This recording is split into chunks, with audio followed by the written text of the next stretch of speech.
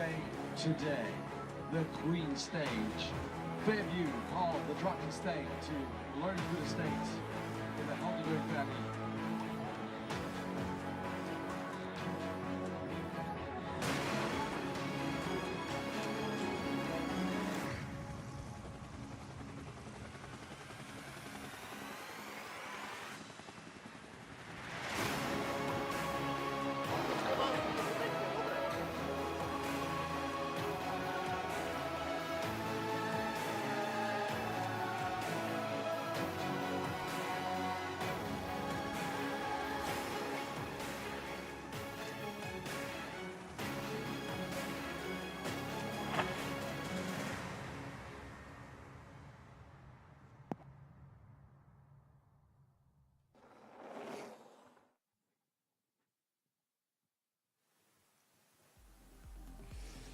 Good morning, hello, and a very warm welcome. Nice to have you with us on a bumper weekend at the Absa Cape Epic, the 21st edition of the race that measures all, and it certainly has lived up to that reputation over the last week, with some drama, with incredible weather conditions these riders have had to deal with, from searing heat in Paarl to rain on the Queen Stage. And now we look ahead to Stage 6, which takes place within the Helderberg Bowl here at Lourensford Wine Estate, our home for the next couple of days as the riders prepare for today's stage of 87 kilometers at 2,500 meters of climbing. Good morning and welcome to Benno Willett, who's sitting alongside me, who made the short drive from his home. Yes, only 4 kilometers to the start of today's stage. I know the trails very, very well. That's the beauty. That is the beauty. That's the beauty. Sleeping at home, seeing the kids a little bit yesterday. No, today I think we're in for some spectacular racing. Yeah, Villia Vittoria, they are running out of stages, I would say. There's only 2 stages left. They're not the longest anymore. There's a lot of single track, but also open roads, and they are 1 minute 52 behind. If they want to make a change, they need to race aggressively from the get-go, I would say, or they hope for mechanical or some other issues from the Scott SRAM team. But most likely, the way they rode so far, that is not on the cards. Hopefully not a mechanical. That's the last thing you want. Yeah. But it's going to be some exciting racing ahead of us. Yeah, the two out-and-out cross-country racing teams, bearing in mind Nino Schurter is a 2-time winner here before. He's getting into the deep end of this race with a partner who is arguably his match, if not a little bit stronger. This is the trail, the bowl that the Helderberg lies in, and Lourensford and Vergeleken farms, and the route will take them out, a long drag out the base of the farms, and then they start the climbing up to a familiar place, the neck, but they won't be going over there. No, they're similar, 12 kilometers. It's 12 kilometers straight up the hill. They came over, so the neck is the place where they kind of like crossed over into this valley yesterday, that super steep climb, but they keep on climbing a little bit higher. From there, there's an awesome single track coming down, all the way down, pretty much not to the water point. There's like one climb in between, like a transfer area, and the first water point is at kilometer 23 today. There's open roads in between, so they take them up all the way just underneath the big Rocky Mountains. They keep them up there. It's a lot of up and down right there. Between 52 kilometers and around 62, 63, that big climb up there, Olafsters Wolf, could be a key moment in today's stage. Skummans is the Toyota tough section, down to the finish fast and furious it is going to be today. 87 Ks, 2,550 meters of climbing, and bearing in mind they have got a whole week of riding in their legs, these riders, and they've had to deal with that intense heat in Paarl yesterday. Albeit that the elite men didn't have to deal with the rain so much, they had to deal with the humidity. We saw riders very early on yesterday unzipping, and it looked as though it was a cool day. In fact, it was very humid as they left yesterday. So again, energy sapping and recovery is going to be key for today's stage as they prepare for today's stage. So important days. There's the Toyota Specialized youngsters going very nicely indeed. Travis Tedman and Johan van Zyl into the top 10 now. Let's go to Max Kleur at the start. Nino, good morning. See you in the hydration pack today? Yeah, it's a bit difficult with feeding today. There's just one pro feeding zone, and we don't want to stop on the other one, so we decided to go with the camelbacks today. How's the cheetahs doing out there? I see Yannick's doing some extra touches here. Change to the tire pressure maybe? Yeah, the cheetah is doing super well at the moment. Yeah, we got through so far without any mechanicals, and we hope we also the next 2 days, or those 2 last days will be the same. But yeah, Yannick makes sure that it's always in perfect condition. Simone, good morning. 2 stages to go. News overnight is that Wout Alleman is out, so Buff Megamo is out, not starting today. He would have been quite dangerous on these last 2 stages because we know how strong they are in the lighter stages.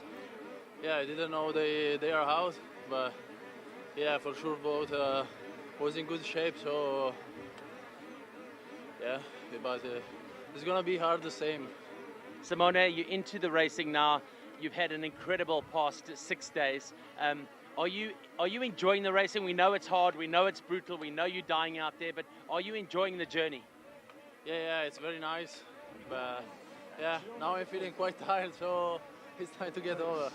The South African public is loving the way that you guys race, and they really have got you down as firm favourites, not only in the racing but in their hearts as well. It's a really good place to ride a bike in South Africa, isn't it? Yeah, it's very nice. Also, yeah, the fans are amazing here, so super cool. Good luck today. Thank you. 7th on the GC going into today, and it's going to be a battle for sure. Absolutely. I mean, after yesterday, I didn't think we would be still in this position, but yeah, now it's given us hope, and we have something to fight for still. Recovery overnight. How's Vessel feeling? I think he's okay. He's obviously got a little bit of a sore knee from yesterday's crash, but yeah, I mean, we're just going to maintain him today and look after him best as we can and just see what we can get out of him. Going into day 7 now, it's been a crazy 6 days. Are you still enjoying the battle? Oh, I love it. It's more than the battle, the trails and everything, and also now because it's weekend and yesterday was public holiday, the spectators have been absolutely unreal. So yeah, if anything, that is also quite a bit of a motivation. Good luck. Thank you. Marco Japere, we always say today's the day, right? But the way you guys have been racing has just been electric. I mean, it's so good to see you guys antagonizing the front and really getting out there and putting it to them. Your race strategy, it's just how you race, right? It's what you do. Yeah, exactly. It's our team's philosophy, I guess. Just riding on feel a bit and rolling the dice. I mean, yeah, I think we both learned a lot already at this epic racing like that. And yeah, today's another day. Good recovery overnight. Everything go according to plan, ticking boxes with all the prep going into today? Yeah. We're both actually feeling quite good, even at the back end of epic. I think now the body's like just in a rhythm. Wake up, eat, ride bike, sleep afterwards. Racing at speed is very different from normal racing. Are you learning all the racecraft and the tell signs of the other teams, how they're communicating? Are you starting to understand the way that they're doing what they do? Yeah, definitely. I think as well, just the mental aspect of racing. I mean, those guys, I think they just really know how to give that extra 2% to really make the difference. And yeah, we're slowly learning that about ourselves as well. You ready to race today? Yeah, definitely. Yeah, fired up and ready to roll. They are been rolling the dice for the last 3 days of the South African pair, and great excitement around them on the podium here. It's a long time, over 10 years since we've had a South African team in such a good position to get onto the overall GC podium. So great hopes for the Mbuko Chemchem team. Half a minute to the start of this stage number 6. What a day it is with the yellow jerseys and their Italian opponents on the next to them there. And the racing 152 down to this weekend is so close. And as Benno Willett said here, you've got to feel that today Luca Braido and Simone Avendetto have to take every opportunity to put pressure on the yellow jerseys if they want to have a chance to be in yellow come the end of this race on the general classification. It'll all start unfolding very shortly.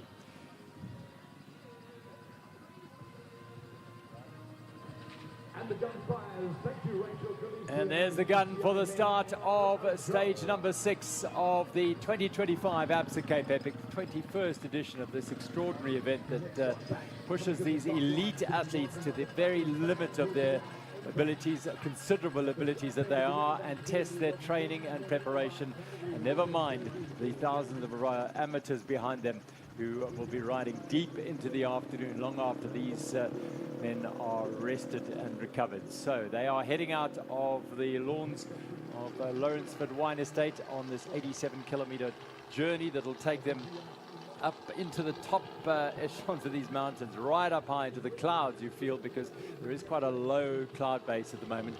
And they'll be heading up to that neck and then doing a full circuit, almost like 2 laps of the bowl in reverse. They'll go around the top, around the perimeter, the rim, and then come back along the inside with plenty of trails, plenty of twists and turns. So we've had 3 teams there: Scott Stram, William Vittoria, and Mbuko Kemchamp, who've been pretty much the principal animators of this race. Mbuko Kemchamp in the red Absa jerseys, Absa African Leaders jerseys. They've sort of been incumbent on them to make the riding, because the other 2 don't have to. They're 12 minutes behind the two teams at the front of the race. But for a while, they've been concerned about the teams behind them, so they've had to do the riding. Do you think that's going to change today? We're thinking that the William Vittoria have got to be on the attack today.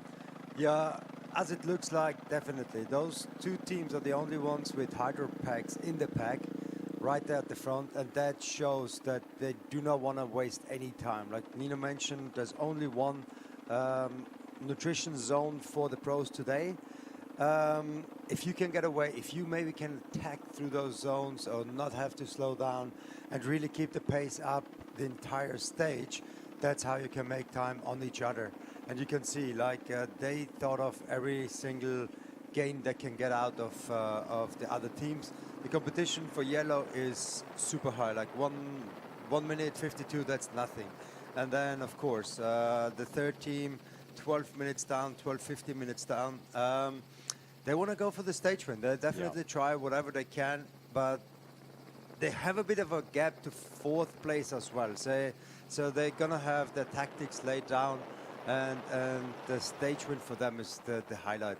Yeah, it was quite interesting with that interview with Max Clear at the start there. Nino's quite, often speaks nice and forthright and open, but you got a sense that he was keeping his voice down there in the interview there, because he had the hydro pack on, and he said, yeah, we don't want to stop. We're just going to go through there, and all the other teams are massing there. So it's a tactic. Yes, you can see that. The other teams will know they're wearing a hydration pack. They'll be fully aware of that, but it's all part of the tactics and strategy as they head out on these farm roads. Just to update you on that general classification, remind you that Nino Schurter and Filippo Colombo, Scott Stram MTB, had that 1 minute and 52-second lead over William Vittoria, Luca Brado and Simone Avadetto. After winning the Queen's stage yesterday, Schurter and Colombo, their 2nd stage win after the prologue. Avadetto and Brado have won 3 stages. Marco Huber and Tristan Nokia, well, they've bid for 3 stages in a row, but they have not come up on top. 12 minutes and 55 seconds behind Scott Stram in 3rd.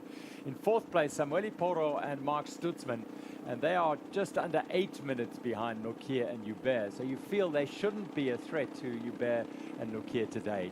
The big news that you heard at the start there is that Wout Alleman, the Belgian champion, is out of the race, unfortunately, due to a stomach ailment. So he won't be starting. Martin Stosek, his partner, the Czech champion, will start as a lonely leopard at the in batch C.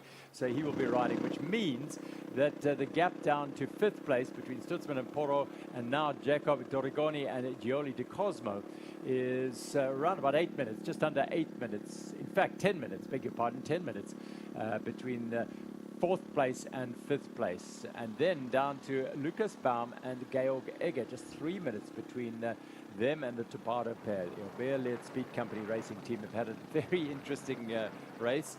Mark Pitson and Wessel Buerter, you heard Mark Pitson talking there, feeling absolutely fantastic, loving the racing, and perhaps they will be hunting a stage.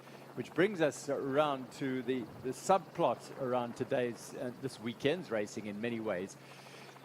Grand finale stage victory is a real cherry on the top of your week here. If you've not had a good week, as we saw last year, the Bulls, Simon Schnell and Lourensford won the grand finale in Stellenbosch. That will be a target for some teams who are out of the GC reckoning. They tried yesterday, it didn't quite work for them. But today's stage, there might be some teams holding a little bit in reserve for tomorrow, which will offer other teams an opportunity to maybe take a stage win today if the fight for yellow gets distracted about not chasing the stage win. Yeah, definitely. I think the Bulls yesterday, they were more testing their legs to see where they are, how long they can push the pace at the front. And it just gives them an indication, like if it's possible or not. If on a day like today, you kind of like slow down a little bit and do what they did last year and win the last stage of the Absa Cape Epic. That is something that everyone wants to know. That's where most of the spectators are coming back. You have a huge amount of people at the prologue, but then when it comes to the grand finale, everyone is here. And that's the most prestige, not the hardest, but the most prestige stage to win. Everyone is there, and that's definitely the tactics of some of those teams that have no shot for the general classification anymore. And I do expect the Bulls team to try again tomorrow to do what they did last year. Yeah, they're an hour and 6 minutes down, Simon Schnell and Axel Rudil Kortana, but we've seen them at the sharp end. So they would be factors perhaps tomorrow. Valero Serrano and Ferreira could be as well. They're 49 minutes down. But Lucas Baum and Geo Gege, 33 minutes down. They're pretty much out of the GC reckoning. They love... They're well loved in South Africa. They'd like to reward their South African fans this year with a stage win. Perhaps they'll be in the hunt there as well. So it's all on the table here as they snake through the farm, off that tar road and now onto the dirt of this magnificent estate that is Lourensford Wine Estate. So much part of the history and legacy of the Absa Cape Epic over many, many years. And of course, the Wines to Wales, the other Epic Series event, starts and finishes at this event when they do the reverse, the switchback route, which will be this year in November, coming back to Lourensford from down on the coast. So, yeah, this is a wonderful story that can unfold today after a truly remarkable week that has seen extreme conditions and a huge amount of racing on the front of this race from these cross-country stars. They've in their first race have made them look like they've been doing it for years and years and years. So now here's an odd thing: the Obeer Speed Company team are on the front together. That's first, I would say, besides the prologue, that we actually see them really racing and riding close together. I think we all know how well they can race, and I think they also, after the bad luck they had in 22 when they had the mechanical, they want to show, they want to like get that monkey off the back with this place, with Lourensford here. So it looks good. I mean, we're just a couple of minutes into the race, but I hope to have their race plan ready for today. And I really hope for them that they have a solid race together. I mean, yesterday, avoiding the time penalty by 1 second, that was insane. I think, I don't know, I don't think it was planned, but yeah, it was that way. And today, at least, they stick much closer together. Yeah, that was a bit of good fortune for Baum and Egger, because Baum had gone out. Egger was way off the pace as they went through the second checkpoint at Marklu Wines. And as the times flicked up there, Baum had just backed off the lead group, having realized that he was alone there, and realized that he'd gone through a checkpoint. He backed off, and the time check we looked at was 1 minute and 59 seconds. One more second, and this pair would have copped a half-hour time penalty, and they wouldn't have wanted that. They would have been right out of the top 10. Not that they're in the hope of perhaps winning this race this year, but they could if with an extraordinary day today and some other issues going on, as we've seen already. One team, Buff Megama, out of the running today, so everyone shuffles up below them into a higher position. So things do happen, but yeah, they were very, very fortunate that things didn't that it didn't go against them.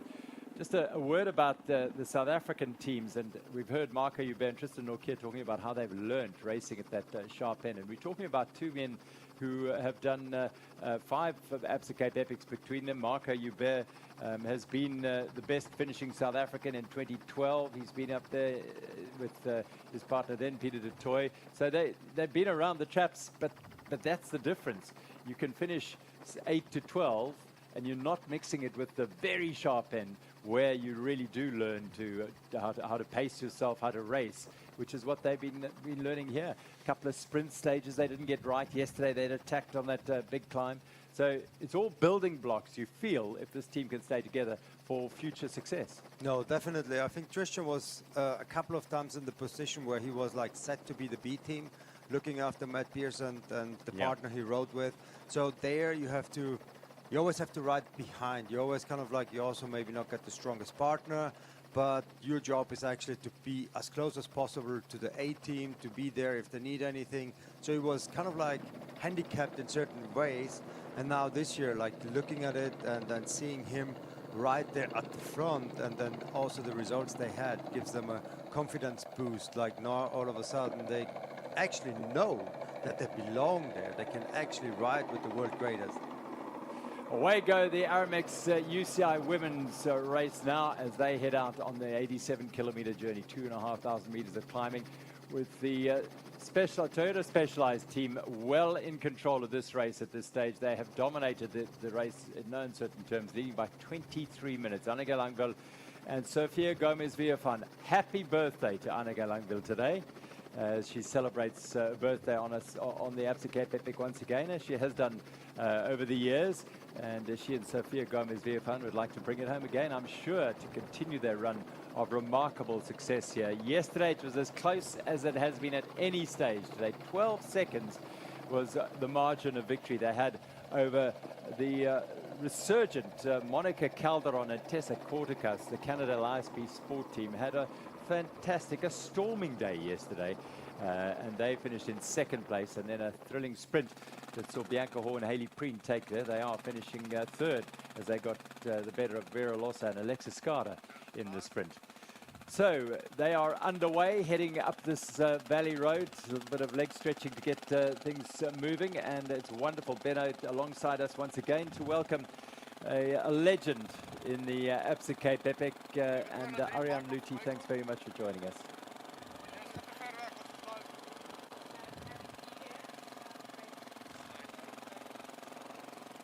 We're not hearing you. You are here. We see you here.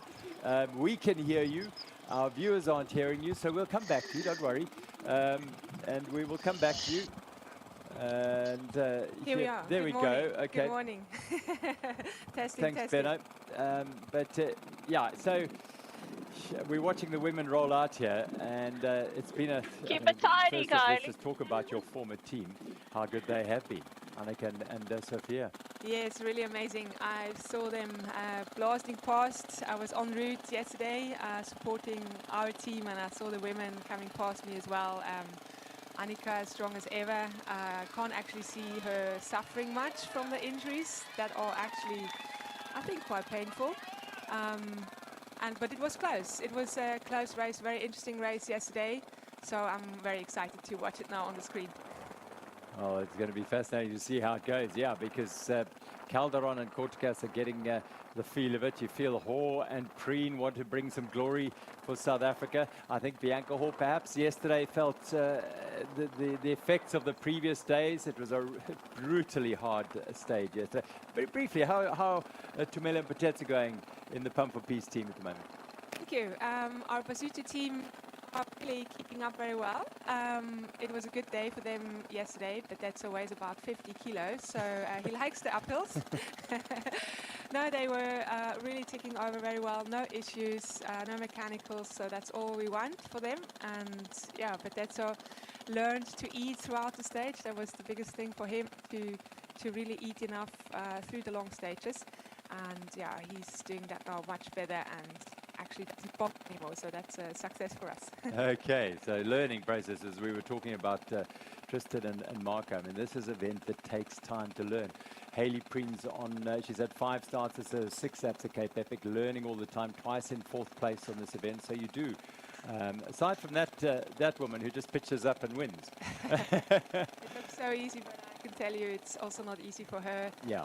I've heard her interview yesterday saying just actually she's still surprised how hard the race is, which is interesting to hear from such an accomplished woman.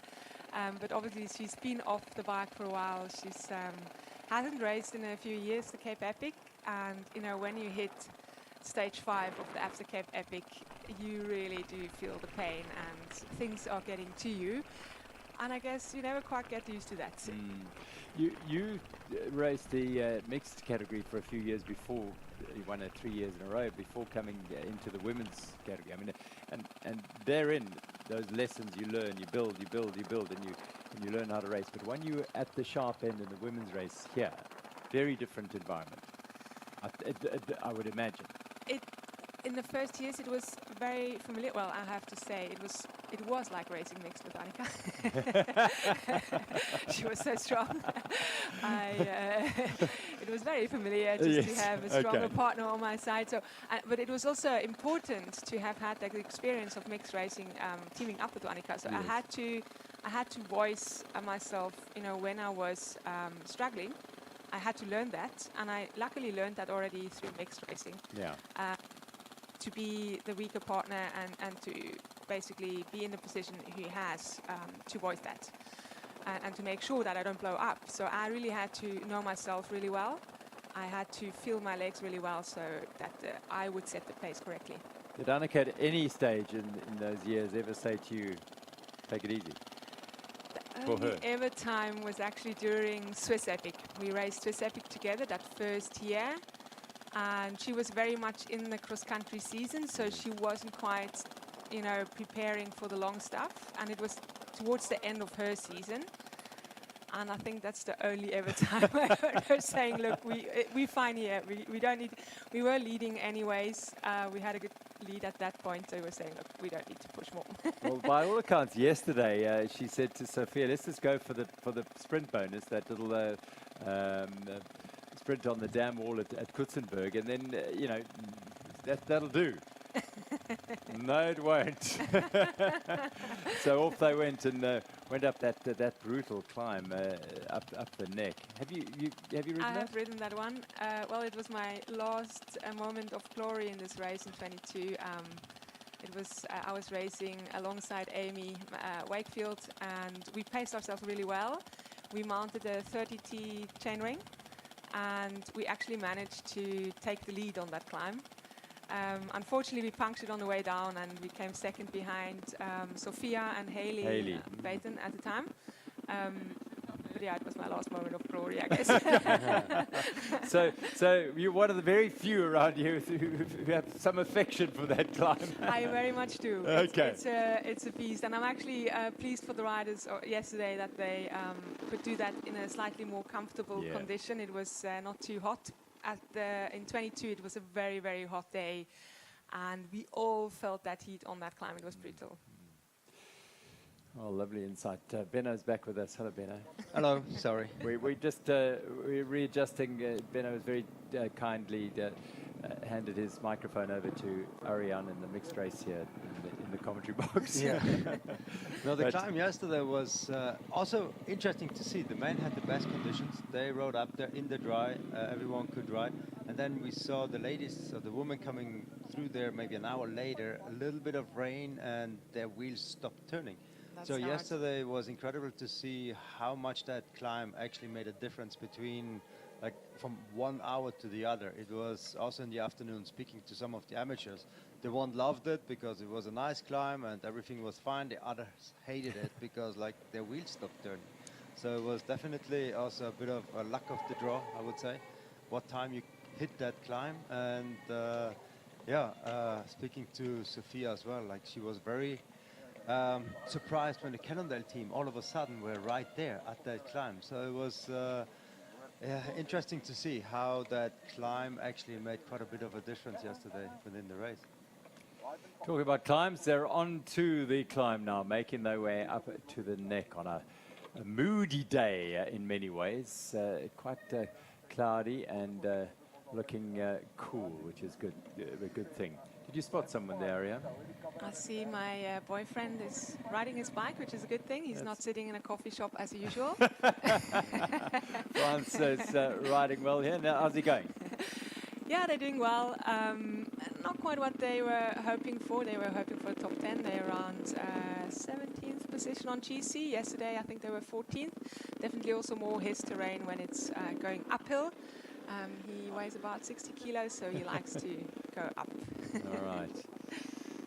Back with our women making their way through the farmyards and the farm here. Incredible, this Lourensford, how they have opened up the farm for the Absa Cape Epic at various events here. And you can come and ride here, although you have to become a member of the cycling community here at Lourensford. Benno? Yeah, this here is a bit more exclusive, the riding in the farm. You do have to be a member. You cannot just come in and buy a day pass. So it also limits the knowledge of some of the riders here within the bunch. If they haven't done a race before, they couldn't get on the farm just to check out the route within the last couple of months. So I don't think it's going to change much because they all come at such a high level.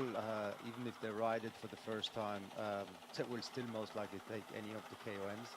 So yeah, it will be interesting to see how the race is going to go today. But again, men and women, everyone we're looking at, they're just at such a high level. So if they ride it for the first time, it's not going to change much.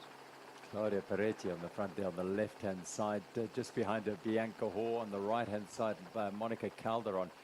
And she and Tessa Kortkas are the team that are on the rise in this race, really looking strong. I mean, we had images of Tessa Kortkas riding up that climb yesterday whilst the race leaders are pushing their bikes up. Has something to do with the geometry of the setup of their bikes to a degree because they have the lefty fork, but yeah, I mean, still takes an enormous amount to ride up in that. That was like that sticky jam they were riding through. Yeah, and I believe it could be a bit slippery as well. Yeah. To find the traction there is not easy. What's also surprising me, I mean, they had such a tough day in the heat. Monica was almost falling off her bike, and to recover like that is quite extraordinary. It's so interesting how the test this event puts you through, mentally and physically.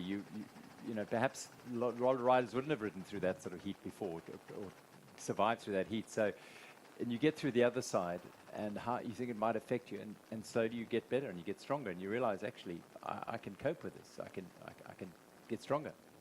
Well, mentally. The day in the heat was something quite special. It was to a point almost a bit dangerous for the riders. I mean, if you're dehydrating to a very high level, it can get quite dangerous for you.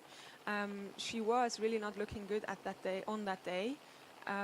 But yeah, she recovered. It's a new day.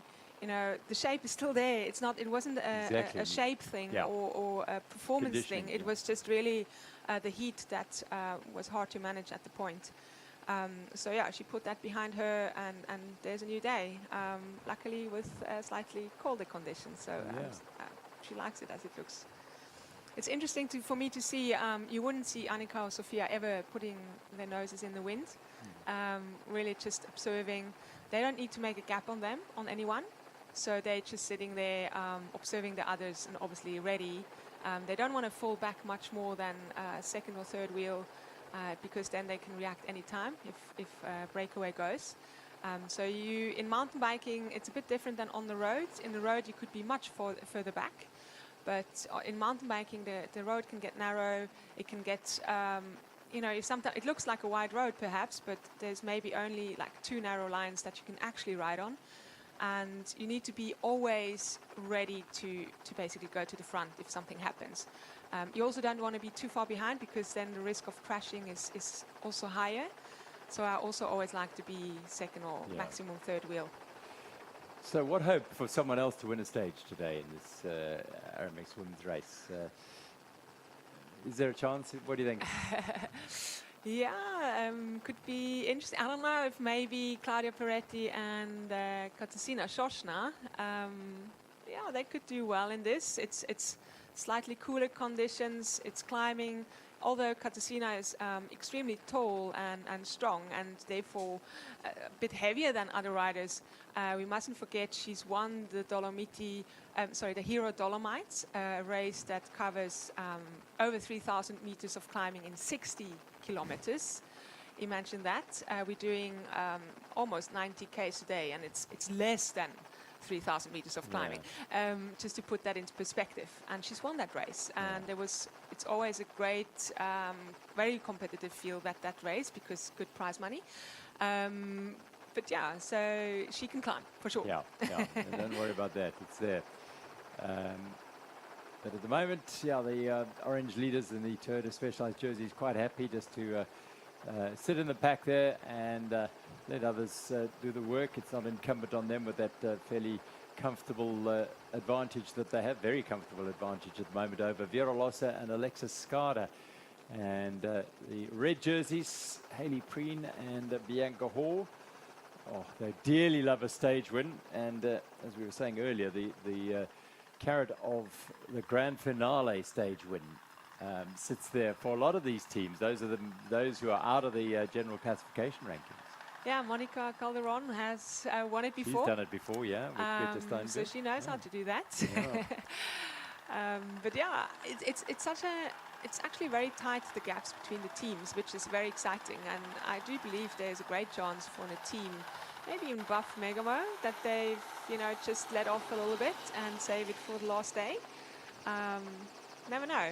Yeah. We need to be there to watch it and to see, so don't miss out. Yeah, so the top two are obviously separated by 22.5 minutes between Toyota Specialized and Efficient Infinity SCB SRAM, and then it's 35 minutes back to Titan Racing. But from fourth place, Canada ISB to Toparo Kenda, that's Katarzyna and Claudia, to Monica and Tessa. There's just 5 minutes there, so yeah, the race is That's on there. still possible to change. Here we go with the UCI men's race, and you can see from the style they're riding, they're climbing right up to the neck here, Benno. Yeah, all the way to the neck. They maybe halfway up the hill, and you can see like the positioning here again. Yellow jersey, they're never far away from the front. But not on the front. Not on the front. No, there's no need to set the pace, not that early in the stage at least, but they're gonna always position themselves very well at the front and then see what the others are doing. I do believe that the Villiers team, they are the first ones to put the hammer down today at some stage. You feel they have to? They have to. At some stage, they have to. They're running out of time, running out of stages, and again, they need to try. They need to see if there's any way to gain time on Nino and Filippo. So I would think that if not on this climb, most likely a big sprint going into the single track at the top. You want to be the first one going in there. It's quite, not a long one, but technical. If you're too far behind, it's going to be fast, and it's one of the rocky ones. And you can easily have pinch flat, something like that. So yeah, there's going to be a good sprint for that single track. Images there of Tristan Nokia. So they're in a tricky situation. The Imbuco Chemchamp team is that they know that the GC battle behind is between the other two teams. A little bit of a threat from fourth place, so they need to keep the tempo, be aware that they've got to try and stay away from that. So they've got to make the pace of it here. Yeah, I think we really need to have an eye on that Klimatica Obea team with Mark Stutzmann and Samuel Eporo. They are extremely strong climbers. Samuel Eporo has been on the podium at World Championships before. Mark Stutzmann has been in top 5 at World Championships where there was a lot of climbing.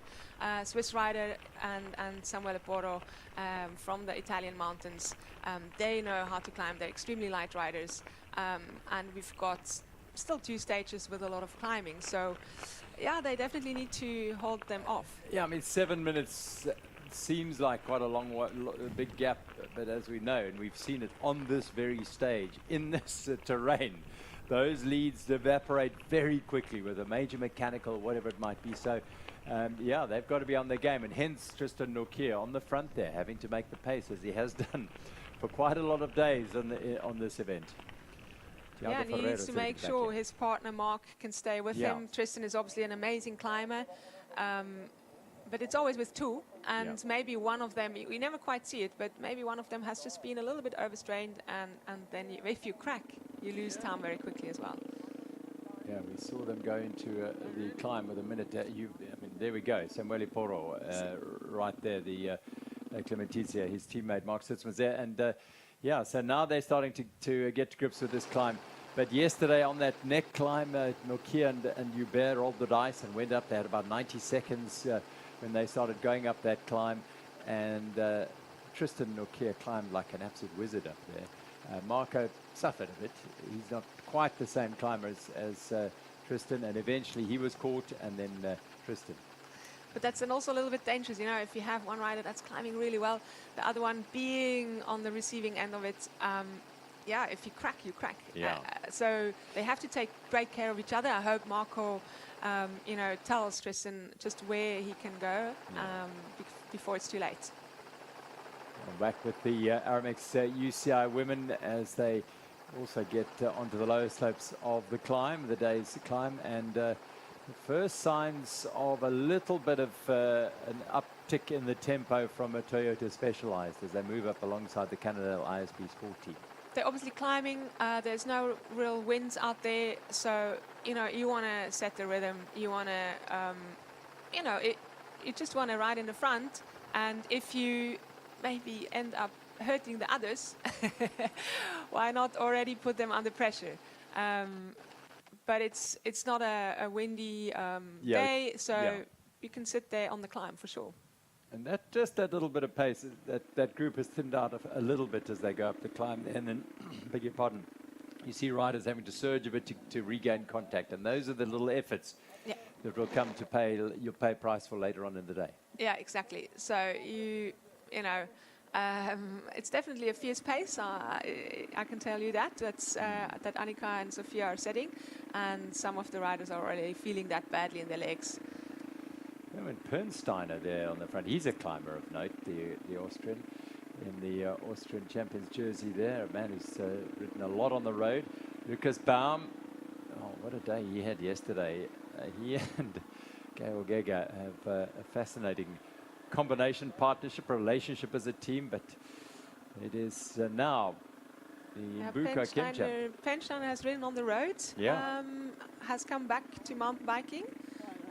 Austrian champion now. He's won the Ischgl Iron Bike last year, a race that's extremely a lot of climbing, going up to 2,700 meters, and he just smashed his competition there, so great climber.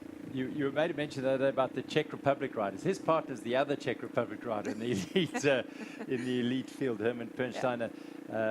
Philip Reitwall is from the Czech Republic. E.H. Coloma, Tiago Ferreira and David Serrano. They're the New Zealanders, Ben and Craig Oliver. Yeah, Tiago looks a little bit to me like he's struggling. I saw his face quite in pain, but his partner David Valero is really looking well after him. Kudos to him for being such a great partner. Where are they going? All right, Benno, I know you're watching this and they're heading down now shortly. Yes, they're going down shortly. Big shout out to the camera people here, like riding with them in this bunch going up the hill. So that's that 180 corner. This is the first section of the single track. Everyone is trying to get in there behind his partner, close to the partner. You're in the cloud, so you can't see too far, and the front is going to move way faster than this. As you could see, like the front is already probably not halfway down, but at least 100, 200 meters ahead of it, because it stretches out very much. And yeah, it's a fast one, and there's a lot of rocks sticking out. So this could be already one of the first sections where some of the mechanicals could happen. Flowing down the trail now, the first section of a single tack, Roller, and Tristan Nokia and Marco Hubert. That's Marco heading down there. Now, that's why we saw they looked as though when our last shot of them just before they dipped in, there they are. They are ahead of the field, so it's not often that anyone gets into a single track descent ahead of Nino Schurter and Filippo Colombo. Our second riders here. Yeah, that's the benefit, I think. Nino doesn't really need to chase the South Africans in Buko that much because they're not really a threat for them. And that's obviously to Mbuko's benefit. But then Klimatica, they should be there. They should be on Mbuko's wheel now. But obviously getting past Nino and the Villiers guys, that's very, very difficult. Beautiful scenes and sights, doesn't it? The cloud, it's misty and relatively cool by European standards. I suppose it's a fairly balmy day, but lovely conditions to ride in. Enjoying them. I wonder if Stefan is flying down there. We'll try and catch up with him very shortly. Stefan Sam on our media e-bike, and he can give us an idea of what that terrain is. A little bit of gap there at the front of the race. There come the Klimatica pair, Stutzman and Poro. Then it's the Torpedo, Pedorigone de Gosmo, as they come flying through. Pernsteiner as well. Then the Oliver brothers and BH Coloma in the mix there. So that little stretch of single track, and look how it's strung it out here. The red jerseys on the front, one yellow jersey behind them. Yeah, there's another climb coming up very quickly, very soon. So we have the first climb of the day is done. They came out this single track, they cross over, they go up Stockies now. So that's where they're going up. There's a little bit of single track on the top there as well, and then it's kind of like fire roads down into the first water point. But you can see it stretches out. If you are at the front and you keep the pace high on those sections, there's no advantage of a bunch riding anymore. So that's what you want to do. You want to stretch it out immediately when you have the opportunity. And I think because the guys have done Winter Wales before, they knew where that little single track is coming up, because you climb, you go into the cloud, and if you're not aware of where exactly that single track turns off, the road keeps on going. So you look far ahead and you're like, oh no, we're not there yet. But if you know, then you have that little bit of hometown advantage. That's exactly what Mark Hubert and Tristan Nokia have. At the back here is the insect science pair, Arno de Toy and his partner Keegan Bontekoning, who had a really good day yesterday. They've moved themselves into the top 10 of this race as well. Insect Science in 9th place. With the demise of the Buff Mega Mode teams there, due to Wout Alleman's illness, Torpedo Kender now in 5th place, or Beerlet Speed Company in 6th place. Then it's Honeycomb 226 is 7th. Klimatica, Obeya, Moreno and Martinez, their second team, are in 8th. Insect Science 9th, and Toyota Specialized, Johan van Zyl, Travis Stedman, making it 4 all South African squads in the top 10. Here is the elite women's race, the youth Aramex women's race, and it is Cannondale ISB Sports still on the front there, building on their very impressive ride on the Queen stage. Katarzyna and Claudia at the back here, staying intact with this lead group. Yeah, Katarzyna seems a little bit under pressure there, but still going strong. Just off the back is the team with Hayley Smith and Ella from Australia. They actually really came up well in the last days. They struggled quite a bit in the beginning of the race, but they seem to have found their rhythm. Yeah, we heard from them yesterday, and they talked about just settling into it. And we just see Katarzyna, now the elastic broke. Yeah. So there's just like that, how quickly it happened. Yeah. She looked as though she was going to catch, and then suddenly she was off, and immediately Peretti rolled back. Yeah, amazing. Great partnership that. They need to stick together. She needs to help her on the climbs. Katarzyna will come around when it's going to go on a flat piece, but we don't see that much today of that, unfortunately. Yeah, tell us a bit about this terrain and this bowl here, Benno. You know it well. You clearly ride it very regularly. Look, they're not riding that much single track in relation to the rest of the week. No, actually, very little, to be honest, to actually get to the kilometers and also to use the whole entire farm. You want to use the entire farm. You can spend days in here and never get onto the same single track. It's really one of the biggest farms here in the Cape, and they want to show you all of it, and it's a lot of different terrain. Like Yeah. it's very, very, like from one side to the other, it varies completely. Like on this side, it's in the wet, very slippery, very slippery. It's not very sandy. It's more lane, and then you also have to cross over. So some of those cross sections that we're gonna see later, they're not always ridden. So it's one of the sections where they flatted 2 years ago. The speed company. So they gonna hit that section actually coming up pretty soon. So that's actually the section after Stockies when they go like across to trails on rails. Yeah, they move across to the Vergelichen farm, which isn't ridden that often. Also, that will be interesting. So let's hear from the top women ahead of today's stage, what their thoughts and hopes and ambitions were for today's stage number 6. Hayley Preen, good morning. Smile after 6 days, that's a big thing, right? Yeah, well, it was still 2 more days to go, today and tomorrow. Hayley, the South African public is just loving the way that yourself and Bianca are racing. They're loving the energy, they're loving the vibe, they're loving the fact that you're taking it to the rest of the girls. Is that the plan again today? Yeah, but I think we also want to protect our third place now, so we still want to be safe. It's a little bit rougher here in Lourensford in the top corner. Yeah, so we'll just ride like we have been riding. Annika's birthday today. You're going to say happy birthday while you're riding? I never knew that, but now, yes, I will. Good luck. Thank you. Bianca Hall, good morning and welcome. Titan Racing Safari Essence. Honeycomb 226 is one of the longest team names in the whole event. How's it going, man? I mean, let's just talk back 2 weeks ago. 2 weeks ago, you guys were like, I don't have a partner, what am I going to do? Now all of a sudden you leading the All-African Absa jersey and you are sitting third on the GC. Yeah, no, 2 weeks ago, was it 2 weeks? Yeah, I think the build-up to Epic's been, for me, a super exciting one getting back into racing. Obviously, not having a partner 2 weeks to go was like a bit stressful, but Hayley came on board and it's like been super cool to race with her, and yeah, it's been all out. I'm getting tired. An amazing race in the last 10 kilometers yesterday with Vera Losa and Alexis Skada. We do know that you've got this little pressure point coming your way in the form of Tessa and Monica for Cannondale ISP. Plans today? Yeah, I think just hang on, hang as long as you can. The plan is not to let them out of sight, but also then race our own race, keep it smooth. Check, there they go. There go the speedsters. Yeah, we won't be going as fast as the UCR men, but we will we'll be trying. Good luck today. Thank you. Alexis, what is the song going on today? I don't know if I have a song of the day, but we were jamming to Black Coffee yesterday, and that was a good vibe for the Afro House kind of theme. So. How are we doing? How are we feeling? An amazing sprint last 10 kilometers with Bianca and Hayley yesterday.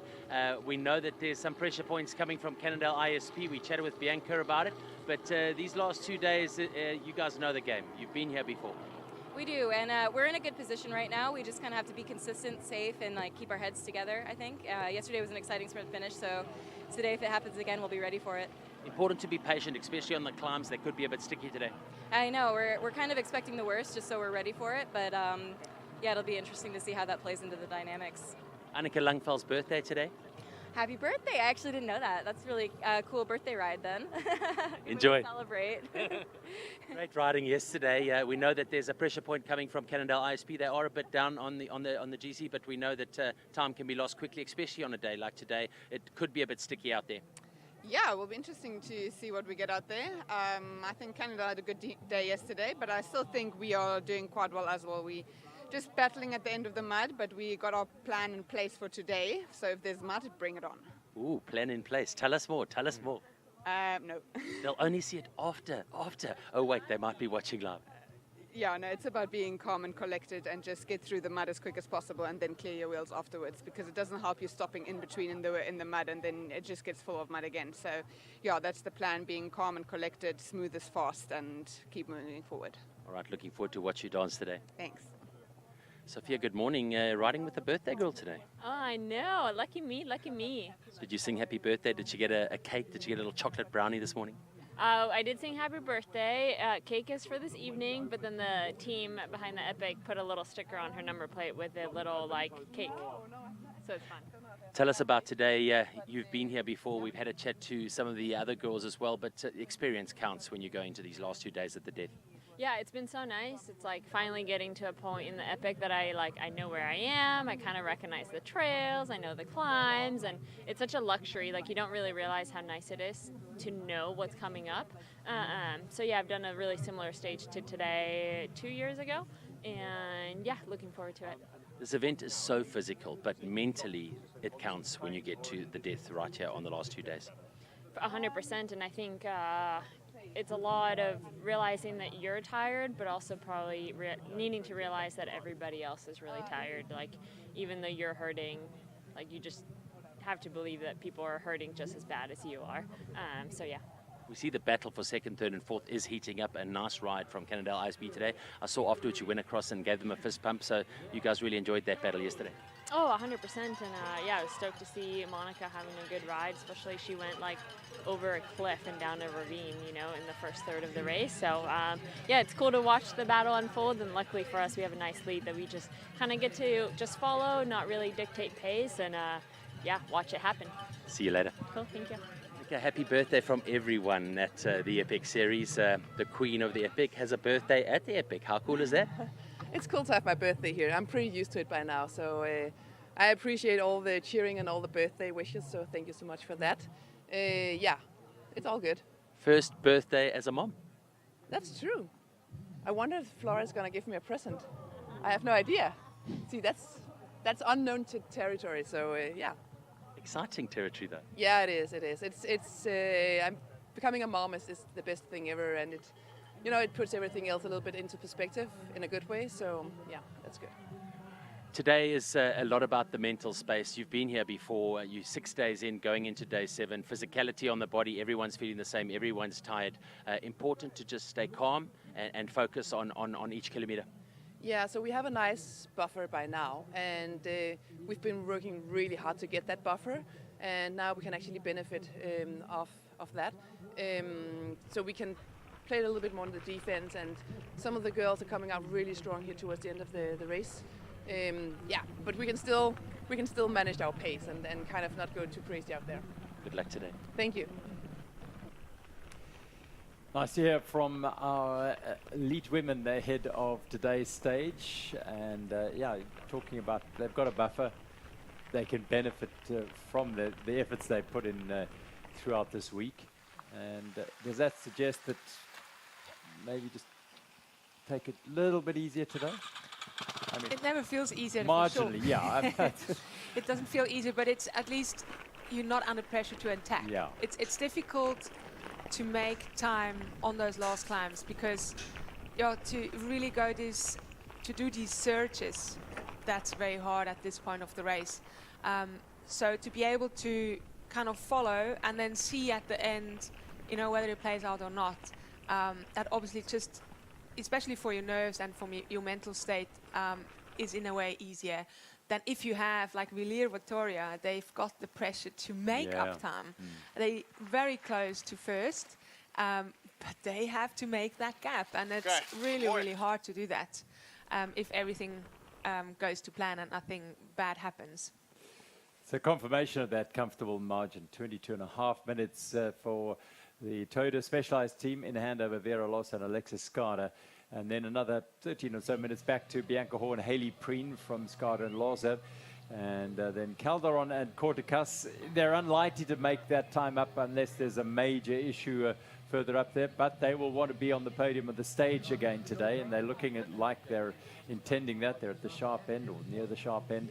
And then Torpedo Kenda, also one of those teams getting stronger and stronger as the week goes on. Rosa van Doorn and University. Well, the Buff Mega Mate team started well. They're again on their maiden voyage around the Absa Cape Epic. So talk about layers of learning. They are certainly reaching the end of their school, first big year at school here. They've done a lot of stage racing together, so that is at least not new to them. But yeah, the Cape Epic is in a way special, and it's a big race. It's a lot of attention. So being thrown into that, yeah, you definitely learn a thing or two more. maybe they are eyeing a stage win here at the Absa Cape Epic. So here is the general classification in the men's race, bearing in mind that in 5th place, Wout Alleman and Martin Stosek are no longer in the race. Wout, unfortunately, fell ill with a fairly serious stomach bug, and so he didn't start today. Martin Stosek will start or probably has started in batch C as a lonely leopard. He'll be riding, cannot influence the racing at all, but getting another journey around the Absa Cape Epic stage 6 today. So Doragoni and De Cosmo will be in 5th place today, and everyone else here shuffles up a position, which, as I said earlier, means that Johan van Zyl and Travis Stedman make it 4 South African teams in the top 10 of this year's Absa Cape Epic, led by Hubert and Norkia. Pritson and Burtov looked strong. They were on the podium at the prologue earlier this week, then had a very, very difficult stage 1, but making their way back up the boards at the moment. Timothy Albert, 2 teams at the business end of the race, and you feel that they've got an opportunity here to either today or tomorrow to push for a victory. Yes, just want to point out again, you know, having 4 South African teams in now the top 10, basically, you know, how much it does to the team to have local knowledge, to be accustomed to heat and all the conditions that this race throws at you.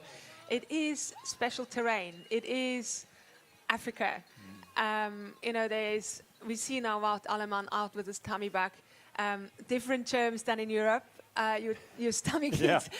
You know, it's those little things that the teams need to cope with, that come from Europe, not used to all this, having traveled here maybe last minute in a way, having had to fly here. And now we see one top team ill. And it's less likely to happen to a South African team because they're used to the terms here. Yeah, absolutely. Teams will be riding, the batches rolling up again to the start line ahead of their start here. 19 kilometers in, our first split in the UCI men's race tells us 11 seconds between the top 4, 18 down to Topado. And then the New Zealanders, the Oliver brothers, BH Coloma, Beerley at Speed Company, half a minute down, and Matt Beers and Keegan Swenson. We haven't seen them in the top 10 much at all this week, but maybe Keegan Swenson is coming around. He's got a back, very painful back, which isn't something that cures up overnight, really. So we'll wait and see how they progress through the stage. And the Bulls Mavericks, Simon Schneller and Axel Riedel-Kortener down in 10th place. So let's hear from our UCI men ahead of today's stage. They were chatting to Max at the start. Tristan, you have a good night, everything good, you ready to roll? Yeah, I think body's in a rhythm now. We know what we have to do, the body knows what it has to do, so yeah, I had a good night's rest, big nap yesterday, so yeah, today's going to be another big day. Nothing like an afternoon nap. Yeah, I know. We have a good sequence routine there at home, so yeah, I think it works and it's super nice. Tristan, lots of opportunities out there today. You guys went when no one expected you to yesterday, and definitely confidence just booming between the two of you. Yeah, exactly. We rolled the dice because, yeah, we saw like looking at each other. We tried, but yeah, I think the gap opened up too big, and then they had to start chasing. So yeah, maybe today we'll see, and if we have the opportunity, just go a few k's from the finish, and hopefully they let us go. News that we have is that Wout Alleman is out. He's a big instigator at the front, especially on the big pulls and the big lead-ins to the climb. Is that going to change things up at the front? Because they've been a team that's been really mixing it up with you the last few days. They won the time trial. Yeah, not actually, because yeah, I think everyone knows where their position is now. Who's the strongest, who can ride where. So yeah, I'm sure Matt's going to do a big pull again today. So we'll have to see. Yeah, Matt's a diesel. Get it. Thank you. Samuel, a big day yesterday. Sitting on the GC, I think at the moment in 4th place. How are you guys feeling? You know you've got that target of the general classification podium coming your way in 2 days. You're still working towards that. Yeah, podium looks nice, but even difficult. I mean, we are good. we are quite strong, but somehow they are stronger. They look stronger. So yesterday was a tough one for us because some problems at the beginning. You know, this crazy fast starts, and then we have to wait each other, and we're chasing almost all day long. And we have a puncture, and then my partner crashed the last downhill. So yeah, we managed it, but we were quite far from the top three. So today is another one, I can say, queen stage, because after yesterday struggle, even today looks really hard. So we'll see. How is Mark feeling today? Is he okay after the crash? Yeah. The crash was a stupid one, so no issue for him. I think he can go faster today. Go get it. Thank you.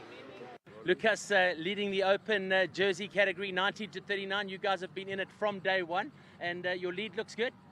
The lead looks good. We have 8 minutes so far, but we lost quite some time yesterday. So let's see how today's stage will go. 2 days to come and 2 hard days to come, but we are really motivated, and we hope we can bring home the jersey. So, your first Absa Cape Epic. How's the experience been? Oh, actually, such a nice race in total. It's very hard for the body and also for the mind, but I guess I will come back once again because it's such a nice race. It's really cool. Amazing to have you. Good luck today. Thank you. Toparo Kenda, Jakob, you guys sitting in 5th place on the GC as you go into today. Buff Megamo are out, so you're sitting in 5th. You guys have been consistently chipping away at the general classification. Yeah, we had a really good start into the week. Then the time trial the day after with the really hot conditions, we take it a little bit calmer. And now the last 2 days we was attacking. Try to stay with the first group, suffer, but had also really good results. And now we grit the teeth for the last 2 stages, all in, a little bit tired, but up to now it's a really good week. A message to the people back home in your home language? Yeah, really big thanks to them. It seems that everyone is in front of the TV and is watching us. So yeah, we hope to make everyone proud and have some fun also. Good luck to the 7 Dwarfs today. Thank you. Yannick, the mechanic for Scott Schramm. Yannick, we've seen those very impressive cheetah spots on the bikes, a great paint job there, and obviously the cheetah, the fastest animal in the world. What else have you done to Africanize the bike specifically for the Absa Cape Epic this year? Well, I was going or try to follow the cheetahs for a longer period to spot out how they live, how they be in the wildlife, to kind of copy it to the bikes, and on the end we see it. It's the fastest bike we have, right? So it's working? It's working. So I have some tricks made to the bike. So I was watching documentary about the cheetah feet, and we did the pattern to the tires, so have an eye on that. And also the grease. Oh, tell us about the grease. The grease is very important, man. Is it from the fat of a wildebeest? You got it. So we extracted the fat, and now it's in the bearings, and they run smoothly, my friend. So clever. Yeah. And also, the cheetah eats the wildebeest, so it's making them hungry. Yannick, that's next level, bro.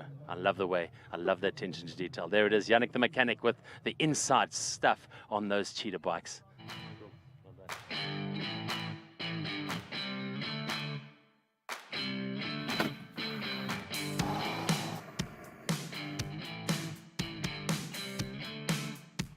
All right, we are back with another Toyota Tough section. Stage 6 of the 2025 Absa Cape Epic on the beautiful Lourensford Estates. Today, joined by Charisse with it, Ida Stowe, no strangers to the Absa Cape Epic. Let's take it away.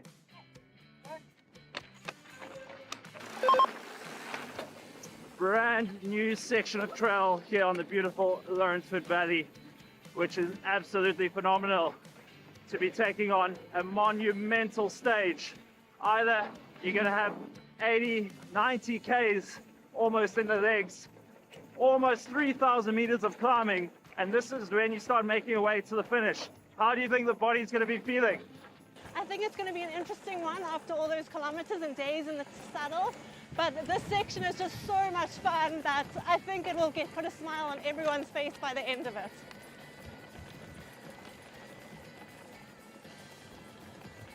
So this is a brand new pairing for Isla and Charisse in aid of the Songo.info Foundation as well as the Khaleesi Foundation.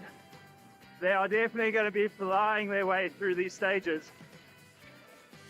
Both riders having completed 3 epics, with Isla being on the e-bike on 3 other occasions. So she certainly knows how to go fast, whether it's up or down. And what a trail we are being treated to. Here comes the gravity. Beautiful corners. Not a lot of place to make errors. Just got to make sure those wheels are finding the grip, using the banks. It's quite dry, it will be dusty, and no doubt it's more than likely going to be an absolute scorcher out here in Lourensford come race day. Woo, woo. Oh, there's got the flow.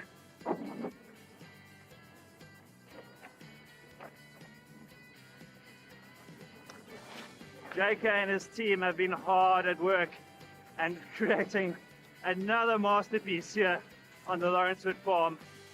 This is going to be a real treat, despite the suffering of a big day following the Queen stage. Absolutely beautiful piece of trail this.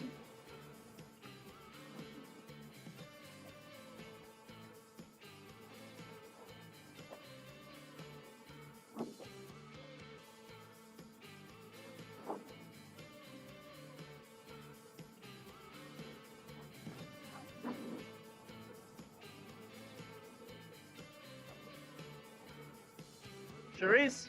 Yes. Your thoughts on the trail so far? So cool. It's very loose, so you have to be careful. Almost slid out there once, but so awesome. I do think by the time we get here, we're going to be quite tired. Stage 6. I think this is like the second half of the race, so it's going to be tough. The legs are going to be burning, but very cool. Sure. What a piece of trail.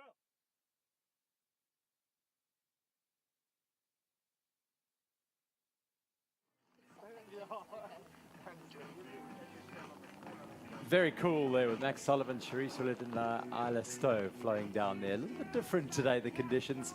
The trails will be wet.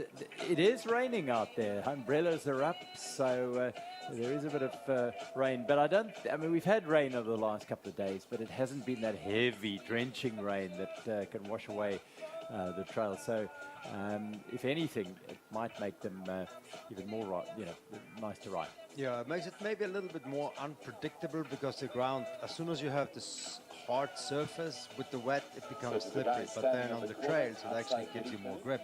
It all depends a little bit how much rain you have, also how many tires went through it in front of you. So the top guys, they should be fine.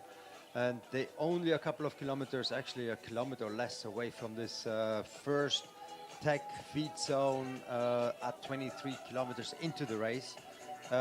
Again, there's no nutrition for the athletes to be taken from the team. This is only a tech area for them, so if they had any mechanical, that's the place they're gonna stop and change out the wheels, the spares, whatever they need. That's the first point you need to get through without any issues. And yeah, they should be reaching this point within the next 5 minutes or so. Yeah, this stuff can be quite slippery when it's really a polished kind of rock surface. That stuff can be quite slippery, but then when it's a bit more sandy, it's actually more, you have more traction than in the dry. Now they're going through the water point. Seems like nobody has a problem here. Thiago just a little bit off, trying to chase back. That's going to hurt. And obviously also the Kenner guy, the Bulls team is going to change batteries. Just do not run out of that. You don't want to do run off the battery chasing those guys. Stefan doesn't want that to happen as insect science goes through there. And yeah, so interesting in that group there was Matt Beers and Keegan Swenson in that lead, just tacking onto that lead group. Yeah, it's early stage in the race still, so again, there is a good chance that yeah, the back loosens up, like the pressure is off your shoulders. You know that you don't have a shot for the GC anymore, and maybe you find yourself again. And then the nice thing is they keep on trying. It's not that they give up because they're not where they want to be, and they take every single day as another opportunity. And that has always been the spirit within the team. Never give up, push to the end. And you never know what the outcome is going to be. And it seems like today they're not too far off from the front, of course, early into the race. But if the Swanniers of the team could figure it out, if they could help them out with some needling or whatever else, and the secrets they have worked, there's a good chance that they can stick with the front today. Well, Herman Pernstein has got a problem here. And he is pulled into the tech zone. I think he might be waiting for his partner. Yeah. I was wondering earlier, because I haven't quite seen his partner around, so he might just try to test his legs against the fierce competition, but his partner may not quite feel the same legs as him, so he's just waiting for him here. Yeah, his partner is Filip Reidval from the Czech Republic. So, yeah, he's got a bit of a slower day ahead of him for now. Rocky terrain, look at this. They are very bumpy and slippery, I believe.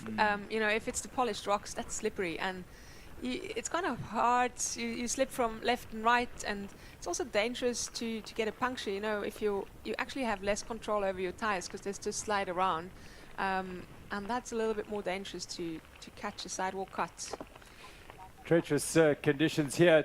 Is Stefan Sam with us? Stefan, good morning.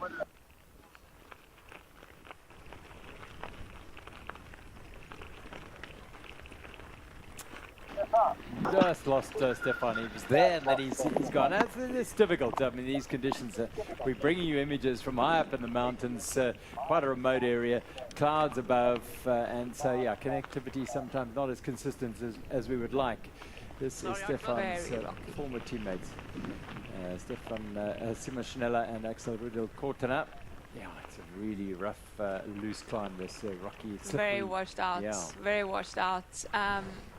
I think they've gone through here in 23 where they were actually almost riding rivers through this part. But it's definitely not the last storm that was here. As you can see, it's a lot of erosion, a lot of rocks moving around. Even if you would have pre-ridden this route, things would look, again, very differently. One of the tail end groups about to leave, and they are enjoying their journey and perhaps now very excited as they've hit the weekend. Just 2 days to go. And the journey is complete. I can tell you that both Hannele Steyn and John Gale, the two last line, well, the last line and the last lioness, are still going and still going very well indeed, which is amazing. These are two riders who've completed every single stage of the previous 20 Absa Epics, and they are now heading into stage 6 of the 21st. Incredible. I've raced against Hannele. Yes. So just when I started racing in South Africa, I've raced against her, and she was still winning races. So that was about 10 years ago, 12 years ago. Absolutely amazing, this woman. I've just got so much respect for her to finish each and every stage of every epic that's been done. That's just absolutely incredible. Nice vibe at the start, yeah. Just a gym session to warm up, I think. Yes, a little bit of yoga with the arms, see if they're still moving. Yeah, I mean, Hannele, there are very few stages she finishes without a broad smile, and she's keenly aware of the privilege of health and keeping fit and strong, and she's in the great Grandmasters category and in second place in that category and going really well alongside Lisa Tsepek. They're doing very well. But yeah, an example to us all on how to keep happy and healthy and fit and strong. Yeah, it was a few close calls. I think she once broke her wrist or something Yes. ahead of the epic, and it was just About a month before, 6 yes, weeks before, exactly, yeah. and it was just last minute, and it's just such a privilege just to actually be making it to the start line. We've seen many teams mixing it up short notice before because they fell ill. Because preparation is already tough, and you're likely to catch a virus now and then in the build-up towards this race, because you're really straining your body already in training. Yeah, Mike Nixon, who was one of the three up until before last year's event, got ill just before the event and had to abandon his hopes of continuing that run going. John Gale is still going. I can tell you that John Gale rode the same bike, that Scott bike of his, for 11, I think it was, 11 consecutive Absa Cape Epics, and finally he's got a new one. Incredible. Wow. Well, Yeah. he must have a good mechanic, though. I think he's a man of he doesn't fuss too much about it. Yeah, he said he just gets on with it. They stayed in the tents. They get on with it. 20, 21. Wow. Yeah. Wow, huge respect of that. No, that's amazing. I think that bike's going into the Scott Museum. I think, Must be. in But it also Switzerland, yeah. shows that he has been looking after his bike very well. Yeah. I mean, pushing a bike through 11 Cape Epics, that definitely shows how well he can ride, but also how good the equipment is. So it's impressive. Philip Ferreira is his partner here, and I mean, he's riding 20 Absa Cape Epics, now 21, with different partners. I can't tell you exactly how many different partners Hannah has ridden, but not often she's ridden with the same partner. No, it's huge pressure on the partner as well. You know, you're riding beside this legendary woman, and all she needs to do is reach the finish. And it's also about the partner. I mean, you need to cross this line together. So yeah, there's huge pressure on that partner as well. And who wants to take that? Yes, exactly. So the batch has just rolled off the lineup. There might be one other. I'm not sure. No, maybe that's the hyenas standing down there waiting to ride on after it. Just a word about the hyenas, by the way. Richard McMartin, who has been a hyena at this event. He's ridden and raced the event over the years with great success and enjoyment, but he's been one of the hyenas riding behind the group as a sweep for many, many years with Matt Carter. And he's unfortunately not able to ride this year. He was involved in a nasty accident just before the event and had to withdraw. He's sitting up on the couch recovering and being treated. He's going to be off the bike for a long, long time, unfortunately. But we wish you well, Rich. We hope to see you back here again. And it's lovely to have you as part of the event, even if you are just watching from your hospital bed. It might be. Oh, dear, that's not a good sign. That's the wrong direction Yeah. there. That is not a good sign, clearly an issue.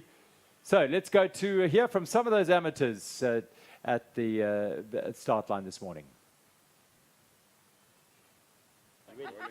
All right, let's catch up. Tell us. Give us the dirt. How's it going? Yes, yesterday was a toughie. Yeah, it was wet. I had a bit of a wipeout, but the neck, brutal, but great fun. Let me tell you, the spirits was high yesterday. It was awesome. So cool catching up with you every day, because we get to follow your story, and your story comes to an end tomorrow. Well, hopefully. We definitely, yesterday was water point to water point, and I think today's the same. We're going to take it really easy because of the wet weather. But yeah, we're ready to get to the finish now. Have you seen some demons out there? Have you got to know yourself better over the past 6 days so far? Support out there is just unbelievable. We cannot thank everybody that's coming out, and the support is unbelievable. So you spend a lot of time, a lot of demons, but then you see the crowd, and then you just want to go. See you tomorrow. Thank you. All right, we've got Pretoria in the house here. And newbies, how's it going? Nee, lekker. Gaan goed. Surprise onsself. Ons byt maar vas, ons amper daar. It's a big deal, isn't it, when you get here for the first time and you realize the scale of how big it is? Yes, definitely. It's been a tough few days. 2 days to go. You looking forward to getting to the end tomorrow. Today it's important to just take it a kilometer by kilometer. Yes, I think the most important thing is to stay safe, not to take many risks. It's not necessary, yeah. A message to the guys in Pretoria? Skryf in. Kom vat hom aan. Lekker, geniet het. Dankie. All right, day 7. Can you believe it? Only 2 to go. That's just like 1 sleep. Almost done. I thought after yesterday it was going to be chilled. I just looked at yesterday and I was like, 2 days of rest. I looked at the profile. I'm like, when are we going to stop climbing? It just never stops. How's it going on your side? Lekker, yeah, good. Tackled the tree yesterday. Yeah, trees here in South Africa are built different. But yeah, it's a little bit, yeah, it's sore today. But we're waking up day after day, getting stronger and making moves. Yeah, climbing GC, it's going very well. How crazy is this event? I honestly find it so fun. I think it's like an 8-day holiday. Honestly, I think it's like the best part of my years, the 8 days. It's so fun. I do not agree. I'm having so much fun, yeah. I would ride Epic every day if I could. Yes, you too. You too. I can see there's going to be problems later on. If you guys have a bad day, I think things are going to differ. Hang on, let's go. No, we're good. Good luck. Annalisa, good morning. How are we doing? Very good, thank you. A new day, second last day. We know it's going to be tough and long, but you know what? We're here to stay, and it's looking forward to the day, because I mean the trails here are beautiful. Hopefully the mud has dried out and it looks like the rain's going away, and that would be fantastic. We chatted to John yesterday, and we just sort of try to work out how many stages you guys have completed. I mean, it's phenomenal. Going back on the journey, any really special memories for you? Something that literally stands out right here, right now? There's so many that to choose is very difficult, but you know, crossing the finish line in every epic, that's just a moment that you cannot describe. Obviously the year I won it was so special, and then for me I must thank the Cape Epic organization, Absa Cape Epic, that they did the Absa African Girl Trophy, Women's Trophy. It's the Hannelestein African All-Women, and that is for me such a big reward, inspiration, motivation, that to me stands out incredibly. It motivates me every year just not to give up. Lisa, how are you doing? I see you every day. You come through. I can see it's been a tough day, but that smile just stays there. It's almost like it's been painted on. I think it is painted on pretty much through the pain, through everything. But yeah, I mean, it's just such a privilege to be here, to be able to take part in an event like this. I mean, you just got to be thankful every day that we have the ability, the body, the mind, to be able to be here and do this. And then to ride with someone like Hannela is just such a privilege. So why not smile? You took a bit. Well, hearing from the last lioness there, Hannela and her partner Lisa Tsepek, amongst many of the other amateurs who are preparing for their journey around this course. Well, I'm afraid the rain has returned, and it's raining up in the mountains. And Clementizia Ober, Miguel Munoz Moreno, and Luis Martinez here are driving on the front with Ober. There's at least Buff Megamo, their second team, still going strong. Jose Diaz and Pablo Guede. And this is our leading group. And it is still the red jerseys leading into that single track. They're doing all the front riding so far. Marco Hubert and Tristan Norkier. The Scotsram yellow jerseys, Schurter and Colombo behind them. Then it's William Vittoria. Matt Beers looks as though he's in there. One of Clementizia riders in there. I think the two New Zealanders are in there, the Oliver brothers, so they are going well. And perhaps BH Colombo. There comes the other Clementizia rider just ahead of Stefan Sam. So Poro and Stutzman in this group because they're keeping an eye on these two on general classification. Marco Hubert loving these trails, and so he should. Yeah, Trails on Rails is one of the highlights today. Definitely halfway between water point 1, water point 2. You can see it is raining a little bit, but it's not bad at all. It actually looks like the trails are super fast the way they are descending right now. We're on the bike with Stefan Sam.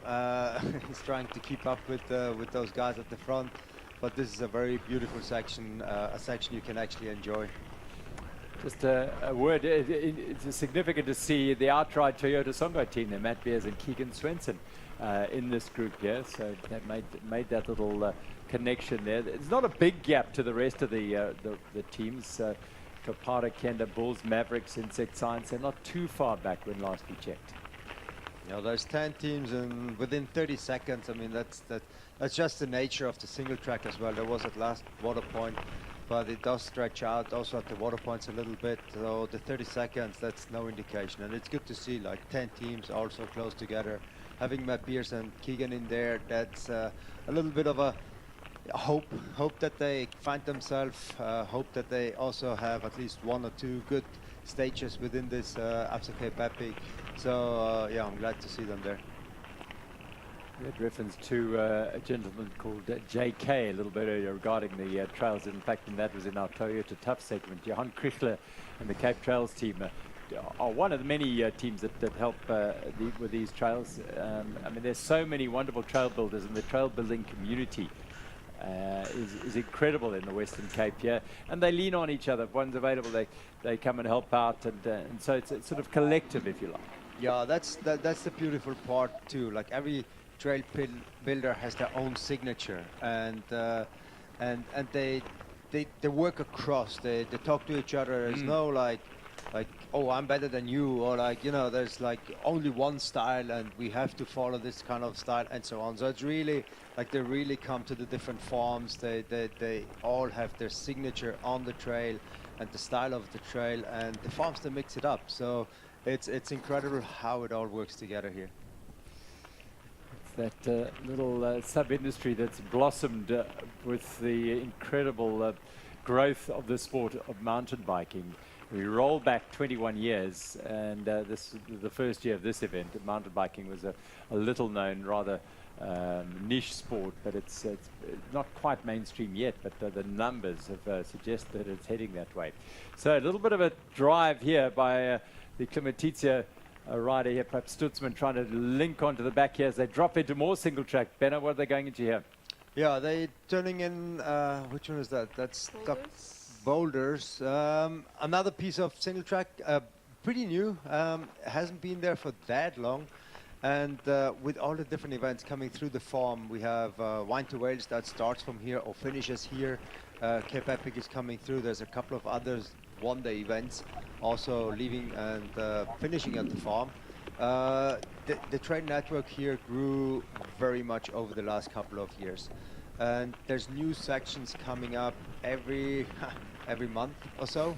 And I mean, we ride here a lot, and you almost need to know the locals, because yes, there's marks and so on, but you always want to be the first one on the trail as well, so you can tell everybody else, like, hey guys, this is an awesome trail, have you found it yet, and so on. So now it's incredible how much they built here and how well they look after. And the Cape Epic, to be honest, like the trail, the Toyota Tough section is something that sponsorship money gets used for, and they put back into the trails.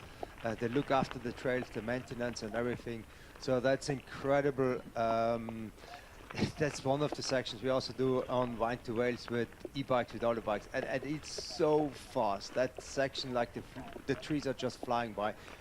Right corner here, it's a bit of a berm, and then you get into like more left, right, and again, you have to be careful. Some of them, they have a nice berm, some of them a little off camber, so it can, like, yeah, you need to be careful. Like, you can't push too hard all over, and they're gonna soon come into open road again.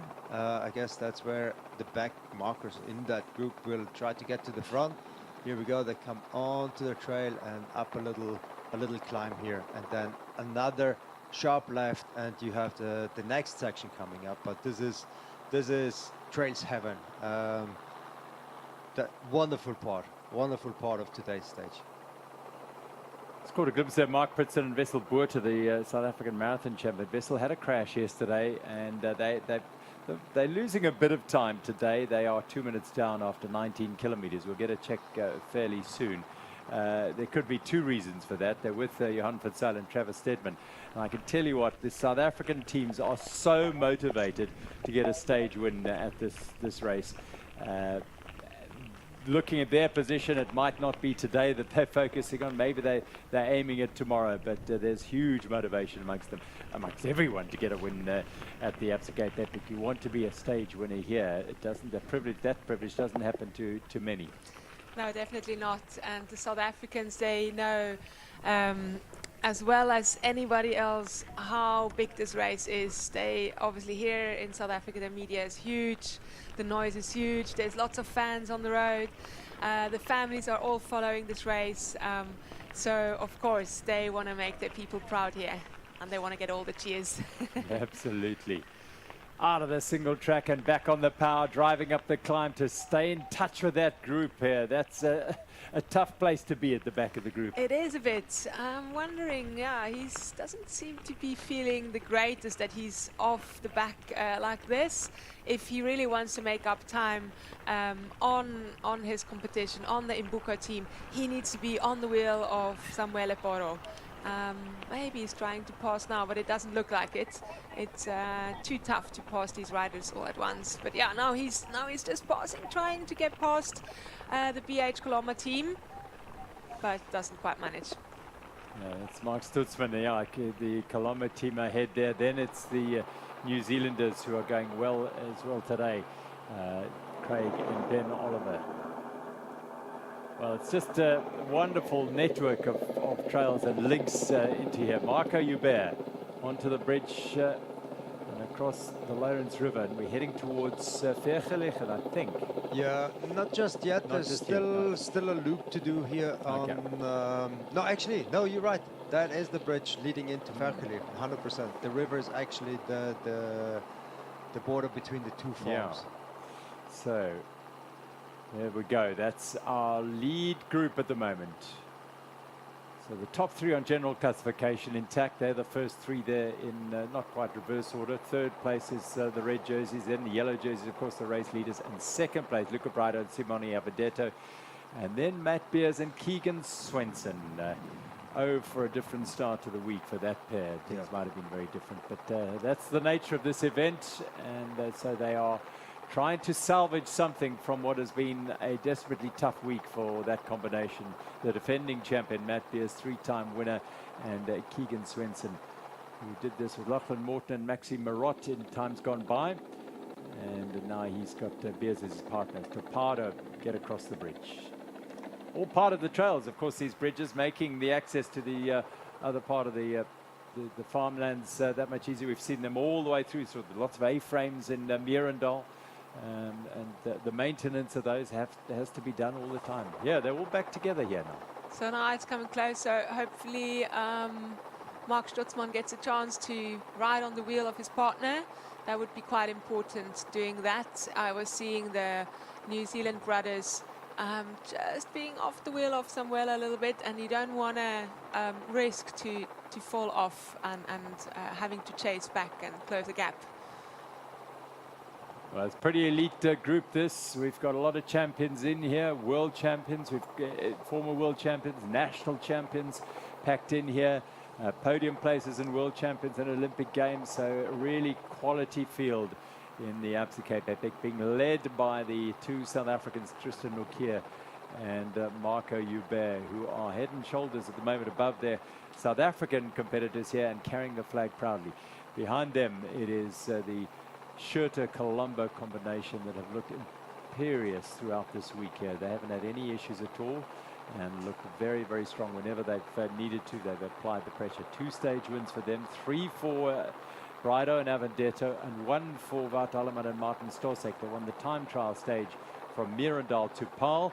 Sadly, no longer in the race here today. So that's the unfortunate nature of this sort of event over 8 days under real intense stress and strain. We've heard Ariane illustrate the difficulties of getting ill, and that happens, and it's whether you can recover sufficiently to start the next day. Unfortunately, Wout Alleman not able to do that, so he abandoned the race. Obia Lead Speed Company, they are the ones that missed the train. Wonder if they had any mechanicals or if they actually just dropped back a little bit. Coloma and Ferreira start dropping back as well off that group there. The BH Colombo team, so they are starting to feel the pressure. And that's will be the intention of that lead group there, to try and whittle it down, see if they can keep the pace high, lose a few more of these riders who are hanging on, driving himself back onto the group here. Again, extra effort, extra energy expended. Yeah, Tristan is really setting a fierce pace all the way. Amazing how the South African is driving this race forward. And yeah, just to catch up on the before about the getting ill, etc. This race is not just about physical strength and mental strength. It's really also about your immune system. It's if you're getting a little bit older. I struggled more and more over the years to stay healthy throughout the race. So it's definitely also strength of your immune system, and the riders are doing everything in their power, and especially this 1 year's and support is doing everything in their power to keep the riders healthy. So it's important after a stage like this to get clean as soon as possible, because you're basically covered in germs, you're covered in dirt, and you want to get rid of that.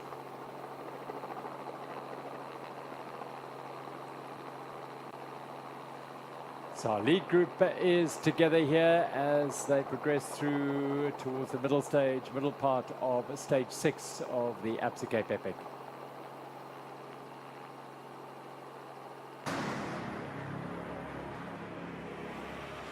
Big day today, the Queen stage. Fair view of the driving stage to Lourensford Estate in the Helderberg Mountain.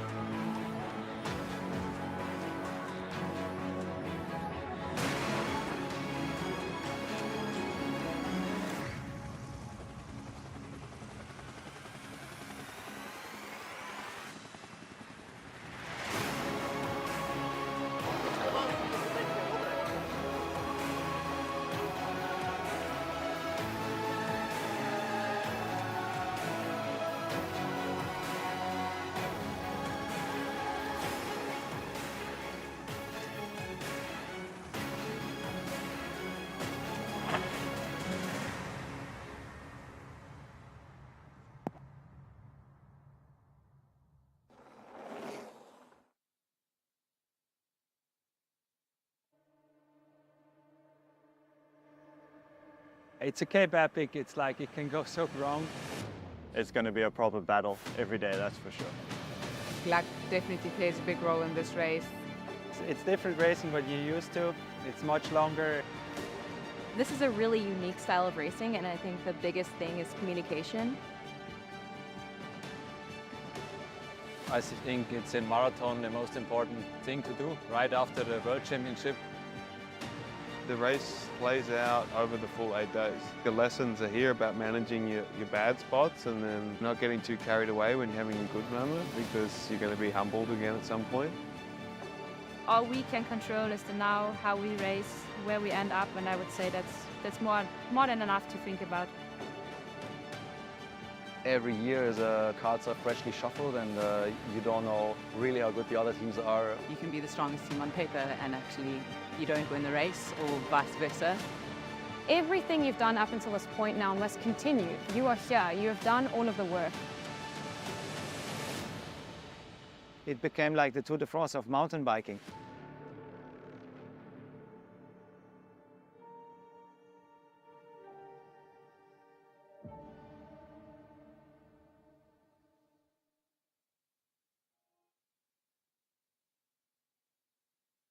The 21st edition of the Absa Cape Epic is a race that levels all, and today is the toughest stage of the 8-day race. Hosted by South Africa's stunning Western Cape, the teams of two, both pro and amateur, will endure hot, rugged, rocky trails, but are also rewarded with world-class single track and spectacular vistas. With riders from 64 nations and almost 750 teams, it is an event like no other. They will all ride the same bespoke route, and this year it's more than 600 kilometers long with 16,500 meters of climbing. Today is a beast. It's the Queen stage, which means the longest distance and the most climbing. The teams will transition from Paarl to Lourensford. There are 4 main climbs, which also come with serious downhills. There is a mix of long, fast vineyard trails and tactical single track over the 98 kilometers and 2,850 meters of climbing. The men's UCI category. In third, we have the All-African Imbuka Chem Champ A with Marco Hubert and Tristan Norkier. In second are the Italian duo of Luca Braido and Simone Avendetto. And currently in the yellow leaders jersey by just 42 seconds are Nino Schurter and Filippo Colombo for Scott's Ram MTB Racing. With 13.5 hours of intense racing in their legs, the start gun goes. They will have to follow the pace car for the first 3.5 kilometers as it's a neutral zone. This is to keep the riders safe before they let rip on the course. Over the previous stages, the riders have had a variety of weather from warm to extremely hot, but after some light rain overnight, the dust has settled and the temperature has cooled, suiting the riders from the Northern Hemisphere. It's Human Rights Day today, so it's a national holiday in South Africa. The trails are lined with fans encouraging their favourite riders, and they're putting on a show. The current African leaders, Team Imbuka Chem Champ A, are currently in third in the general classification and have targeted this stage for the win. Hubert and Norkier descend the Toyota Tough section known as the Doctor and position themselves to make a break in the Kutzenberg trails. The move sticks through G-Spot and the Eden Forest. Scott Stram in the leader's jersey have been battling it out every day with Willia Vittoria, each team reading the body language of the other, eyeing for weaknesses. The neck climb is looming in the distance. It's the biggest of the event and fills the riders with dread. Imbuka have almost 1.5 minutes on the chasing group. Marco Hubert is eventually caught by Scott and Willia. Tristan Norkier still powering up on the toughest climb of the day. Norkier is eventually absorbed by the chasing teams and Hubert is dropped off the back. Schurter and Colombo are suffering, but they can see Simone Avendetto has finally cracked. Schurter knows this is the time to strike, and with world-class tactics, Scott's Ram go full gas to the summit of the neck climb. Still, with a challenging 10 kilometers to go, Schurter and Colombo get their heads down and take advantage of the weakness. The goal is to put time in on the GC and gun for a stage win. Although they've had the jersey since stage 2, they only have one stage win. Crossing the line in almost 4 hours and 13.5 minutes, Scott's Ram take the win. Willia Vittoria follow another minute and 10 seconds behind.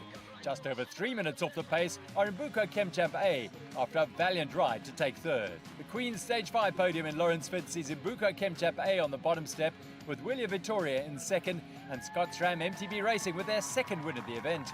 Nino Schurter and Filippo Colombo increase their lead in the GC to almost 2 minutes and will wear the yellow leaders jersey once again tomorrow. In the Aramex UCI women's category, the all-African team of Hayley Perrine and Bianca Hoare from Titan Racing SE Honeycomb sit in third. In second are Vera Lossa and Alexis Skada from Efficient Infinity SCB SRAM. And with a lead of almost 15 minutes, we have Toyota Specialized, Sophia Gomez-Viafan and Annika Langville. The lead car takes the UCI women out of the race village and onto the Fairview Vineyard trails. This is going to be a brutal day for the teams as there is a rainstorm predicted for the back end of the race. The undulating farm tracks start to divide the teams and show who has the early legs for the stage. It's the usual suspects in the front with Efficient Infinity putting pressure on the orange leaders. It's imperative they try and disrupt the unfaltering rhythm of Langville and Viljafan. In the mix are also Titan Racing SE Honeycomb in the red African leaders jersey and having recovered from a crash on stage 3, Cannondale ISB Sport. At the 60 kilometre mark, the teams hit the toughest downhill of the day known as the Doctor. They all make it through unscathed. And then it's on to the Kutzenberg trails. And at 3.5 hours into the race, Toyota Specialized have a 30-second gap on Efficient Infinity and Cannondale, with Titan Racing almost 1 minute and 20 back. The Cape Epic is one of the most unpredictable races out there. Anything can happen. Heading from the Vineyard Trails to the single track, Spanish national champion Tessa Corticas is caught out by a slick route and goes down. At this point, the riders have raced for more than 80 kilometers and the rain has started to fall. The dust has become like glue, and Langville and Gomez-Viafan are forced to push their bikes up the start of the next final brutal climb. Viafan picks up a stick to help remove the mud from her tyres. Orange are the first to appear on the finish line in Lourensford Wine Estate. They've been riding for 5 hours and 23.5 minutes, a well-deserved win for Toyota Specialized. Just 12 seconds later are Cannondale's Calderon and Corticas, and sprinting for the finish are Titan and Efficient Infinity. The African leaders pip them to the post to take their third podium in a row. Stage 5's podium in Lourensford sees Titan Racing in third, with Cannondale on the podium for the second time. And with the clean sweep, Toyota Specialized, Gomez-Viafan and Langville win the stage and put further time into the GC. They now have 22.5 minutes on second and wear the orange leaders jersey for stage 6 tomorrow. That was the Queen stage. This is stage 6. Hello and welcome to the Absa Cape Epic in 2025, the 21st edition of the race that measures all. And this is their playground today, the Helderberg Bowl, Lourensford Wine Estate on the outskirts of Somerset West. And they will do a full lap and probably 2 laps if you look at that map of this beautiful valley with incredible trails, fire roads high up in the mountains, and make their way back to Lourensford 87 kilometers later with 2,550 meters of climbing, and they've already had 6 days in their legs. This is the look at the rolling roller coaster they're going to be dealing with today. 3 water points quite deep in 23 kilometers, their first water point in just over 46 kilometers, and then the big climb, Olofsters and Wolf into the descent and the Toyota Tough section, a lovely section called Skumans today. Beautiful new section they're going to enjoy, and a fly into the finish as they come down the valley at Lourensford to finish it off. 87 kilometers, 2,500 meters of climbing, and 4.5 chain rings. That's how tough this is, and it comes after the Queen stage, which was a brutal stage from Fairview to Lourensford, as you saw. Early this morning under cloudy skies, they set off for the elite UCI men with Nino Schurter and Filippo Colombo in the yellow jersey, 1 minute and 52 seconds behind them. William Vittori, the Italian team of Luca Brido and Simone Avendetto. South Africa's Tristan Norkier and Marco Hubert have been absolutely outstanding this whole week, trying for all there's worth to try and take a stage win. They haven't yet. Perhaps today will be the opportunity. The men in red, they are in 3rd place on general classification.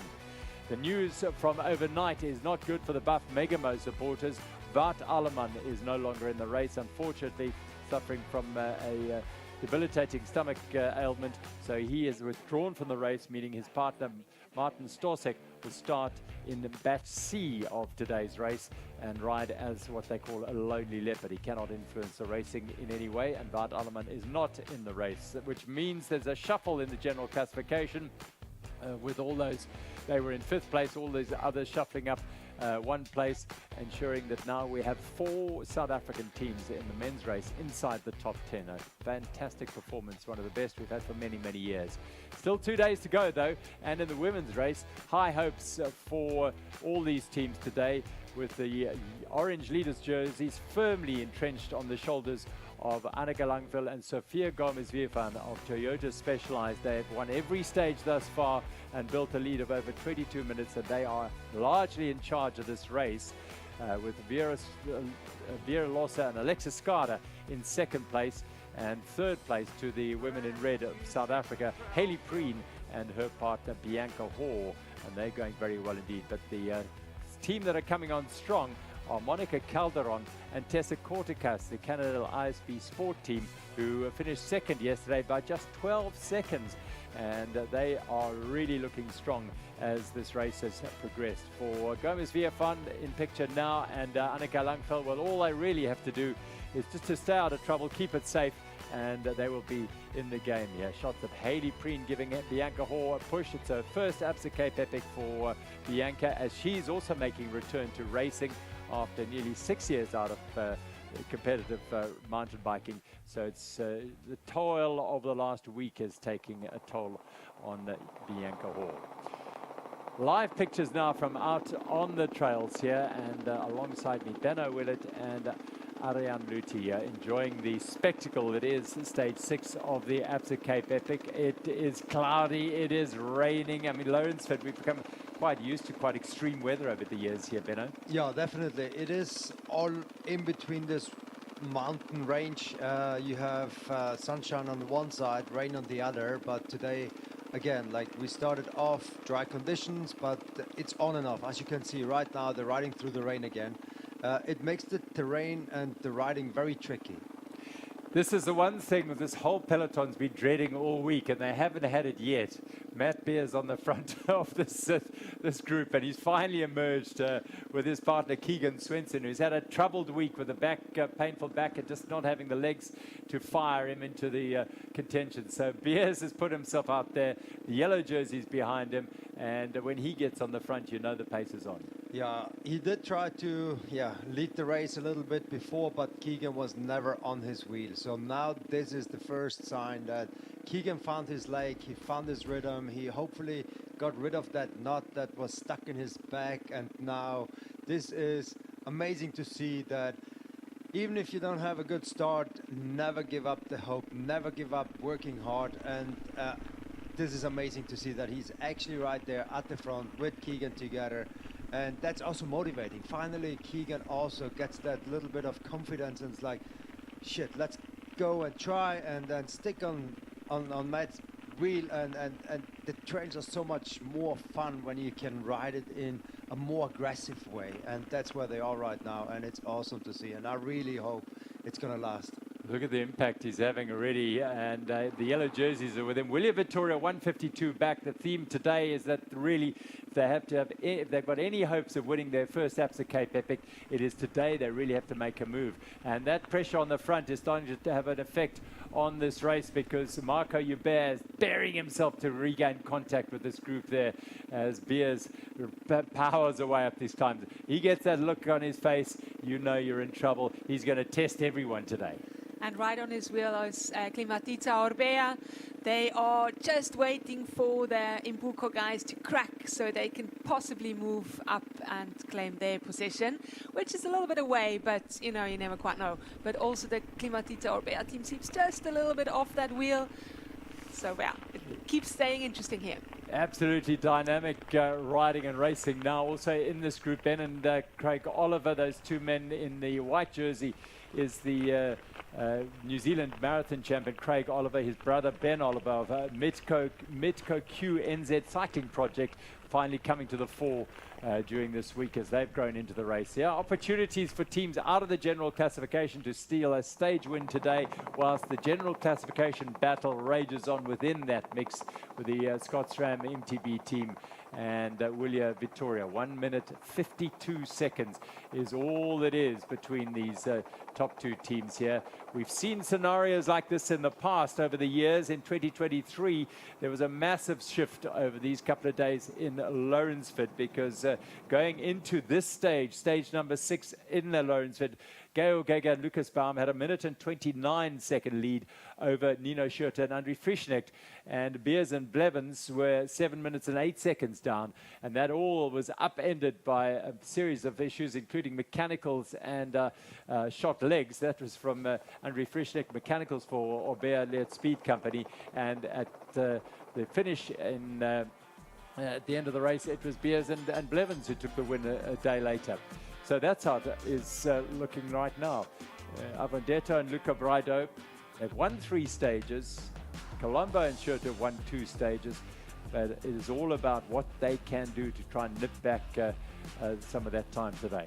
Can they do it? They're going to have to roll the dice at some stage today to see if they can do that. Wout Alleman and Martin Storsek in 5th place. They are no longer there. This is a graphic that reflected the general classification after stage 5. They are not there, so Dorigoni and De Cosmo move up to 5th place, and everyone else below them will shuffle up at 1 place in the general classification. A fascinating scenario unfolding. Egger and Baum, well, they've had a roller coaster ride of note, not only on the general classification but with each other as well. They were separated by very nearly 2 minutes when they went through a times check yesterday, and they were 1 minute and 59 seconds apart. 1 more second added to that and they would have got themselves a half-an-hour time penalty. Pritson and Buerta in 7th place now. Remember, they've shuffled up well, and Dutoy and Bontekoning into the top 10. Well, they are in the top 10 there. Van Sale and Stedman into the top 10 now, courtesy of Wout Alleman's withdrawal from the race. That's the general classification in the men. This is how it looks in the Aramex women. Langveld and Gomez Villafan, 22.5 minutes over Vera Lossa and Alexis Skara. All they have to do really is just keep safe and sound there. Keep a watching brief on the others. But the race will be up to the other teams now to see if they can make things happen and take a stage with Bianca Horn and Hayley Green. They're suffering, no question. Everyone's suffering for sure. That's what the nature of the event is. Those who suffer less will prevail, and Monica Calderon and Tessa Corticas are a couple who are getting stronger, it appears. Katarzyna Sosna and Claudia Peretti are getting stronger as well, moved up the general classification. Rosa van Duren and Union West, well, they are way off for the general classification, but perhaps eyeing a potential stage win for Buff Megamo after the disappointment of their leading men's team withdrawing in the race. Rian Weideman and Samantha Sanders continue to lead the Toyota mixed category ahead of the Theresa Rindler-Bachel and Philippe Bachel. How would I say that? Teresa Rindler-Bachel. There we go. Thanks very much, Ariane. Elrika Harms in Pretorius and Alexander Lawrence in third place for Neo Energy's E-Fort. In the Toyota mixed, in the open men, this is for the riders who do not have a UCI license but are aged between 19 and 39. Marcus Nicolai and Lucas Kohler are 8 minutes and 40 in charge of that race, and going very well indeed at the moment. These are some of the men who would like to race as an elite athlete, and then using this perhaps as a platform to show their skills and their talents. Ruda Probler and Michaela Hageman leading the open women ahead of Linda Dettering and Ulrike Paul. Marie Dutoy and Bridget Joubert, an hour and 33 down for Vivo Vita Sport. The NTT Data Masters, the 40 to 50 plus age group, Craig Uriah and Charlie McFall lead this category by 5 minutes. Carl Platt and Caleb Freiberg. Pavel Gondra and Tobias Luthi no longer in the race, unfortunately for them. And the legend that is Christoph Sauser racing with Wallace. Corey Wallace. They copped a penalty, a half-hour time penalty for missing a podium presentation. So they probably would have been on that podium, and they may well be, yeah. So the rules apply. Janine Miller, Nicole Weir going well for Bounce. They're leading the NTD Data Masters women category by just 3.5 minutes. Good race on there. The Brazilians are chasing them. That's fantastic to see. GIC Grandmaster men. These are the 50 plus age group. Uda Boltz and Rob Simmery riding together for many, many years. They've got 20 Absa Cape Epics between them. Bart Brenchens is on the stalk. And Martin Santima, 24 minutes down. Bart had a slow start to the week, but he's coming on strong. And Thomas Jeanier and Olivia Infeld in third place. Jenny Ronegren and Marta Kukenmoor lead the GIC Grandmaster women ahead of last lioness Handela Stein in her 21st Absa Cape Epic. She's finished 20 in a row. Only 2 riders have done that. The other is John Gale, but Handela very competitive still. Lisa Chepek, her partner. Barty Bucher and Peter Vessel lead the great Grandmaster category, 60 plus age group, and they have a 2.5 hour lead over Frank Sneyman and Ralph Trop, with Corey and Peter Miller, the brothers. Corey from Stellenbosch, Peter, his brother, lives in Canada, got together. Corey had a big crash not too long ago. He hurt himself quite badly and got up and said, no, I'll do it. And here he is on the podium for South Sky, going well, but they're 5 hours and 23 minutes down. I don't think they're going to win that category unless something serious happens to their competitors. So that's a little wrap of where we are going into stage 6 of the Absa Cape Epic, and these are our Aramex ladies in the Aramex UCI women's category, and it looks like the Toyota Specialized pair, Anneke Langville and her partner Sophia Gomez-Viervan, have seen a team go ahead of them. It could be Calderon and Corticas, I think, who are. In fact, that's Lossa and Skada just ahead of them there. So Vera Lossa and Alexis Skada, they're a long way down on general classification, 22 minutes. But they want to break the run of success in terms of stage wins today that Toyota Specialized have had. They've won every single stage. Yeah, it looks like the Cannondale team is even farther ahead of them. I think they got a little bit of a gap. It is Annika's birthday today, but there's no gift given, that's for sure. The race is full on, flat on.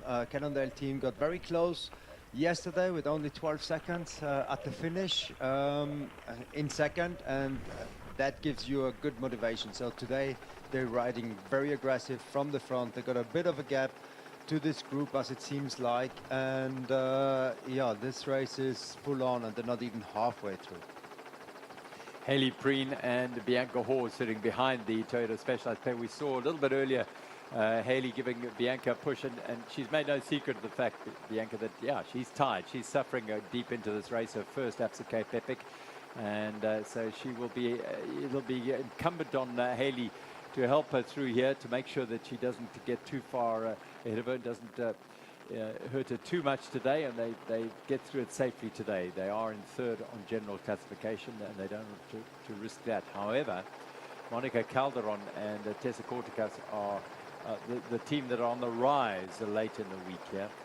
The gap between them is quite sizable, but you never quite know how far up the road they are. So you've got to be very, very aware and wary of how they're going up front there. Canada, 47 seconds when last we checked at 22.5 kilometers. 47 seconds clear of this group of the Toyota Specialized Efficient Infinity SCB SRAM and Titan Racing SE Hanekom. Good thing is Bianca's a really strong technical rider. She's basically grown up on a bike, and yeah, that helps to keep things smooth. All you want to avoid is mechanical, because that can be lethal. Yeah, that can be race ending and very disappointing. And well, here they go. They are going on the offensive. That's an interesting sight. There's a single track coming up at the top, and maybe they know about it. They know that they can actually make a bit of time. Looks like Annika is suffering a little bit today. So she got pushed by Sophia. Could also be the crash a couple of days ago. Like we said yesterday, your body is allowed or is able to, is under shock for a couple of hours, 1 day, 2 days, but once the healing process starts, that also takes a lot of energy away, and maybe that's exactly what's happening right now.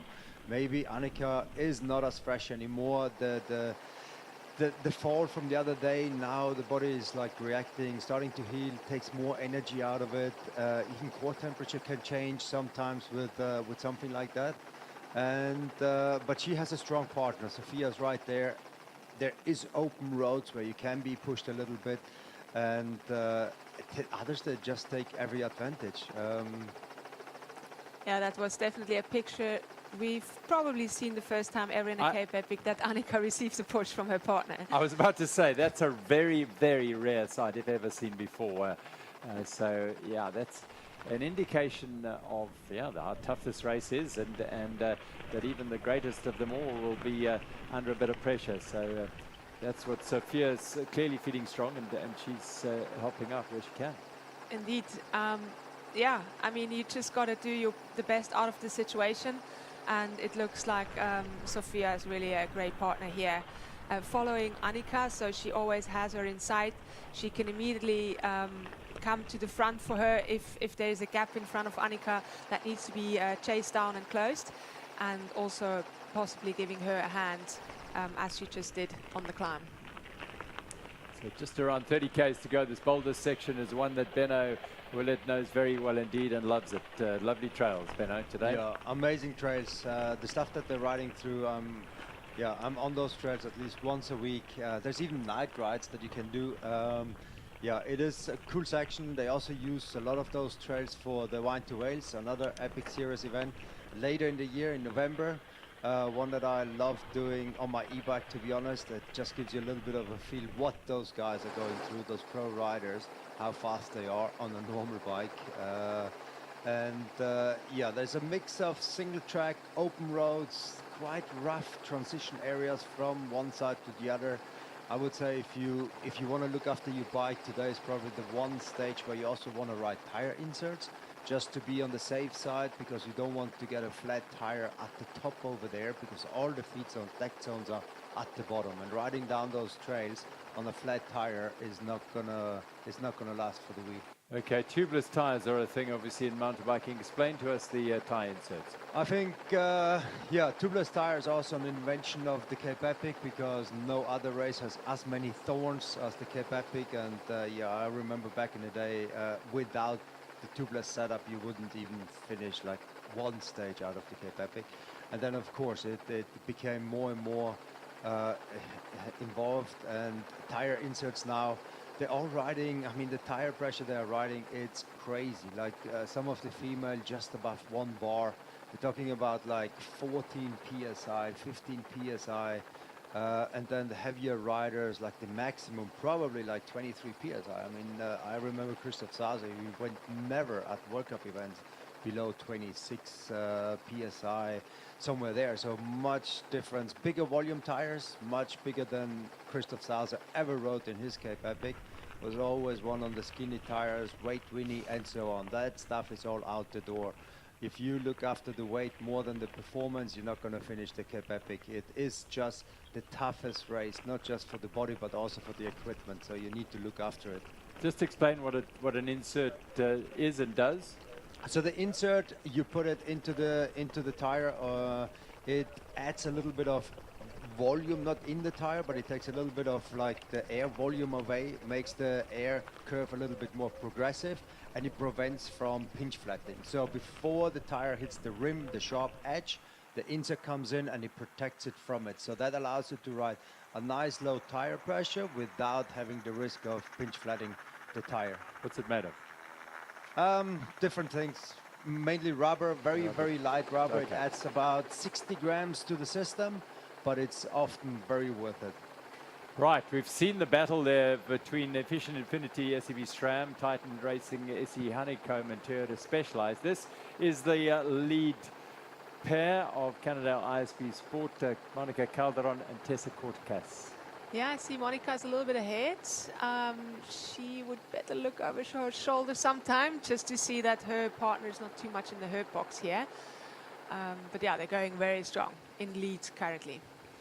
Stage winner on the grand finale a couple of years ago with Greta Steinberg, Monica Calderon. That was a case of the general classification race going on whilst they took advantage. They were down on general classification.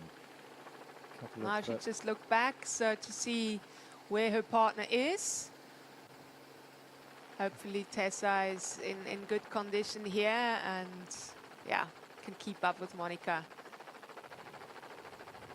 A couple of the Fairtree Cannondale riders coming around them now. They need to just get past them and move on. But yeah, this is the tough stage. This is the day after the Queen stage, which was a monstrous stage of 98 kilometers from Fairview to Lourensford, including one of the most brutal climbs that has been done in recent years in the Absa Cape Epic, up the neck climb over from Stellenbosch into the valley here.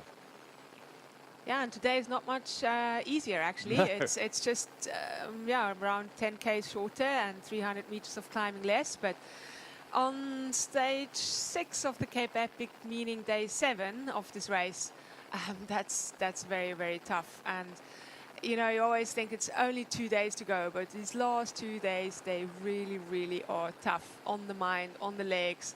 Your body is absolutely tired, it's battered. Some of the riders may have crashed. They really feel their injuries now.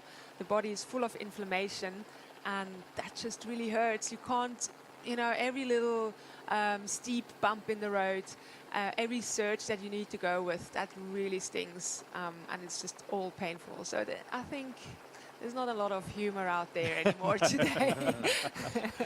Just we were talking about the general classification a little bit earlier in the Aramex women's race. Hayley Preen and Bianca Hoare in 3rd place on the podium at the moment. Monica Julia Calderon and Tessa Cortecas are just under 17 minutes back on general classification. So yes, they're going ahead here, but there shouldn't really be any need for Bianca and Hayley to panic. That sort of gap, that sort of time time difference is not going to be made up on a stage like this, and considering they've only got 54 kilometers to go on the stage here. There is the train. Skada and Lossa, a lone male rider, and then Toyota Specialized and Hayley Preen and Bianca Hoare in the Aramex women's race.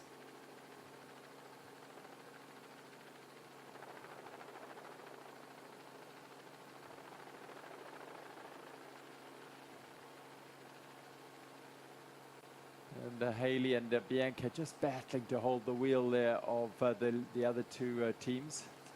Yeah, just grinding away. It's a little bit like a snail's race at this point of the race. It's like which snail is just crawling slightly faster than the other.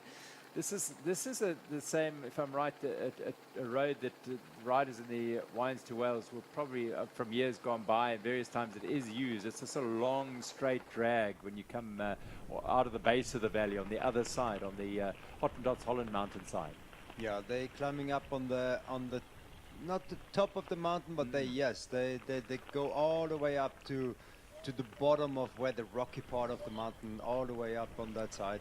And it is a long, not gradual, it's steep enough to hurt. Like it seems slow, but your leg's gonna burn, and especially that late into the race. Yeah, it's.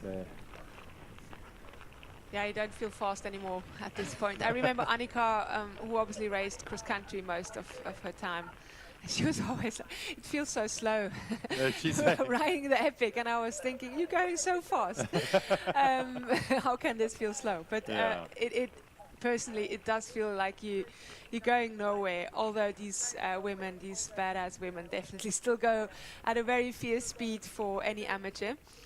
But personally, they don't feel very fast anymore. Yeah, I mean, it is. It's all perception, isn't it?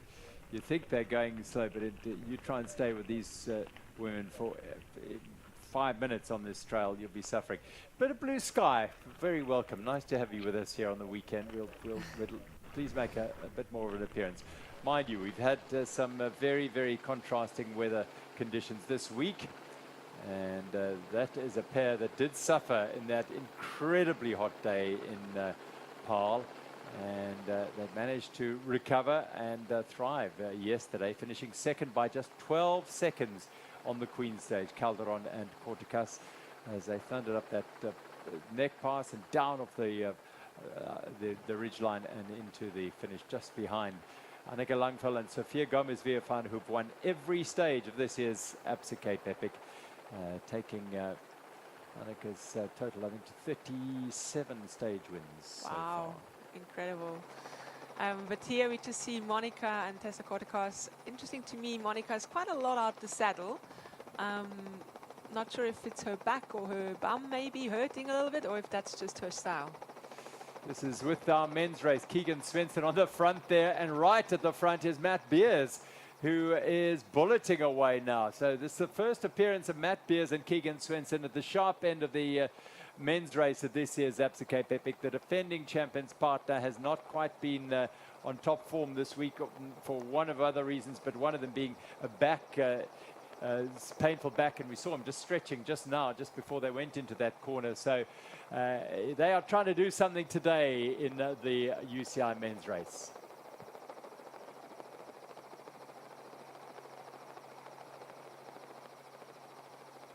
We are focusing on the UCI men's race right now in the Absa Cape Epic Stage 6, and Matt Beers and his partner is Keegan Svensson from the United States, and they are finally on the game here, and they're dragging this lead group away from all other contenders, it seems now. A conversation between the two, and Beers probably saying, how are you feeling? What do you think? Are you okay? You're going to stay with me? Because we've got a chance of winning the stage. Yeah, they're definitely not talking about lunch yet. So probably some race strategies, how possibly even take a stage win here. Illustrative that both these two teams, those are the top two on general classification, wearing hydration packs today, Benno. And the benefit of that is that you won't have to stop when passing through those feed zones. And we saw Filippo Colombo reaching into a pocket of one of them to take out something to eat as well. Yeah, they're just about to hit the second water point, or the one point where the team's going to be with the nutrition, with the bottles, and it's going to be interesting to see if they're going to attack because they have enough fuel on board and they don't even have to stop or slow down to grab bottles or any more, versus the others that don't have the hydration pack. The weather is it's perfect. I don't know how hot it is out there, how humid it is, because at the moment there's no direct sun on them. It's definitely not super hot. but yeah, you do need to make sure that you have enough on board halfway through. This is only halfway through today's stage, so there's quite a bit more to go. And they are hammering along here. Beers on the front is a fearful thing for anyone behind him. And Ben and Craig Oliver latched on here, the New Zealanders. That's a good ride by them. Ben on the blue and pink, and his teammate and brother Craig in the white of the national champion of New Zealand, a marathon champion. So they have got hydration packs as well. Not so Tristan Nokia and Marco Hubert in the Absa African red jerseys. Just ahead them, William Vittoria, 1 minute 52. When are they going to make a move to see if they can claw back some of that time on the yellow jerseys? And look at Kmitizia Obeya driving to link up with this pair. Samuel Poro and Mark Stutzman emptying their tanks. They want to be on this table and in the mix for a chance to take a stage when they're tucking in behind Stutzman is Poro. They are driving it to link up with that group here. They've got a chance here at being in the mix for the stage win. Yes, Samuel Poro, who just broke his hand in the Andalusia bike race a few weeks before this race. Not ideal for sure on this bumpy terrain to have a broken bone. It's healed, but it's very sore still. I've spoken to him, very painful. But they've just managed to get back on the Beers train. Good for them. Definitely for Mark Stutzman, who was closing this gap here. Well done. In the old days, we used to have a thing called the guards van at the back of a train. And the guards van today is occupied by Stefan Sam, who's riding at the back of this group, and Beers on the front is a fearful thing, as I said. Stefan, there's certainly an uptick in pace since Matt Beers got on the front here.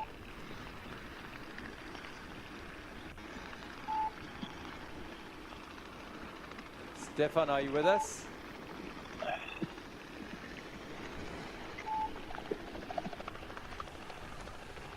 No luck in linking up with Stefan Sam out there, as now Kmitizia Obeya are linked up on this train, and it is a high-speed express across the valley floor of the Lourensford Vergelegen farmlands as Beers and Svensson try and put this group under a bit of pressure. So fascinating thing going on here, because obviously the fight for the yellow jerseys on.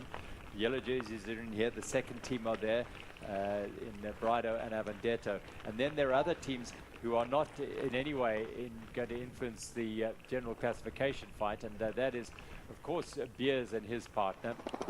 And they are perhaps hunting a stage win here. It's likewise the Oliver brothers. It'll help them in moving up on general classification, that's for sure. But Beers and Svensson started today 58 minutes off the pace.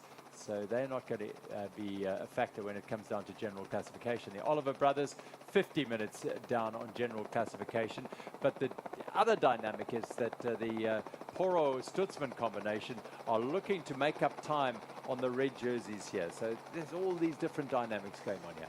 Yeah, and an important one is also with Matt Beers and Keegan possibly going off the front. You know, they could open the door, let's say, for William Vittoria to maybe get away. I mean, if they can get on the Matt Express and get a gap on Nino and Filippo, that would be a great opportunity for them. But obviously, you always got to have the legs.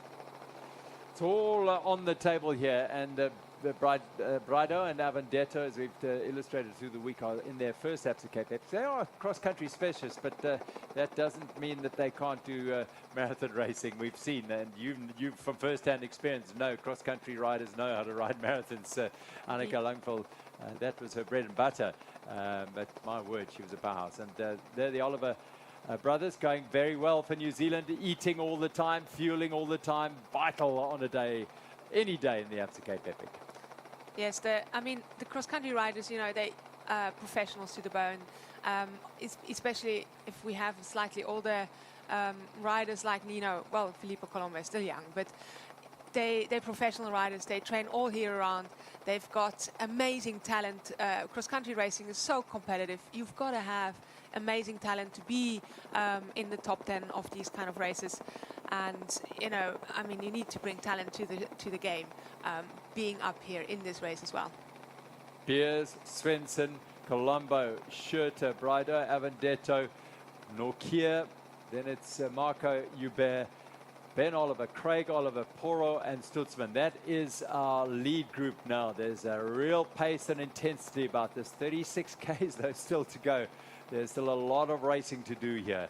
And the other factor is, of course, the first World Cup is just now 2 weeks away down the road. So key for those four riders, Colombo, Schurter, Brido, and Avendetto, building up towards that. They may not be chasing outright victory there because of the effects of this event, but they've been building up to their World Cup season with the Cape Epic in mind as well. So the condition is, I mean, as we've known, very, very good. Yeah, it's definitely maybe one section of their race plan for the season. We have one World Cup and World Championships cross country in Switzerland this year. So it's going to be a huge season for any Swiss rider coming from there, trying to win a World Cup at home or even World Championships. And that's also maybe because that they didn't focus on the first two World Cups in Brazil too much. So their peak of the season will most likely be later on versus World Cup in Lenzerheide or World Championships. So this race here gives you the best training ground for a bigger goal for them, maybe farther down the season. So I don't expect them to be on the podium in Brazil, to be honest. Even Nino Schurter did show us that it is possible a couple of years ago when he did the Cape Epic.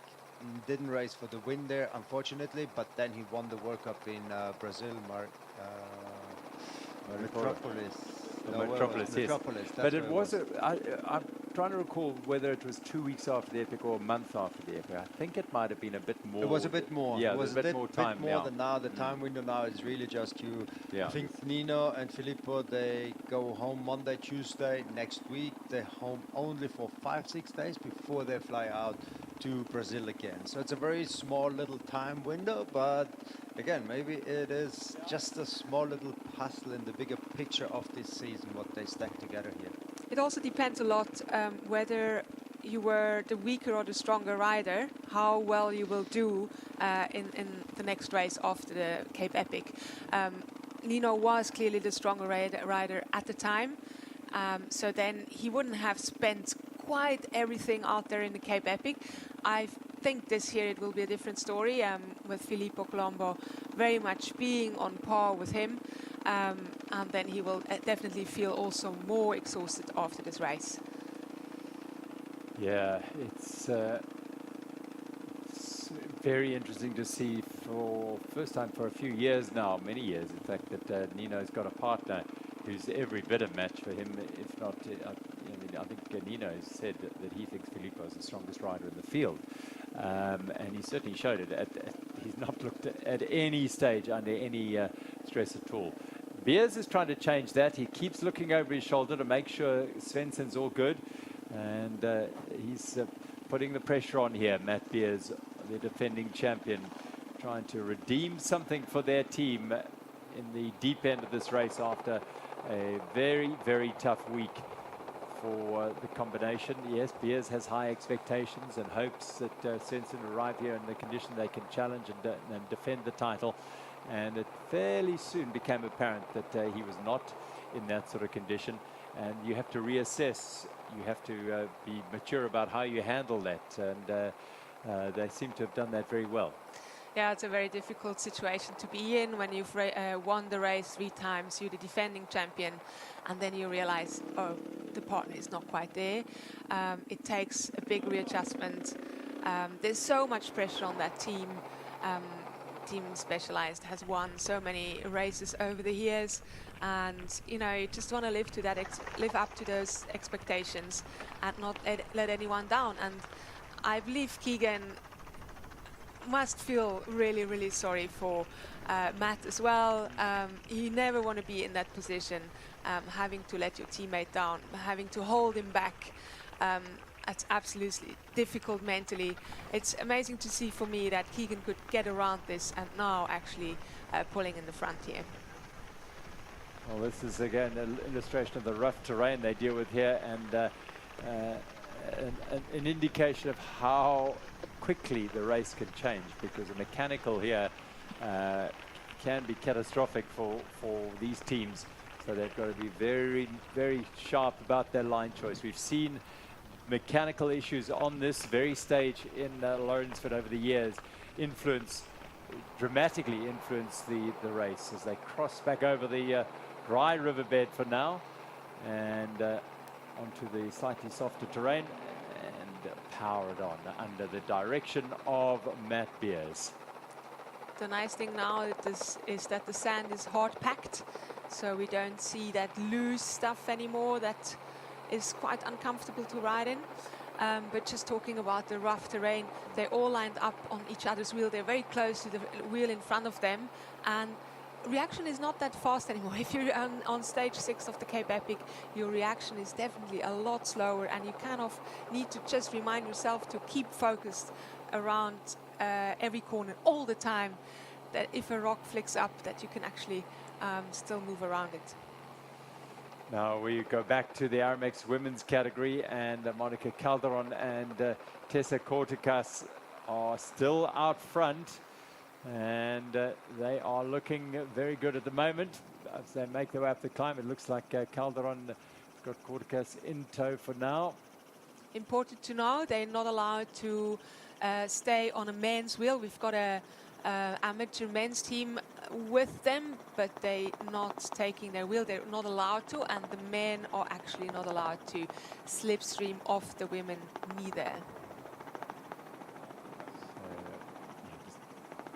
Oh, look at the cloud coming down low again. We had a period when there was fairly heavy rain up high in the mountains. It's that sort of day when the squalls come through and dump rain on the valley, and then it sort of lightens up a little and then comes back again.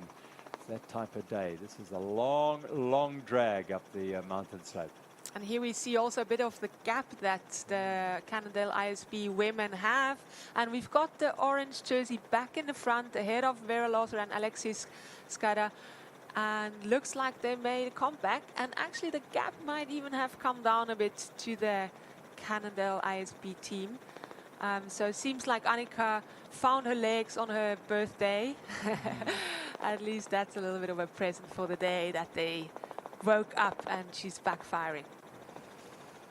Yeah, it's been obviously a tough week for her coming back into the sport so soon after giving birth to her daughter Flora. There come our other two, the South African pair, Hayley Preen and Bianca Hall, hanging on and digging deep, showing great determination. They had surged ahead a little bit earlier to try and get ahead, but Hayley giving Bianca, in fact that's the other way around, Bianca giving Hayley a little push. She might have pulled. She might have pulled on the pockets. Okay, yeah. Always hard to see whether it's a push or a pull. Yeah. Both is possible. Yeah, up they go, trying to stay in contact with this group. Yeah, they're doing everything in their power. Amazing to see these two really giving it all. The queen of the hearts of this race. Yeah, they've been fantastic value, haven't they, on and off the bike, Hayley and Bianca. Entertaining in their post-ride interviews and pre-ride interviews. Remember, they are in third. The fourth place team is the team in the lead at the moment on this stage, but they are they need to take just over 16 minutes off them in order to dislodge them from third place. So Calderon and Kortikas unlikely to do that here. Preen gives Paul another little left arm shove up this climb into the mist. Yeah, she's doing a great job looking after her partner. And they're just in touch, actually. It's not far off. They just want to get back on that wheel in case there's a flat piece, just that they can benefit from the draft of these other four women. Maybe twice fourth place finisher at this event last year with Lena Gerald, a French rider, and the other time was with Marie Ravi. And so she's going very well for her best ever finish here at the Absa Cape Epic alongside Bianca Hall. Yeah, fantastic. She's definitely got some experience in this race and can guide her partner Bianca Hall through this race. But Bianca, she's then definitely done a few Sanis, I believe. Her father, Farmer Glenn, the organizer of the Sani to See, and she's definitely ridden that race a few times. So she's definitely familiar to stage racing.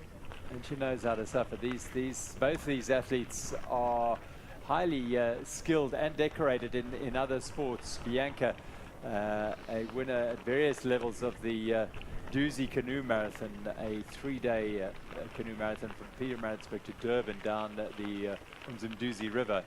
And so she knows how to dig deep and suffer. Adventure racing as well. So, and Haley, of course, a trail runner, a multi-sport athlete, exterior athlete, and a show jumper. Never mind her skills as a South African road race champion, and of course a mountain biker of the highest order. So yeah, they're very, very versatile athletes. Yeah, that's what you need to be a mountain biker. You don't only need the power and the lungs, you also need some skills. And a lot of the athletes acquired that through other sports. For example, Costanza Fasoli is the second pair of the ISB Cannondale team. She's actually been a skier before, and she's done triathlon before, so she's also been through all other sports.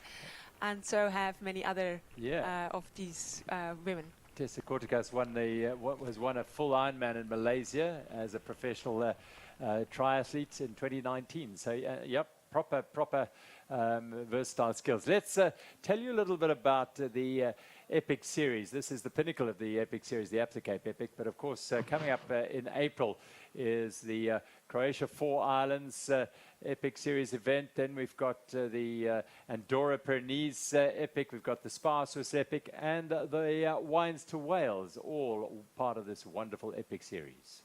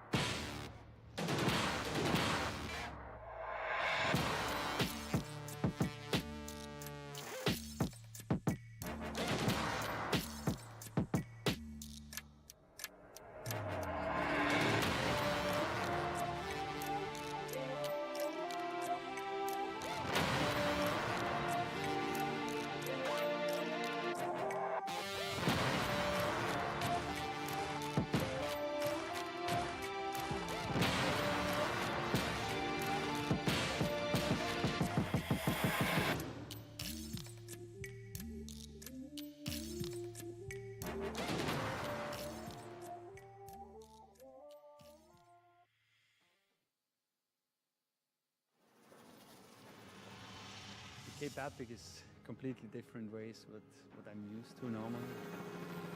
You have these moments out there where you think nobody's coming. We created the biggest stage for mountain biking in the world that gave many people a reason to live or a reason to survive in the mountain bike industry. Cape Epic especially holds a special place in my heart. It's career defining for me. I would say that it's even more important than the World Championship. It's the highlight of the year. You either let the pressure get to you or you just let it sit on the back burner there and just use it as a little bit of fuel. You only win it together as a team, and it's everyone's obligation to make sure that the team is the best prepared possible. When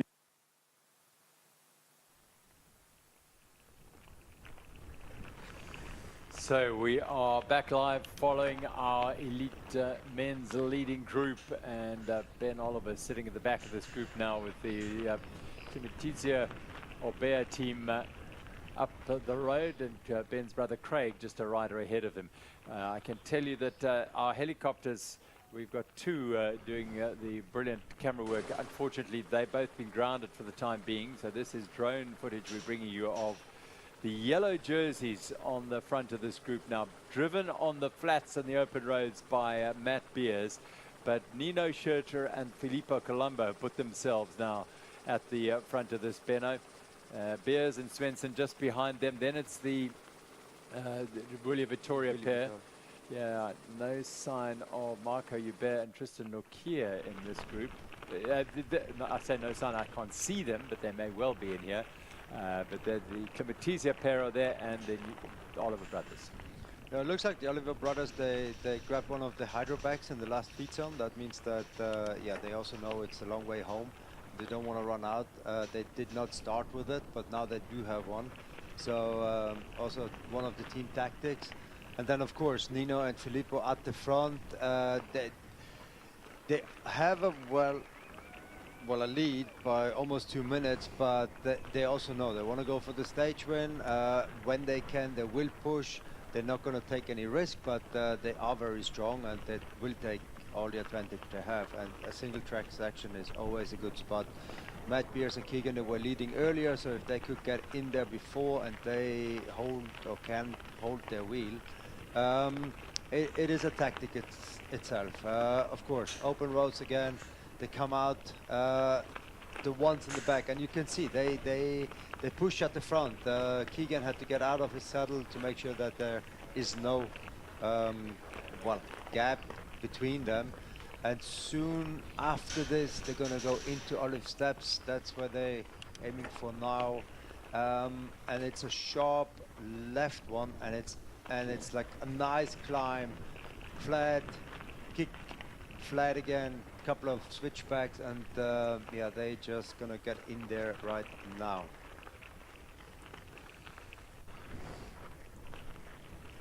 So Beers and Svensson a little bit further back in this group. The yellow jerseys, the second place team, Willia Vittoria.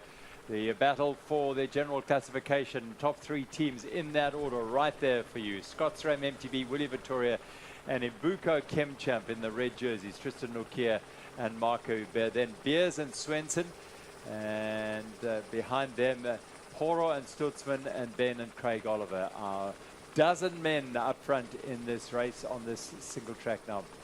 Schurter loves to be at the sharp end during the single track, and he ensured he was in that position for this little section as well. They must have marked this climb in the stage. Very important climb. It's basically the biggest climb now in the second half of the race. Everybody is already a bit more tired now in the second half. So here is where we see, you know, who's going to do well in the stage. So those guys need to hang on now. Those guys need to hang on. That's it. This is the attrition now, as the pressure will be applied on the front. No question about that. Colombo and Schurter will keep just winding it up and seeing if they can create any cracks further back in this group. And at least control the race. So they definitely don't want to let anyone go in front. That's where they want to control the pace and make sure that Willia Vittoria can't attack here.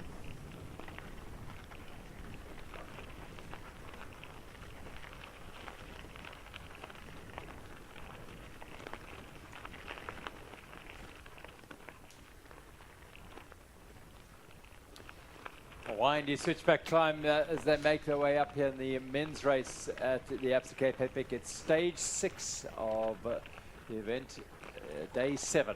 The prologue not designated as a stage, the 26-kilometer prologue at Mirandal. Seems like a long, long time ago. Won by Luca Braido and Simone Avendetto. Stage 1 was won by Nino Schurter and Filippo Colombo. And then stage 2, the time trial, was Wout Alleman and Martin Storsek. And then Braido and Avendetto made Paarl their own a couple of days in a row there before the Queen stage was taken by the pair of the Swiss riders Schurter and Colombo. Muddy drag up here, not too clingy at this stage. It's rained, yes, but not that heavy rain that really can make it very, very difficult to climb. They're showing unbelievable speed and skill here, and Ben Oliver just digging deep to stay with them. Yeah, the two brothers hang a little bit off the back. Question is, will we see Villiers Vitoria attacking on this climb? It's basically their last chance to really make a big gap in this race. If anywhere, that's where they should try and get away to possibly still claim first on GC. But, you know, if the legs are not there, it's hard to do that. Legs an opportunity here, Benno, on this climb. Definitely. They're almost at the top of that single track now, so the front is most likely already getting out onto the Jeep track again. They are about to pass the film studio. There is like a big open field at the top that's used by the Cape Town Film Studios a lot for different movies. Great movies have been shot out here as well, because you're close to town, but it does seem like you're in the middle of nowhere. Yeah. So that's actually the section now where they come out of it, and yeah, they're gonna. That's actually the woman now we're looking at, correct? We're with Annika Langville and Sophia Gomez-Viefan now, leading women, with Jessie Nixon on the Bulls Media e-bike, hanging with the leaders, the race leaders. 22 minutes they have in hand over Vera Lossa and Alexis Scott on the general classification. But they're not leading this stage. Well, they weren't anyway, because Tessa Kortkas and Monica Calderon of Cannondale ISP Sport had 1 minute and 20 seconds, or just over 1 minute and 20 seconds when last we checked at the last checkpoint. So they are looking at trying to capitalize on their good form that they showed yesterday. There they are, the race leaders today, Monica Calderon and Tess Kortkas. A great day yesterday, finishing 12 seconds behind the race winners, stage winners yesterday in the Toyota Specialized team, and yeah, they're obviously enjoying some good late race form. Indeed, and Monica, with her style, often out of the saddle, whereas Tessa Kortekas, she's obviously used to be glued to the saddle as an Ironman triathlete, a former Ironman triathlete. They're looking really strong. See Monica out of the saddle again, so they're still going strong. They've got an amateur men's team with them that shouldn't actually draft their wheel, but we didn't see that.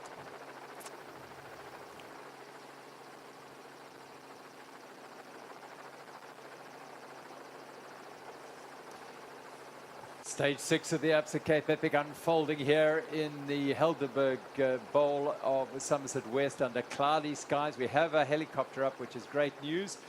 They find it difficult at times to get up and down in these conditions, but our pilots, Andrew and Lut, doing a great job, as are our cameraman Mark and Barrett, as are our camera persons on the bike. This is the Jessie Nixon's Bulls e-bike camera, trying to stay with the blistering speed that Annika Langville and Sophia Gomez-Viefan, the race leaders, are maintaining here in the RMX women's jerseys. But they are not leading the stage. This is the team leading the stage, Monica Calderon and Tessa Kortekas. The team behind them are an amateur men's team.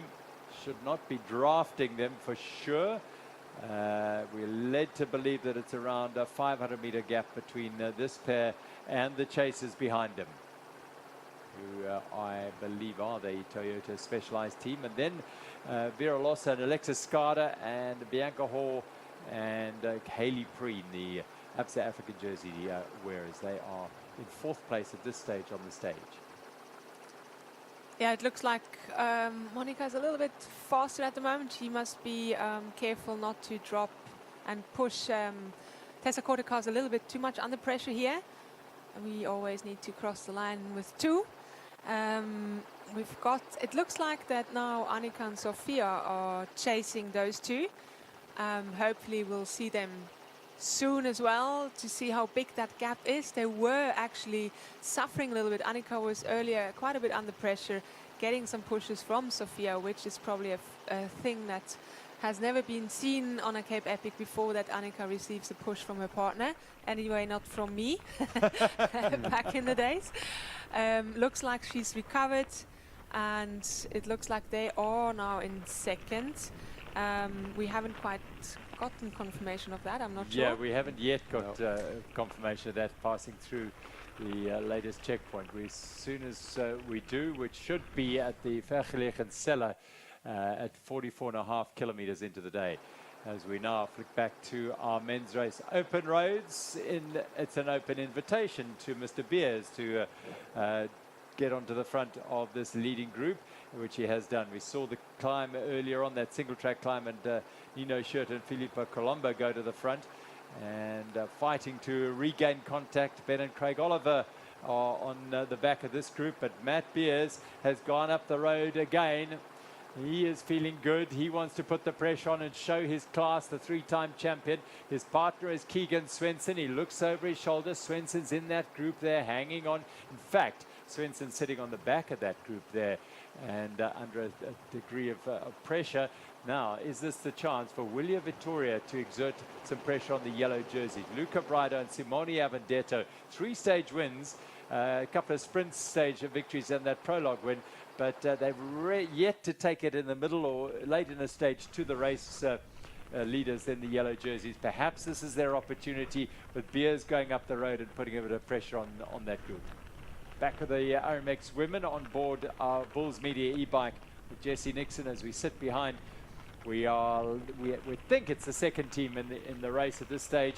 It is Sofia Gomez-Vierfahner just ahead of her, Annika Langville, as they fly down this wide trail, the wide farm road, but got to be cautious on those corners. It's sticking quite nicely thanks to a bit of the rain that's been falling around the farms here, Lourensford and Vergelegen, the two farms that are the base for today and tomorrow's racing around the Helderberg Bowl.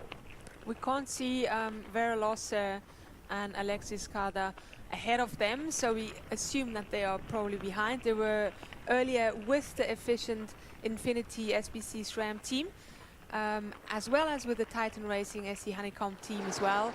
The Titan Racing SC Honeycomb team just a bit off. Seems like Bianca Ho was struggling a little bit today, but it was tight racing so far. But now in the second half of the race, it seems that Annika found her legs back to her usual power, and they are... Well, they are the second team on the road, we do know, and... Is that the I think that might be the men's team that were hanging with that team a little bit earlier. But yeah, suddenly it's almost like a switch is flicked, and we're on this now. I'm feeling good. I've got over my little bit of a dip, and we're strong. Maybe the early espresso is now finally kicking in. Annika Langville's birthday. She is at the start of the day. A little chat with her. Yes, it's a regular thing at the Absa Cape Epic. Annika coming to out here and having her birthday out here. Definitely feeling her full 41 years today, maybe even a little bit more. Well, Sofia Gomez-Vierfahner has been a fantastic partner for her. Indeed, yeah, they really like a tandem. See, there's never a big gap between the two of them, whereas between the two Cannondale ISP women, we saw a bit of a gap. Monica was always putting a little bit of pressure on Tessa Kortekast, but here they are really going well together, always close to their wheels, and that's actually what you want to see. You don't want to waste any watts with one rider having to spend unnecessary time in the wind. Vergelegen Nature Reserve nearby as they now will pass a group of men. This is Vera Losse and Alexis Skada. Skada on the front in the American Champions jersey, and in third place on the stage at the moment. Second on general classification, 22 minutes down. And are they gaining on the orange jerseys at this stage, who might just be under the trees there? Quite likely. So Skada and Losse also been a solid combination. Just the one moment elapse on stage number 4 in Paarl when they got separated Skada went up the road. Lossa was struggling, and that was the opportunity that Toyota Specialized used to launch their bid for the stage victory. Another stage victory. Reminder, they've won all the stages thus far. Today is the first time they've come under real pressure. So there it is. We see a bit of a gap. Yeah. So just ahead on the gravel road, there's the orange jerseys that these two women want to chase down. And as you just said, it's so important to stick together. If you open this window and expose your other partner that's maybe struggling a little bit, that's when your competition can actually pull in there and make a gap on you. So it's very difficult because these women don't have radios. They can't communicate secretly with each other. And we see just Bianca Hoare and Hayley Smith close to their competitors. It's just a few seconds ahead of them, so they're still hanging in there. One of the three Haleys in this elite group, Hayley Breen and Bianca Hoare, going and trying to hang in here. Yeah, it's a tough deep end of the race. Yes, the Saturday of stage 6, and Hayley nursing and looking after her novice Absa Cape Epic partner, and Bianca Hoare, not a novice racer, but she has been away from this form of competitive sport for close on 6-7 years. Beautiful how you can see now the team spread out. Ahead we have the orange jersey, then third place with Vera Losser and Alexis Skada, and then we've got Hayley Breen and Bianca Hoare grinding it. They see each other, but it's still such a far away. So you just got to do your thing. You don't have a big margin anymore to change speed. You're just in your zone and you grind it away. There's some of the amateur men who, there was an amateur men's batch. There's the orange jerseys. So they are chasing. There's a degree of urgency. The rider behind them, he looks as though his teammate is back with that group just behind him. But they are chasing the race leaders at the moment on the stage. Tessa Corticas and Monica Calderon, the Colombian, Dutch, Spanish, if you like. Corticas, the Spanish marathon champion. Orbea Speed Company in the men's race here. Lucas Baum and Georg Egger. Well, they are a long way back in the stage here, and well, they've had a fighting day yesterday, but today they're 6 minutes and 28 seconds back at the last checkpoint, which was at that film site. So the Orbea Speed Company team having a battling race, but hanging in. They show a great deal of determination, fighting spirit yesterday. Georg Egger at one stage distance quite alarmingly, but he fought back well. Now at the sharp end of the men's race, Clementizia Orbea. We see the yellow jerseys in there. When last we saw, there was a little bit of a move from Willie Vittoria. Yeah, they were halfway, or the timing was halfway up the climb. They are almost at the top now. They really not like maybe a kilometer away, if even, from the very top of that climb. And like Ariane mentioned earlier, this is one of the best chances to split up that group and maybe get away and make some time back. But they're running out of trail. It's not too far to the top anymore, and then from there it's a lot of shorter climbs, punchy climbs, a couple of single tracks, pretty much all the way to the finish, to be honest. Fighting right by the Clementizia Orbea. This is dangerous territory here. This is I don't want to foreshadow anything that might or might not happen, but rocks, stones, twigs, all sorts of things can really cause a problem, but they're doing well here. Yeah, they've put a fighting right in here, Poro and Stutzman. Yeah, for sure. They love the climbs, and they marathon riders through and through, so they definitely got this distance in their legs. What we can't forget is how bad the vision must be. The glasses are fogged up, there's dirt on the glasses, and that also just increases the risk of hitting something, of catching a branch. Sometimes you're just looking on the floor, but it's actually the branch that hits your handlebar that can take you out. Yeah, we've talked better about, this is their time, they've got to attack. It's easy to say that sitting here, isn't it? Well, this is the time William Vittoria must attack it. But we're talking about Filippo Colombo and Nino Schurter, who are absolute champions. I mean, the greatest of all time. Nino Schurter and Filippo Colombo, who is, in Nino's own words, the strongest rider in the field. So, yeah, it's easier said than done, isn't it? No, you have to position yourself right, and it's hard to judge like when the next single track is coming up, because they always, you're on the main road, let's call it main road, the big wide open road, and then all of a sudden they take you left or right into a single track. So it's also very hard to judge how far away it is for the next opportunity. News is that Matt Beers and Keegan Svensson are off this group now, having made a lot of the riding on the open flat roads, and Tristan Nokia has gone to the front here for Imbuko Kemchamp.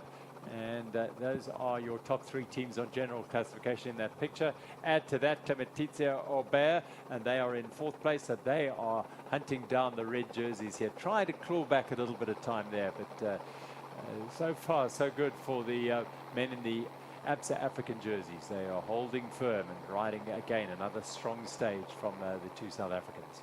Interesting, what we also see, it's not actually teammate on teammate's wheel. We see Nino just on the wheel of Tristan. He definitely wants to make sure to have everything under control and not let any Villiers Victoria rider pass him. They need to be careful. They need to be careful now not to let anyone go off the front. Yeah, he's not too concerned with a 9-minute buffer to 3rd place. So that is not his primary concern, the men in red. His primary concern are the men in white, and lurking just behind. Oopsie, there he goes off. And a little run up here. Tristan says, Slippery. I'll ride this if you like. But the man in front has a slight advantage because those behind aren't stopping. So once one stops in front, it does cause this concertina effect. Oh, and that's hard. You know, your body is so tired to have to get off the bike. It's it feels terrible. Your body is so shattered to actually get out of this riding position and to climb on the bike again. It's a terrible feeling. But he's back rolling. You know these trails, Benno? Yeah, tough conditions. High up in the mountains, yeah. Yes, high up on the mountains, you go again all the way up to it, and because of the bushes, it's wet in there. It's like this dirt, it's slippery, and then you come out on the open again. And it's quite overgrown as well. So like you said earlier, there's like water coming from the bottom, but also every bush you touch, it's gonna spray some water on you. Your vision, it's warm out there, so you have the foggy glasses, and it's still a bit of climbing just ahead of them. Yeah, we've seen great drama on this stage over the years. Baum and Egger had a huge mechanical in the vicinity of this, so a little bit of a gap here, and the separation has occurred between the yellow jerseys and the 2nd place team, and Nokia and Dubert have 2 riders up there, just one each of Scott SRAM and William. Yeah, there's a big battle going on between Filippo Colombo and I believe it's Simone Amondetto that definitely want to make sure that they're not left behind. Now it's Nino is really driving the pace up there. Now we see we're getting to the top of the climb. Now we really see who's still up for it for the stage win, and it's amazing to see the red jerseys up there, the 2 South Africans making their country proud. Tristan Nokia is really driving a hard pace, but it looks like Marco Joubert is up for it as well, and yeah, beautiful to see that they're still going so strong this late in the race. Just caught a brief glimpse of Beers and Svensson off the back behind this pair, the Clementizia Aubert team, who are just digging so deep to try and stay with this fearsome pace that the general classification contenders are putting down. But now Marco Joubert has managed to get ahead of Nino Schurter, and he's just behind Tristan Nokia.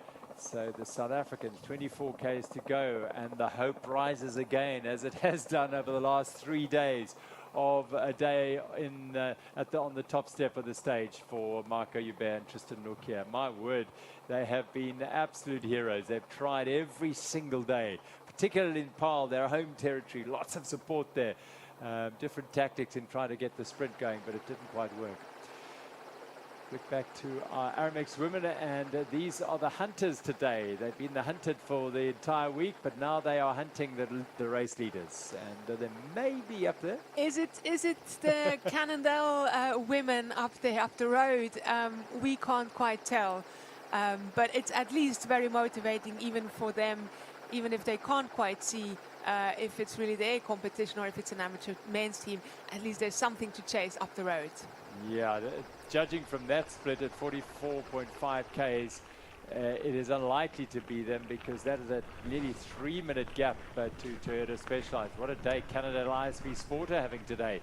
Monica Calderon and Tessa Corticas. Fission Infinity SCB SRAM just under a minute behind Toyota Specialized.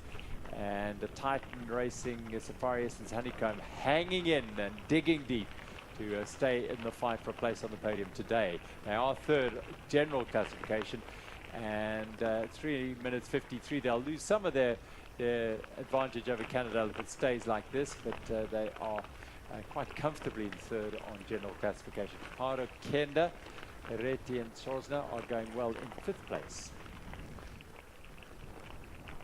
Yeah, it was still quite a battle for that fourth place between Cannondale ISB and Tobara Kenda starting the stage, but now it seems that Tobara Kenda actually fell back a bit, so that fourth place of Cannondale ISB seems quite safe, or much safer than starting the stage. We see Sophia and Annika seems to be closing that gap slowly. It's also Sophia now in the front, whereas earlier in the race it was mostly Annika pacing in the front.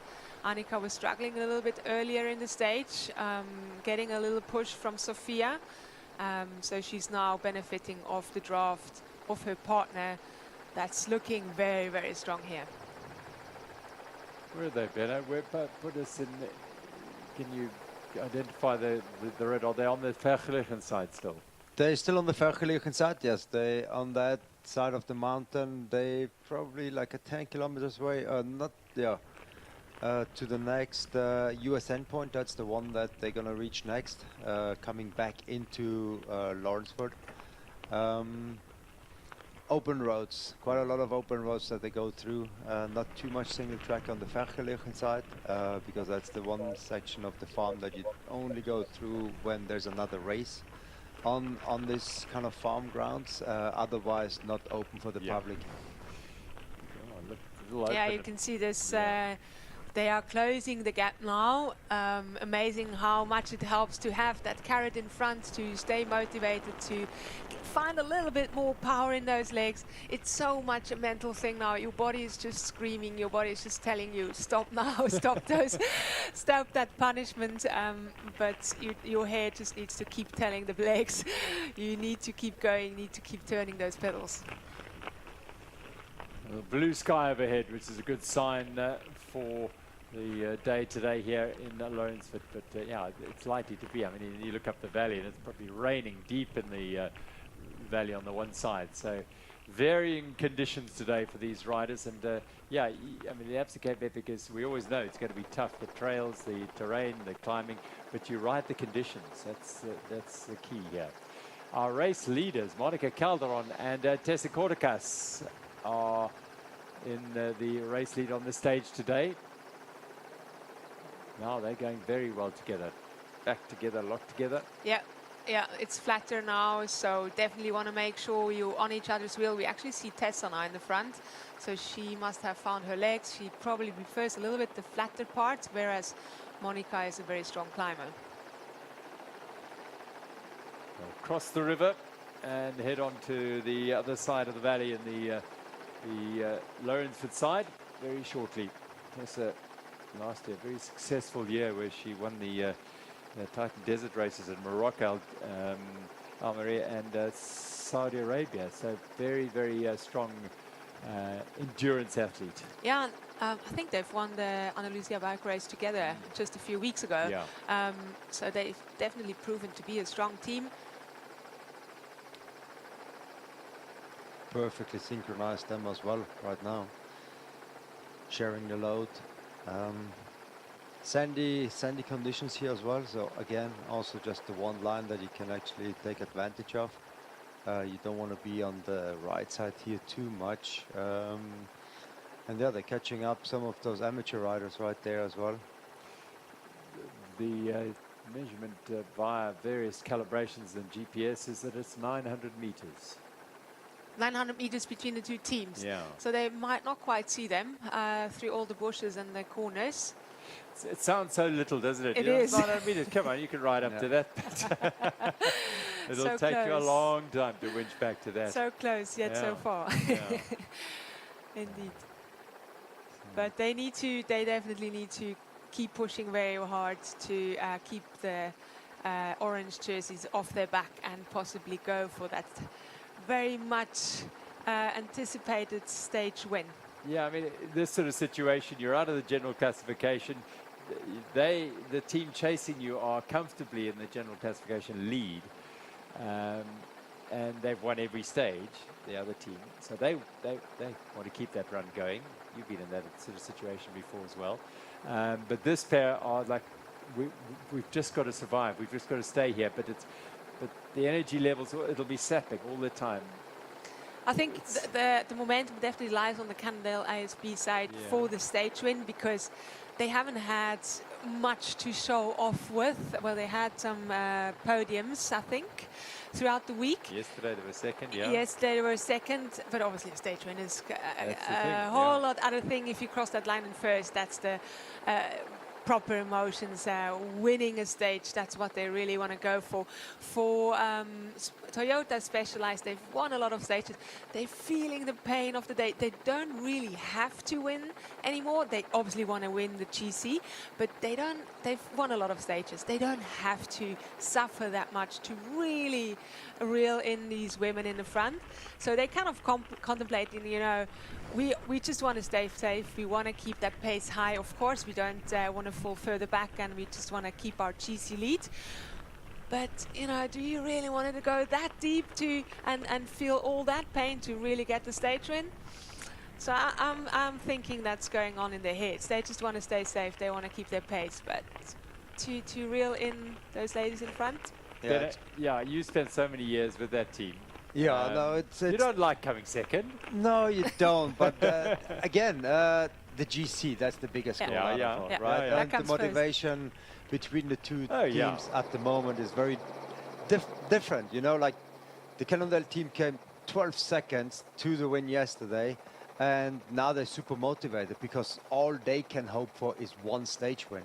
Talk about GC and talk about motivation. Look at the movement here from the yellow jerseys. That's Nino Schurter and Filippo Colombo. A helicopter flicks up, perhaps to look for riders up the road. Yes, they are. I think the red jerseys have flown the coop. Marco Hubert and Tristan Norkier will catch up. There they are. And this is the big moment in this race. That looks like Marco Hubert and Tristan Norkier with the Willia Vittoria men, Luca Brido and Simone Avadetto putting pressure on Nino Schurter and Filippo Colombo. Whoa, that's a big one.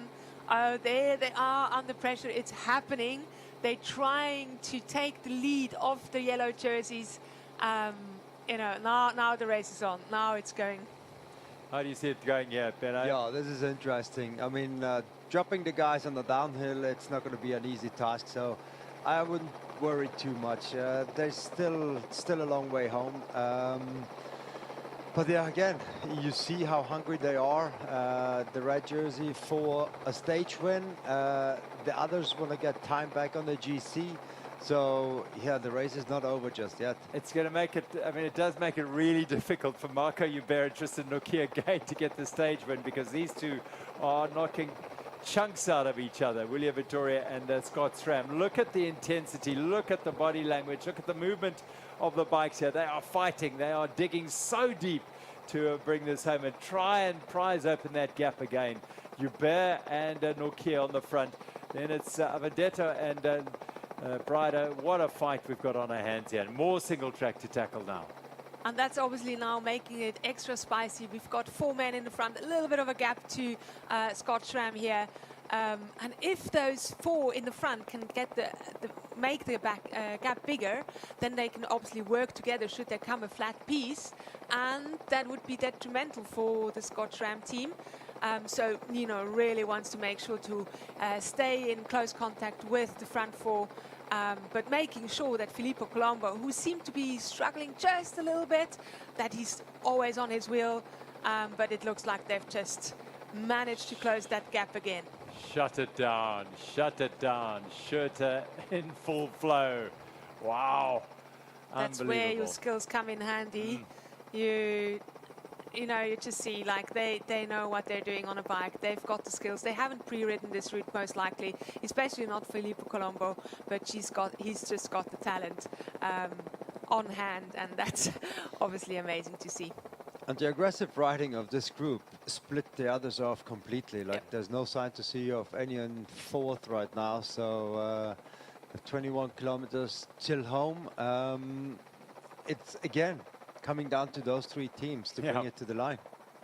We've seen some enthralling sprint finishes with these teams in Paarl, and Simone Amadetto and Luca Brido involved in winning both those ones in Paarl, those sprints, the yellow jerseys and the red jerseys. We also had Stosek and Alleman involved in one of those. Just to remind you, Bart Alleman and Martin Stosek not in the mix any longer.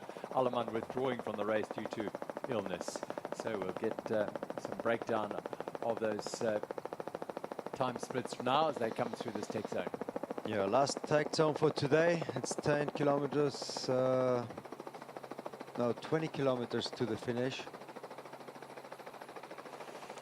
Remember, hydration packs on the backs of Willie Vittoria and Scott Schramm, not so the Mbuko Kemcham pair, and they're heading back into the forest and onto the trails. 21 Ks to go. That's also very much due to the frame. The Specialized bikes can carry 2 big bottles in the frame, whereas a Scott frame only has 1 bottle, and then you obviously need another solution for it, and that's the hydration packs. We see now Nina passing Simone, or I believe it's Simone, just making sure to say, hello, we're still here. Yep, you haven't got rid of us just yet. You'll have to make a better effort than that.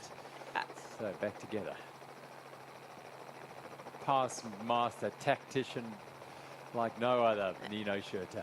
Yeah, he doesn't give presents away. He makes sure that this race is under his control, and the best way to do that is to get ahead of the second Villiers Vittoria rider, because then they can't get away just together. So the gap back to Porro and Stutzman of Clementizio Bear, 36 seconds as they pass through the Trout Farm water point. There it is. So 68 kilometers done, and inside the final 20. 4 seconds between these top 3 teams. The top 3 also on general classification, and then Clementizio Bear doing their best to try and hang with them until that little explosion off the front there, and that shed them off the back, Porro and Stutzman. Well, you cannot fault Tristan Nokia and Marco Hubert for effort and enterprise and determination. And the gap opens again, and that's a little bit the risk that Nino has taken there with leaving his partner behind, but he's falling back and making sure that Filippo Colombo is back on his wheel and can potentially help him to close back that gap that's now just opened a little bit, but it's all back together. Back into the single track. Well, they're looking for every opportunity here. Their race is very much on. You got to be so attentive, but that's also nice because at this stage of the race, you need that adrenaline just to get you through, and they're definitely full of adrenaline now. Stutzman and Porro at head down. Look, they've lost touch with that group. They're in 4th place on the stage, and that lead group has just fired off the front here in the red cannons on the front, Joubert and Nokia sparking it off, and leading into that were the Brido-Avadetto combination, and again, just a little bit of a gap here, a little bit of a gap. Going. Here they go. Now they're going. William Vittoria now see an opportunity on these fire roads high up in the mountains above Lourensford to try and take back time on the yellow jerseys, who are lagging a little bit further back behind their red jerseys here. Is this an opportunity that they can capitalize on? Yeah, that's an interesting move. Like seeing those 2 guys dropping off the lead, not a good sign. Definitely not, because you see it more and more often. Willie, of course, they will take every advantage they can They have that 1 minute 52 that they need to gain, and this is interesting to see. This is very interesting to see, and I wonder who's the one suffering more right now between Nino and Filippo. Critical phase of not just this stage, of the entire week of the Absa Cape Epic, as the second place team, 1 minute and 52 seconds is what they need to pull back off the yellow jerseys of Schurter and Colombo. But Braido and Avendetto are trying to make it count here on the fire roads as they drag Tristan Norkier and Marco Hubert with them. The yellow jerseys lagging back off this group. One of Schurter or Colombo are suffering here. Look at that gap open up now. It's becoming big. It's becoming a problem for Scott SRAM here. And it is playing into the hands of William Vittoria. It's still a long way to go, mind you, 17 kilometers.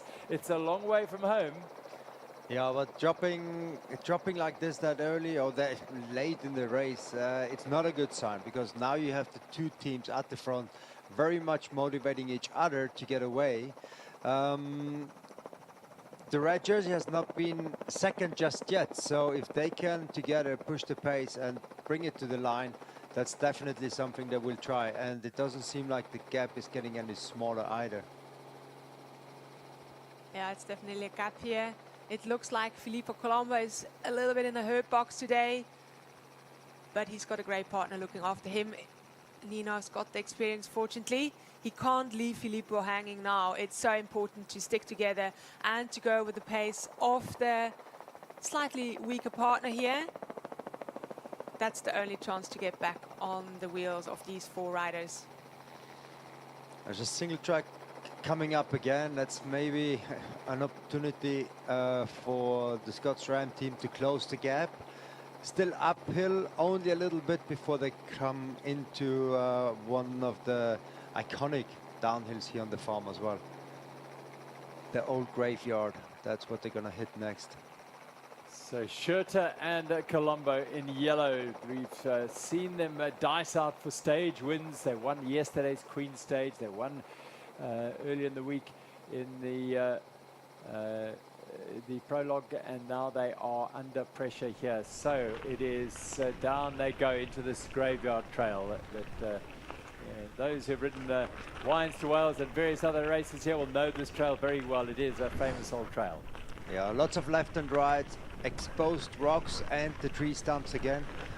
It looks wet, so you need to be careful not to slide away. As soon as you get off the main line, you have the danger of running into those sharp rocks, puncture your wheel or tire, or get hung up on one of those tree stumps. So that's a very technical, tricky little section. You can't gain much time on it, but you can definitely slide away and have a fall.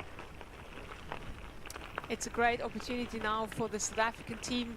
Being the second team, it's on Willier Vittoria to make the pace in the front, and it's the South African team of Imbuco who can stay on their wheel and potentially go for the stage win today. That's the win that they've been trying for so many times already.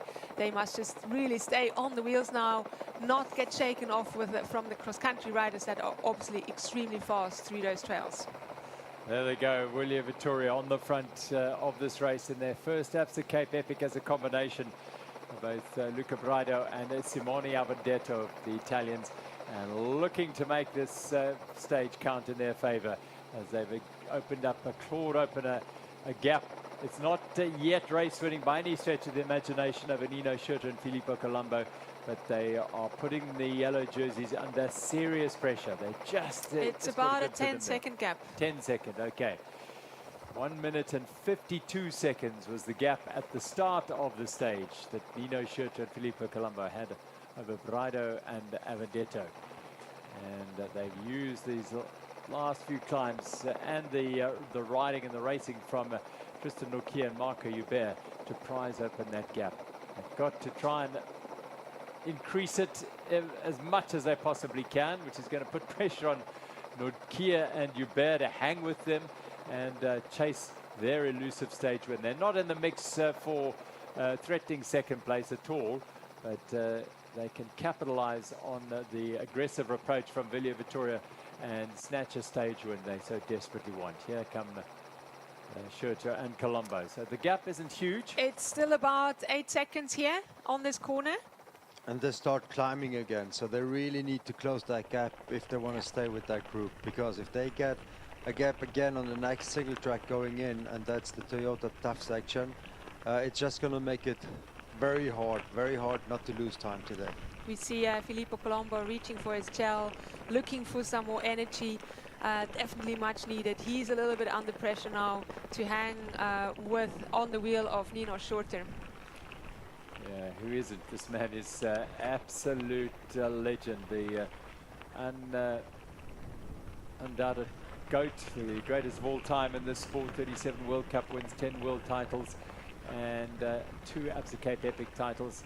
And never mind all the Olympic medals he has stashed away. So this is a fantastic scene unfolding here, because we've got that man, Nino Schurter, having to fight now and having to dig deep and bring all those years of experience.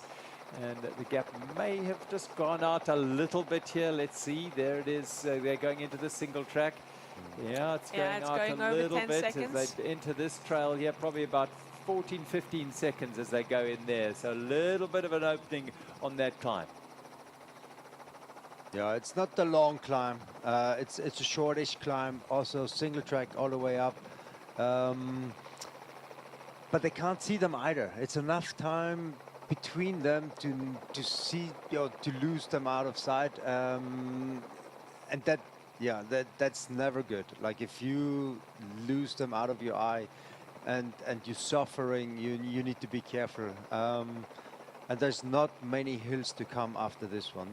From there, it's pretty much not all downhill, but a lot of like flat roads, couple of little climbs, technical stuff along the channel. We're gonna see the water channel again. They're gonna ride along there quite a while.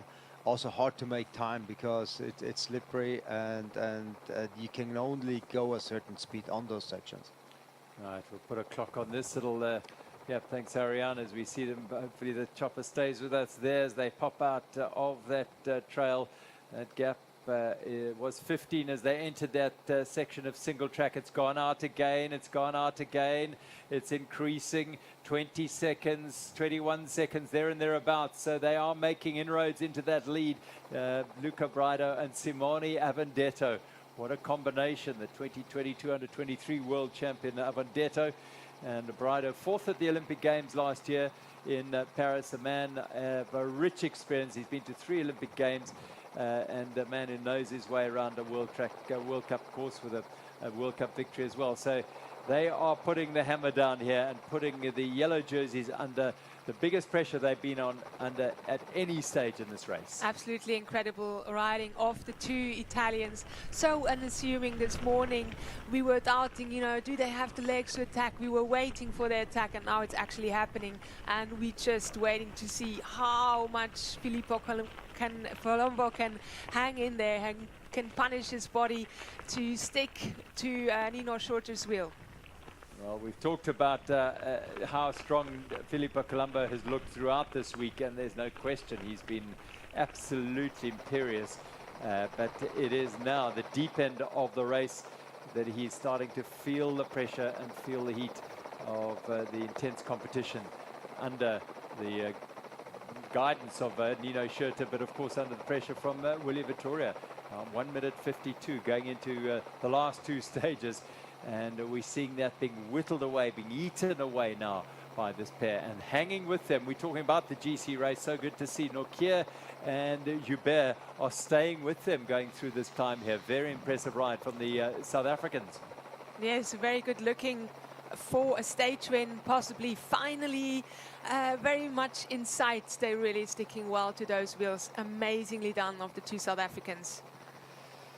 The drama of the Absa Cape Epic again on a stage 6. We've seen it in many years over the years, and once again it's unfolding before our very eyes here. The yellow jersey is not yet, but the potential is, with 14 kilometers still to go, and that lead, well, it was out to 21 seconds, 22 seconds when last we checked on this climb, and remember 1:52 is what it was at the start of the day. going into the final stage, could we be in that situation where the yellow jerseys are less than a minute behind? Well, that'll all unfold. In the forests and the trails they go. Our helicopter doing a great job in keeping us abreast of the trails there, but it is tricky finding them in those forests. Benno, you know those forests, you could find them. Yes, it's all in the forest until Yeah. they get actually out at the top where the Toyota Tough section starts. We're not going to see much besides being on the e-bike now. That's the only way. It's very overgrown in there. Still a lot of climbing, or a bit of climbing left on this trail before they come out on the open again. But they're not going to see them again. Like there's no long open stretches, so I think they lost sight of them. Just, Ariane, when we sit behind Filippo here, what's going through his mind here? It's a very difficult situation for the team here. You know, everything is at stake at the moment. The GC is at stake, so obviously massive pressure on the team. Nino has the legs to be up front there. Colombo is struggling a little bit. It's a difficult situation for Nino to hold back and be there for his partner. He has to. He can't drop his partner. He needs to be there. He needs to encourage him. And obviously, Filippo very much under pressure here. His legs are screaming. His body is just saying no, but he needs to go against it and really, really hang in there. Grind, get everything out of this body that he possibly has on offer. Well, we saw on the Queen stage, at one stage, Andreas Servold, the former world champion, and his partner Jackie Hartmann had been suffering, and the next thing, they were way off the pace as a team, but the next thing, he was right up with the leaders, and that's what happens when you're riding on your own. You ride on, but this is the beauty of this event. Yeah, it's a very, so one can't underestimate this situation. Nino, you know, he wants to pull, but he shouldn't, and he can't. He needs to be there with his partner. He needs to encourage him. He needs to keep him positive. It's so much about the mind now. If Colombo cracks, it's it for them. It's such a short gap. It can easily open very quickly. We're going to take the time as soon as we have a marker on the road, and hopefully we can see how big the gap is at the moment. Well, yesterday it was Avendetto who showed the chink that allowed the yellow jerseys of Schurt and Colombo to exploit that and take the stage win. That was really near the very top of that brutal neck climb to the top of the neck from Stellenbosch into Lourensford. So hopefully we'll get a split here as they duck into this single track section. As they go in, the clock is rolling, and hopefully our helicopter will be able to give us a look. But watch them flow down here. Nino, Benno, this trail again, familiar and very fast and flowing. Yeah, very fast and flowing, this trail. That's the Toyota Tough section. It should be, that should be the Toyota Tough section that they're on right now, or at least soon to come into. Yeah. That's the only open section, but I doubt that Nino and Filippo are actually able to see them on that section. And that must be very dismotivating for Filippo in this case, seeing how far the others are ahead. I don't think they have any split times. So it's all about keeping motivated, making sure that you give everything you got, dig deep as much as you can, and really try to save every single second counts, as we saw in the sprint. You can't give anything away. Put us in the Italians' shoes here on their bikes. They are giving apps. They're throwing everything out there. The odd little glance, but that's not really an issue. They've just got to drive for as fast as they possibly can. They know they've got a gap. They've no idea how big it is. They know what they have to do.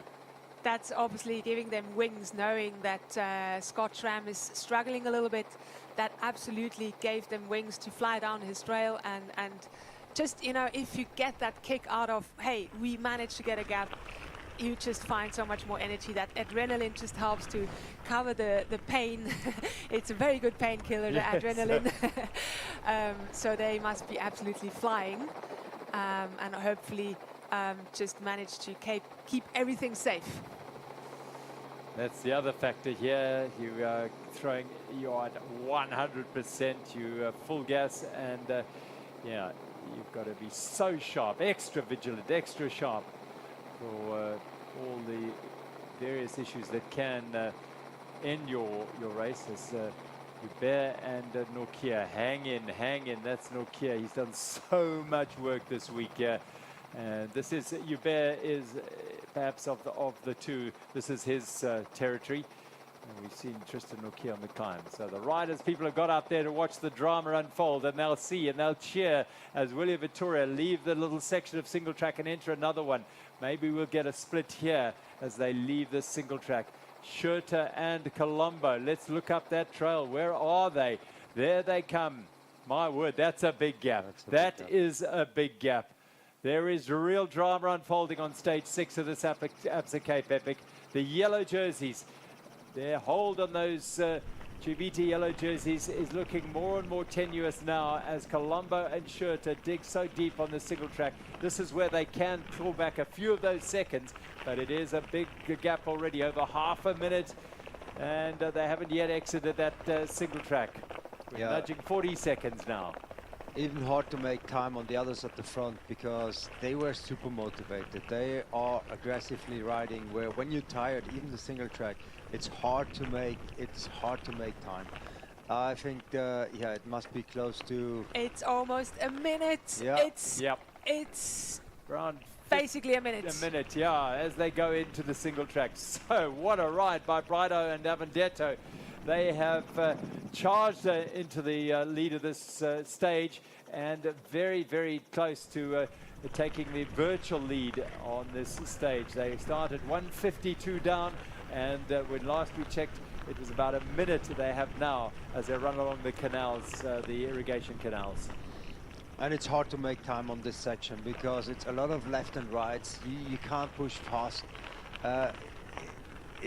There's no way the guys can actually make any time on there. Maybe lose, yes, if they don't ride aggressively out of the corners, little bunchy climbs, but it's pretty much all flat for the next couple of kilometers. It's bringing them all the way out towards the finish on that channel trail. So important for Filippo to communicate well with Nino, exactly just at which pace he can go. He definitely needs to make it voiced and make sure that they can travel the fastest they possibly can. Narrow trail here, you've just got to be extra vigilant, and they always are, but when you're fatiguing and chasing, the pressure mounts. We're with the leaders now, William Vittoria, and just behind them, Imbuko Kemchamp. Well, they're saying, well, we're on this, we're enjoying this ride, and we'll goad you for the sprint finish and the stage win. That's their big objective today, to try and take that elusive stage win for Marco Hubert and Tristan Nokia, whilst Luca Brido and Simone Avendetto. And it's a great situation for Imbuko here. Marco seems to be the technically stronger rider. He can stick to the wheel. He's physically a little bit weaker, but it's Tristan who manages to close that gap. So they Looking at the trail, they're quite a bit behind. I think they lost probably even more on that section. And it's all about the aggressive riding. That's the only way you can actually keep the speed and don't lose any more time. It's not elevation, but it is the braking and acceleration out of corners again. So it was just over a minute, so they got another 5 seconds possibly that they lost on William Vittoria.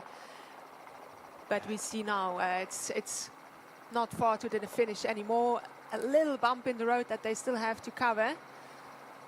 10 Ks of dramatic racing on stage 6 of this Absa Cape Epic. So close all the way through. It has been all week. Only yesterday did that lead go over a minute when Schurter and Avendetto took the stage win to extend their lead to 1:52. But now that is being clawed back, and they're not doing it slowly. They are doing it very, very rapidly. Luca Brido and Simone Avendetto. More the canal drag here. And on their wheels, well, a little bit ragged, but they'll be quite happy to just stay there. Tristan Nokia and Marco Hubert. All in the William Vittoria team of Avendetto and Brido, throwing everything at this stage. Little flick of the neck from Avendetta to say we're going right here, and he heads into the trail with his man Luca Brido on his wheel, the senior man in this combination as experience goes. But they are well matched, perfectly matched, and they're showing it perfectly today as well. Brilliant, brilliant racing. The Italians will be on this, glued to the screen, screaming at their countrymen. They are really going well and actually really gunning it for the cheesy lead. They're putting Scott Schramm very much under pressure here. It's not just a physical knock that they're getting to the legs, it's a mental knock that they're getting on their heads as well. Seeing their contenders going off the front. And sitting third wheel, Marco Hubert just behind him, Tristan Nokia. Look at the effort here, absolutely all in, 100%, nothing left behind by Avendetta and Brido. And enjoying the ride behind Marco Hubert, because they know they've got a chance here. If they can stay right on the wheel here for a thrilling sprint finish and a chance of a stage win. Here's the yellow jerseys. Clock's running again very shortly. We'll try and get a time on that. As Colombo's the man who's been suffering today. Nino Schurter has to look after him, has to be very mindful that if that doesn't go all their way today, they've got another stage tomorrow. It could be desperately close heading off the start line tomorrow, and we could come down to this grand finale determining the outcome in the most extraordinary fashion between Scott Schramm and Willie Vittoria. And it will be interesting to see the Imbuco riders when they will try and get to the front to possibly get that stage win. Not easy because... Not at the fearsome pace of the no, Willie Vittoria exactly. pair. Yeah. Willie Vittoria, they are really absolutely gunning to this finish line. We see the finish now. Yeah, beautiful. Bathe a little bit of sunshine for now on a cloudy, cool and rainy day in the Helderberg Bowl, but the racing has been red hot from our race leaders, battling it out for the overall general classification lead, the yellow jerseys. And whether they'll lose it today, we don't know, but 1 minute and 52 seconds, comfortably a minute of that was eaten away already, and they're inside the final 10 kilometers. The way that Willie Vittoria are racing now, there's every chance they could be in yellow by the end of today's stage. Yeah, it's going to be hard to make up time where Nino and Filippo are sitting. The guys at the front are putting the hammer down every single time they can, out of corners, out of their saddles, and it's so close to home, less than 8 kilometers to the finish. This is going to come down to the line. This is going to be such an exciting last stage tomorrow. Who would have thought that the gaps are going to come down that shortly, that small, and then going into another decent stage tomorrow. There is not an easy day at the Cape Epic at all. The only nice thing tomorrow is that we start an hour later, but the stage itself is still over 2,000 meters of climbing, and now we will see. It's probably just going to be a couple of seconds between the two teams at the front in the GC, and yeah, want to see what the South African team has to offer still on perhaps a stage win.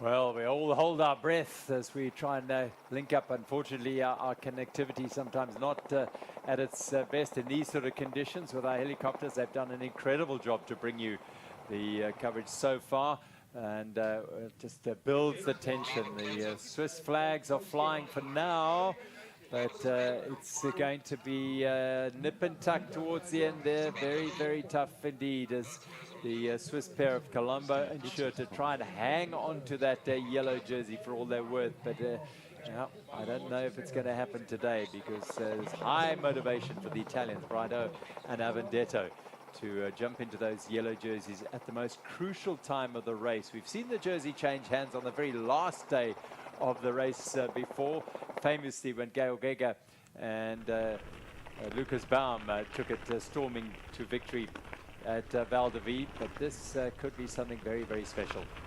Along the canals now in amongst the reeds here. They won't know yet what that gap is, but all they'll know is that they have to empty the tanks here. Only 7 kilometers to go. the pressure is very much on these two. No mistake allowed, no mistake. Any slip out of the road, any mistake that you make now can be lethal for the GC lead. Desperate times for Scott Schramm here as they drive home and try and close that gap and limit their losses today to the William Vittoria team, the Italian pair of Brido and Avendetto, who took the opportunities and saw a little bit of a chink in the armor on Colombo. He was losing the wheel of Schurter at crucial moments, and with the company of Hubert and Nokia, they bolted on a little bit of a climb and got away, and they have not let off one bit since then. But fantastic teamwork of Nino Schurter, who didn't let down his partner. He looked back and made sure that Filippo Colombo is on his wheel and not making the damage even worse. Finish line beckons, and again we'll catch them as soon as we possibly can, those images of our racers as they drive towards the finish here. So whilst we're not, we can bring you an update on the women, Benno. Yeah, it looks like we haven't seen the women just yet, but there's big gaps coming up to Annika and Sofia. They lost 4 minutes at the last split at the film side, 57 kilometers in. So it seems like the Cannondale team is going very, very strong. They're taking this opportunity and driving it really at a very high pace. That won't affect the general classification there. The orange jerseys are very secure on the shoulders of Langval and Sofia Gomez-Viafan, because they started the day with 22 seconds over Vera Lossa and Alexis Skada.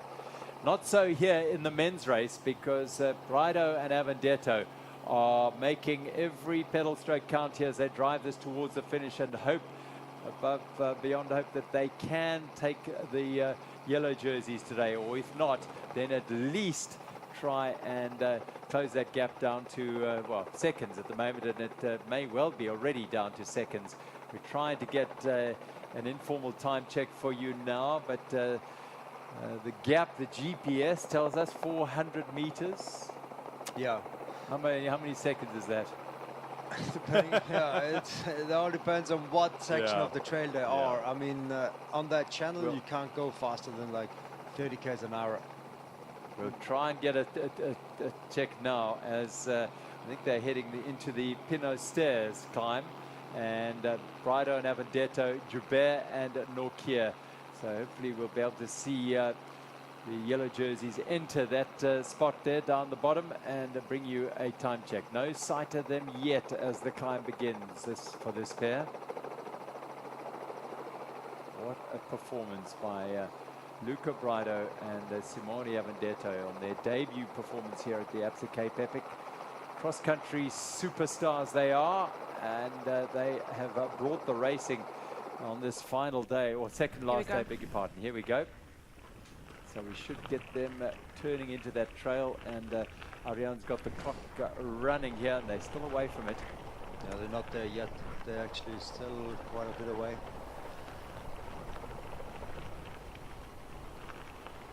Battling time for Scott Schramm's Nino Schurter and Filippo Colombo, and a real test of their over a teamwork. minute, over a minute and 10 seconds already. So the gap has grown. Yeah, the sun is there at the bottom, and we can't see them just yet. Here they come. Here they come through. And it is 1 minute and 22 seconds is the gap from the leaders, Villiers Vittoria, to Scott Schramm, who is under huge pressure at the moment for their GC lead. 1:52 at the start of the day. That's been ripped down to just 30 seconds now, as Luca Brido and Simone Avendetto surge for a victory. And yeah, it'll be difficult in Buko Kemchamp, because William Vittoria are not going to give them anything today. They want to take every possible second they can out of Scott Schramm. Confirmation at that time then, 1:23 is the official gap there at 80 kilometers. 5 Ks to go, so that might have gone out even more from there. So yep, they are under serious pressure here, Schurter and Colombo. Yeah, that's the first time they the front team actually sees where they are, how much of a gap they have. That's the last open part towards the end, and again, that's going to give them wings, knowing that they do have a decent gap, knowing that it's so close to the finish. They're going to give everything they got, and it's easier to do so when you still have something left, rather than like being there, the chasers, seeing the front go. It's going to be a very tough last 5 kilometers for Scott's Ram team. And let's just appreciate how well those two South Africans are doing. The Imbuco Champ team with Marco Joubert and Tristan Nortier. Incredible riding of those two. They've been amazing all week, haven't they? As they tack onto the train that is charging forward. William Vittoria here, Avendetto and Brido. 29 seconds virtual lead now for Scott Schramm. That is, if the race were to stop right now, it would be a 29-second lead. But we've got 5Ks to go, so they could close that down even more. And wouldn't that just set up a sensational final day for the grand finale here at the Lourensford. And they're looking absolutely comfortable on the wheel of those two world-class riders, world-class cross-country riders. They have been just on their wheel through the single track, so really amazing riding of those two riders. Well, it would be, I mean, everyone would not begrudge them a stage win today after their efforts over the last week, where they've been denied a stage win. They didn't have the firepower on those flat sprints against the cross-country men earlier in the week. But here they are now just with one team ahead who are on a different mission. But yes, they'll also be looking to win the stage as well. Brido and Avendetto. They'll leave the single track now, the Pinot Stairs, and they pop out onto the fire road again. Now the clock is running, and we'll be able to maybe check up on what that gap is and how much they've managed to prise open on that climb. It will be Tristan Nortier who needs to make sure to be well positioned for the sprint. He's not quite a sprinter type person, so he might be attacking a little bit earlier just to get ahead, a little head start on the other riders to be able to win this stage. The last 2 kilometers are exact same as yesterday's finish, so they know exactly what they get themselves into. There is those couple of sharp corners that you need to be aware of, where you need to position yourself very well. That is the closest the South African team has ever come to win a stage, besides the one tactic that they had the other day, but there was too many teams within that bunch, 4 teams going for it. But this is looking very good. They also know they can't let Villiers do the job. They are the ones that need to get some time back, so hopefully they can not push too hard, gain a little bit of like more confidence. Oh, now looks like going. they're going. Now they're going. They're not done yet. Here we go. There they go. Well, a look from Brido and Avendetto as Tristan Nortier and Marco Joubert go to the front now inside the last 4 kilometers of this stage 6. A little bit of a drag up here. They've thrown down the gauntlet. They desperately want a stage win, and this is their best opportunity. They've had so many efforts this week, and it hasn't quite worked out. A very sharp hairpin turn here as they drop into this single track here. And that's going to hurt even more for Nino and Filippo. If they drive the pace at the front that much, it's going to be hard for a single team to make up time. This is feisty racing at the front. Into that single track first, a little slippery, greasy. You see feet off there. These riders slipping and sliding here. Some of those trails are soaking up a bit more of the moisture. Oopsie. Slippery. Oh, they don't want to lose any time here. That's an interesting one. So, Nokia and Joubert. Let's see where Colombo and Schurter, desperate in the yellow jerseys. Their jerseys are slipping. They are fighting. They're digging deep. Colombo and Schurter bobbing up and down as they drag up this climb. So they're at the bottom, that little drag that'll lead them into the single track in which Joubert and Nokia have led Brido and Avendetto. 3 Ks to go. So yes, they've got that little section of a rocky single track after called the Graveyard, and they drop down. So it's a fairly sort of technical finish in a way, as they drop onto the road and then hook a left onto the fields. That And will be good for these two riders. They definitely like it if it's technical. Yep. It's down to the physical parts where they are struggling a little bit against Avondetto and Braido, but they still got the skills for sure. Onto that section of single track now. Schurter and Colombo will look to try and claw back a couple of seconds where they can on this single track. It would be a good idea to possibly have Tristan in the front here, but it's, I think, still Marco riding in the front.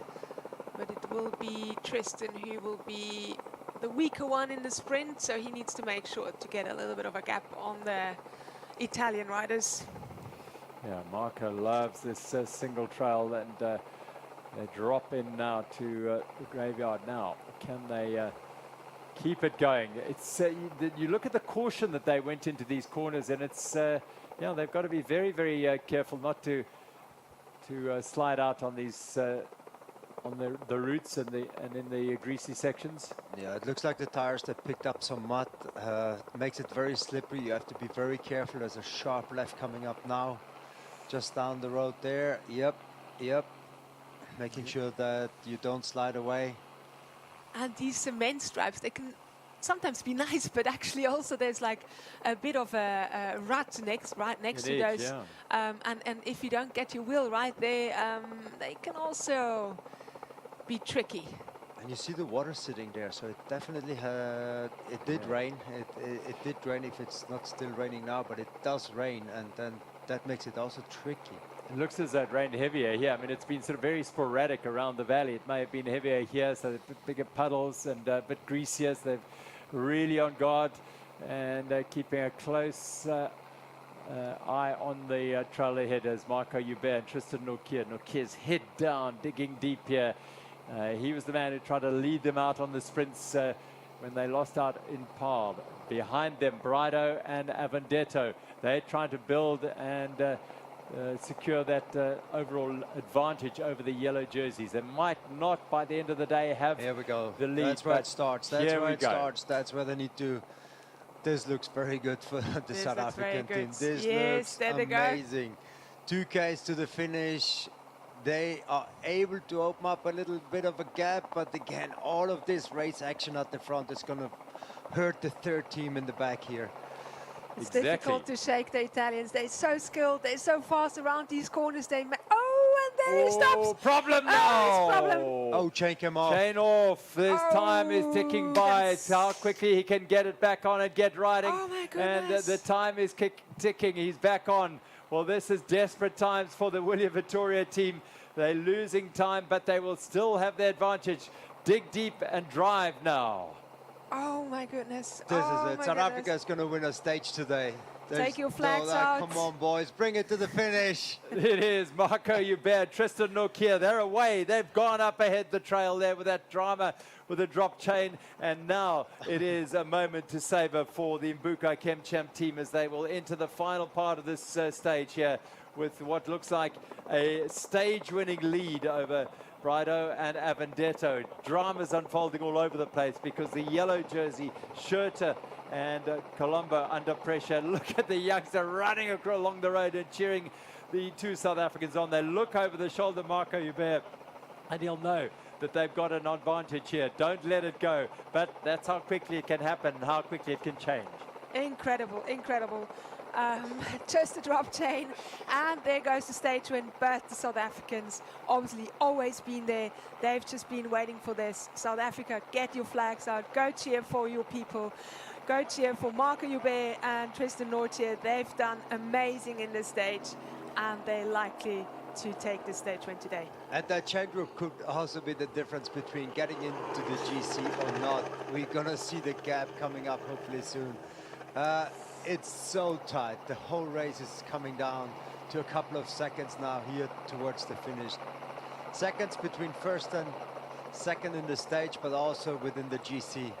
The people out on the trails there cheering on Marco Hubert and Tristan Norkier as they bury themselves here. Yeah, that's the dam just outside of where we are now. That's just behind us. It's probably a kilometer, even less to the finish. It's just a couple of left rides that get onto that tarmac again, cross over to the fields, and that's where home is for today. So they are so close. South Africa, are you ready to welcome these boys home? Here they come. Marco Hubert on the front here. Eyes totally focused on the trail ahead. They have put in a huge effort all week, but this is the reward that awaits them. A stage win here at Lourensford. They'll drop into the final bit of single track, a very short section as they twist and turn through the forest, and then onto the little tar road and onto the lawns of Lourensford. Chasing them for all they're worth. They are chasing a double objective here. Yes, they'd love the stage win, but Avondetto and Brido are more concerned about building some sort of advantage and narrowing the gap on Nino Schurter and Filippo Colombo, the overall race leaders, to take a race situation into the final stage here that it gives them a chance of winning this Absa Cape Epic on the final stage. Well, they've thrown down the gauntlet and they've thrown out the challenge to Scott Schramm as we fly over the finish line, and we'll pick up the race leaders as they come down towards the finish here at Lourensford. Beautiful scene, all set to welcome home the men in the red jerseys, Tristan Nortje and Marco Hubert, as we try and pick them out onto the lawns of Lourensford. What a day for Mbuko Kemchamp. As there they are, they're onto the lawns now, and it's a moment of great celebration, a moment of little history here for Mbuko Kemchamp, Marco Hubert, Tristan Nortje. 1, 2, 3 they've tried, make it fourth time lucky as they turn into the finish. It is a stage victory for Mbuko Kemchamp at the Absa Cape Epic in 2025. What a ride, what a performance by two great young South African athletes. Marco Hubert and Tristan Nortje have done it at last. Coming in behind them, Luca Brido and Simone Avondetto of the William Victoria team. And now the clock ticks on the general classification as the red jerseys can celebrate a magnificent achievement. Incredible, incredible. Wow, what a victory for the two South Africans. Big smiles today. Their teams can be so proud of them. South Africa can be so proud of those two amazing riders. So the clock is ticking now as we look for the yellow jerseys, Nino Schurter and Filippo Colombo, who are on the tar road now and in the precinct of the finish. Remember, they would have just got back a little bit of time with the drop chain a little bit earlier here. They won't know that. All they'll know is they've lost time today. Will it be the yellow jerseys gone, or will they hang on to those yellow jerseys? They've got about a minute in hand. It's ticking all the time. It is going to be so close. 50 now down to 50 seconds, and they are driving all the way to the line. They may just hold on to these yellow jerseys by the smallest of margins. It is Filippo Colombo and Nino Schurter. He looks over his shoulder to see his partner Colombo, and you can see the fatigue on them. They're going to hold on to those yellow jerseys, but we are in for a race on the final day here at the Absa Cape Epic, because that lead is around about 30 seconds, and they will hold on to those jerseys as we see the drama here. Look at that, as close as you like. Mbuko Kemchamp take the win. William Victoria 14 seconds back. Scott Schramm 134 back. Is this not the drama of all dramas unfolding here? Let's go to the finish line and hear from the main actors in the drama. Tristan and Marco, incredible. You got the stage win, Tristan. You rolled the dice, and today it paid off. Yeah, today I think it was even more hectic than yesterday, just because of all the trails, the mud, the rain. The group was big for a long time.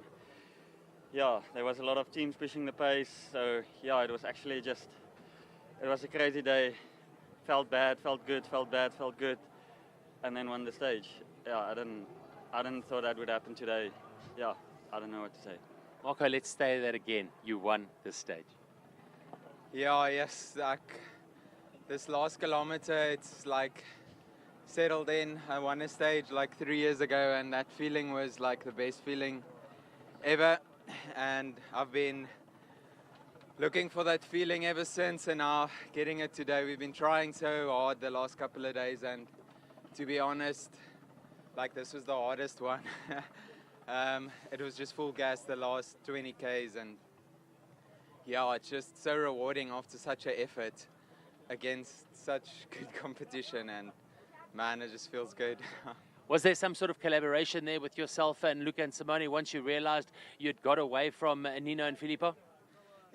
Yeah, we drilled the pace, and then I think Filippo dropped a bit, and then when the wheelie guys saw that, they just went all in, and just to hold their wheel it was crazy hard, and then luckily they sort of eased up the last 5 Ks.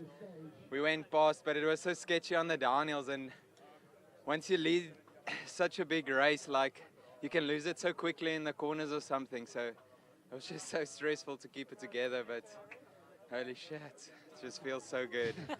Just unbelievable, the concertina effect on the climbs. You guys went, Nino and Filippo came back. You went again, they came back. You went again, they stayed away.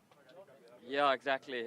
That first 2 hours of the race was quite difficult. It was a weird race that first 2 hours, but yeah, I think on the last big climb, I just went all in, and I looked back and it was just us and Willier, and yeah, Marco told me it's the time to go now, and we went, and Filippo came back, I think, and then Willier went over us, and yeah, Filippo dropped again, and then yeah, this last 20 Ks was crazy. I've never suffered that much, just holding the wheel and in the trails, and just trying to stay on the bike, and also thinking of not crashing and losing the overall. So yeah, I don't know how this last 20 Ks we got to the finish.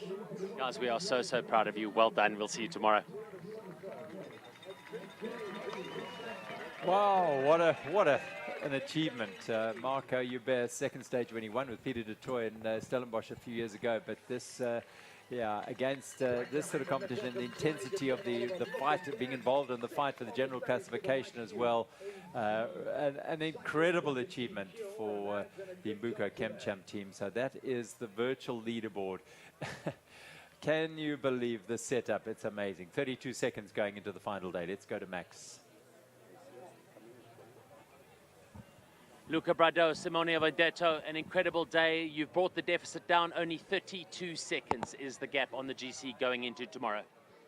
Yeah, the gap now is not so. We are so close. So we try to do something tomorrow. Today we had a bit of unlucky because the change of Simone fall down in the last 500 meters. So yeah, we lost, I don't know, 15, 10, 20 seconds. And yeah, but yeah, tomorrow is another day. The Scott riders today had a really bad day, so we hope also to do tomorrow. Simone, tell us a bit about what happened at the end there with your chain. Sorry? What happened at the end with your chain near the finish? Nothing special, just I think yeah, in the last down there was quite a lot of mud, and so yes, probably just because of the mud. But yeah, we lost some seconds, but in the end, not even that much. We saw you working closely together with the Mbuko ChemChamp team of Tristan and Marco. You guys were really putting the pace in on the hills. You guys got rid of Filippo and Nino. They came back. You got rid of them again. They came back, and then you opened the gap and you just kept on pushing. Yeah, we saw that we were, it was a really hard day. We were all suffering, and yes, probably we saw that in the last part of the climb they were suffering a little bit more than us. And so, yes, we tried to attack, and yeah, we gained some time. We are happy, but yeah, we went all in, so tomorrow is going to be hard. Luca, nice to see Tristan and Marco getting a stage win. They've worked hard this week. They deserve it. Sorry? With Marco and Tristan getting the stage win today, they've worked hard this week. They deserve a stage win this year. Yeah, the guys today was incredible strong. We always push in front on the climb, so we deserve this win. Well done, guys. We look forward to seeing you tomorrow. One day to go. Let's see how it goes. Yeah. Thank you. So disappointed in a way. There's sort of tinge of disappointment in their voices, their exhaustion as well, Luca Brido and Simone Avadetta, because they knew that drop chain could have, if that hadn't ever happened, it might have been down to single-digit seconds, if not even the yellow jersey for them. But still, they've clawed back a minute and 30-odd seconds and 32 seconds going into the final day. We're seeing a lot of teams coming in here. Outright Toyota Songo in 5th place, the redemption ride for Matt Beers and Keegan Swenson. A lot of the work on that flat open roads. Craig and Bren Oliver in 6th place. Travis Stedman and Johan van Sale. What a day for the Toyota Specialized team. They finished in 7th place today. Really good performance by them. Bulls, Mavericks, Schneller and Rudel Kortenat in 8th. Cannondale ISB Sportmen, best day for the week for them. Peter Prus and Riccardo Chiarini finishing in 9th. Topara Kenda, Dorigoni and De Cosmo in 10th place today. And that's how the top 10 closes out. Just a look at those results from today's stage. Top of the tree, the all South African combination, Marco Hubert and Tristan Nokia. And a moment of real glory for the all South African pair. Luca Brido and Simone Avendetto in 2nd place by 14 seconds. Schurter and Colombo losing 1 minute and 20 seconds to the Italians. They still have the yellow, but that hold is very tenuous. Poro and Stutzman in 4th. Beers and Swenson, Oliver brothers in 6th. Let's go back to the finisher, Max. They've been incredibly popular this week, and the support they've got out on the stage today certainly helped them win this incredibly good stage today for them. A good day for them. We just try to reconnect with Max Kleur down at the finish line. But yeah, dramatic stage, as dramatic as you like, unfolding here at Lourensford. The race heading into the final stage, 32 seconds. Wow. Yeah, that's that's tense, very, very tense. That's definitely not what they were hoping for. I think Simone and Luca, they haven't quite realized yet what a knock they've actually thrown at Scott Schramm, because this is mentally very, very tough to handle at the second last day of the Cape Epic. To get such a punishment, I think they haven't quite realized that yet. They went all in, they pushed their bodies extremely hard, so they were suffering themselves, but they don't quite realize how hard Scott Schramm has suffered out there. Yeah, Colombo and Schurter, this is their toughest day for sure. No question that Filippo Colombo today was the man doing most of the suffering, and as a result, they've lost a minute and 20 seconds to William Vittoria, setting up a spectacular final day's race around here. Between the cross-country stars, going to be drama to watch that. It's going to be a huge drama, and we all know, like, everyone has that one day of like bad legs or like not feeling that fresh anymore. But they're professionals. They have a professional team around them, and yes, 32 seconds is nothing. Like it's so little, and everything can happen. And so far, the Villiers team did show a lot of good form, and it's all coming down to the last stage now.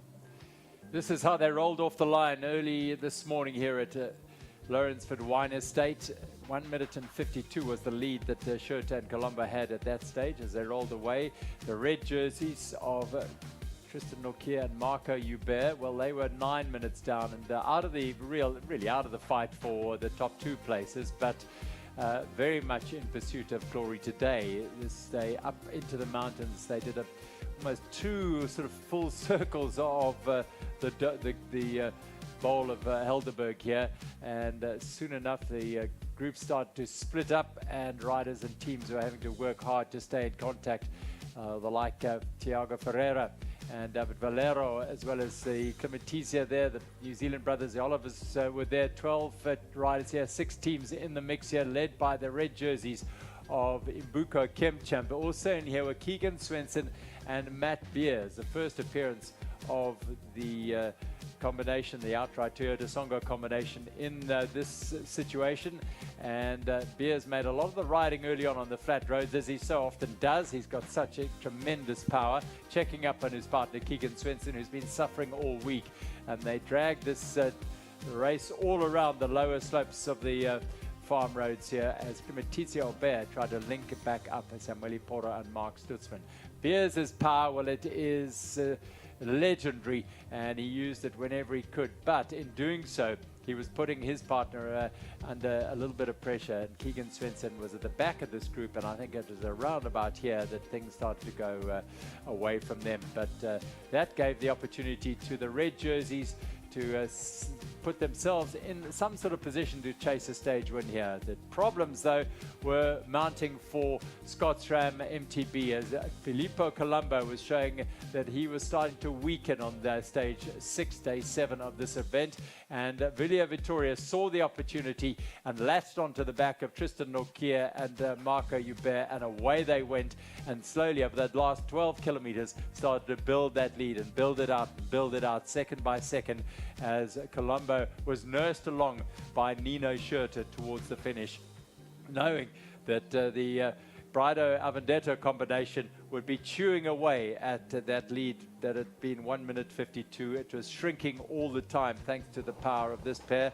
And then Tristan Nokia and Marco Hubert, Tristan drifting up alongside Hubert and saying, this is our moment, the last little drag before the section of single track just up ahead here. They used that to get to the front of the race, and from then on they were the men who were chasing the victory and were looking at the best to secure that victory. 1-2. And it is certainly richly deserved after all their efforts over the last 4 days. In Paarl, they tried and tried again. It didn't quite work, but here they are to make it to the finish, driving for the finish line.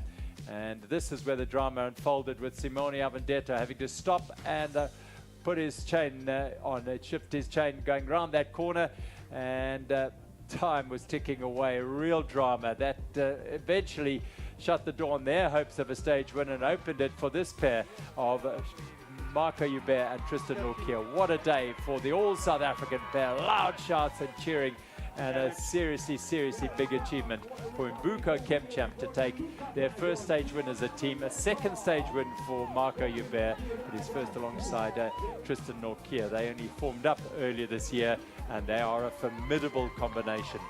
All the way to the line, driving it as hard as you can, because that it means they'll take out the seconds they need to put themselves in a position to challenge for yellow tomorrow, with Brido and Avendetto. And Schurter and Colombo, well, they've got a race on their hands tomorrow, because they lost time today, and they're going into the final day. 32 seconds is all that is between the yellow of Schurter and Colombo and Brido and Avendetto, who have designs on that jersey tomorrow. It does set up an extraordinary final day, the grand finale here at Lourensford.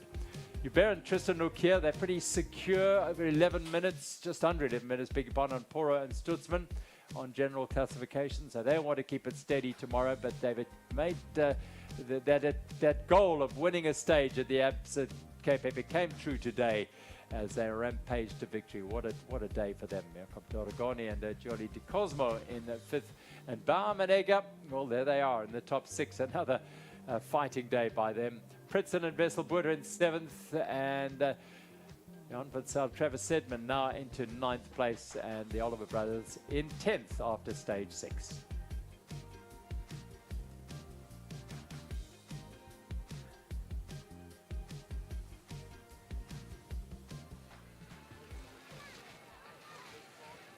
Well, back at the finish of the Absa Cape Epic, and the muddied faces, fatigued bodies, tired legs, and fantastic machines, the bicycle. My word, we put the bikes through a lot of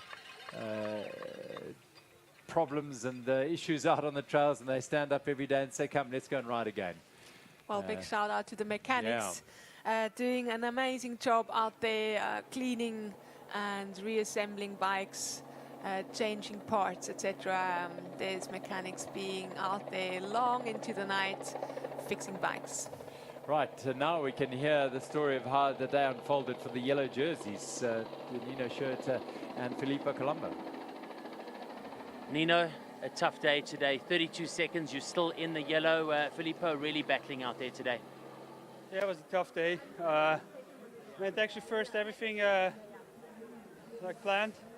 But then Filippo lost his gels, run out of energy for the last 30 Ks.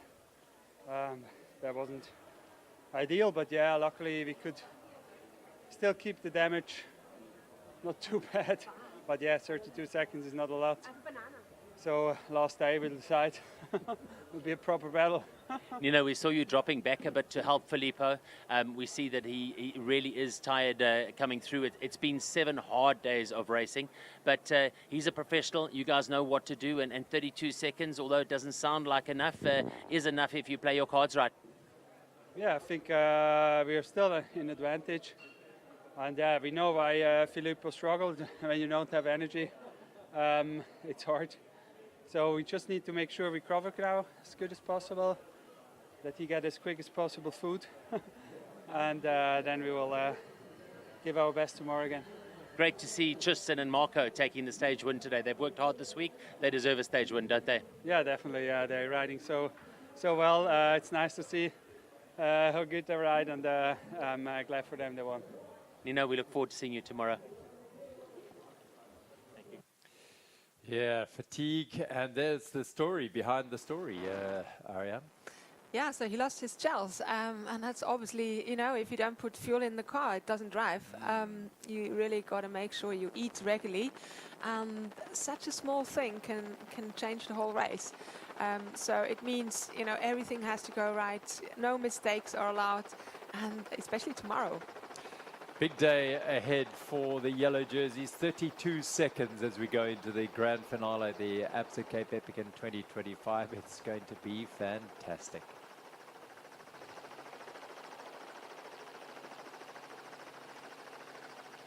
Cloud over the and in the valleys and mountains. Beautiful sight here in Lourensford as stage 6 of the Absa Cape Epic is delivering high drama and great entertainment. Certainly in the men's race, and some interesting developments in our women's race in the Aramex women's category as well, because the overall leaders, Toyota Specialized, they're not under any serious threat in terms of their general classification advantage. That is secure over 22 minutes over Efficient Infinity SCB SRAM. However, on today's stage, bearing in mind that Toyota Specialized have won all the stages thus far, they are trailing it today by over 5 minutes at 68 Ks. This is the third ladies team. This is the Efficient Infinity SCB SRAM pair of Vera Lossa and Alexis Skada.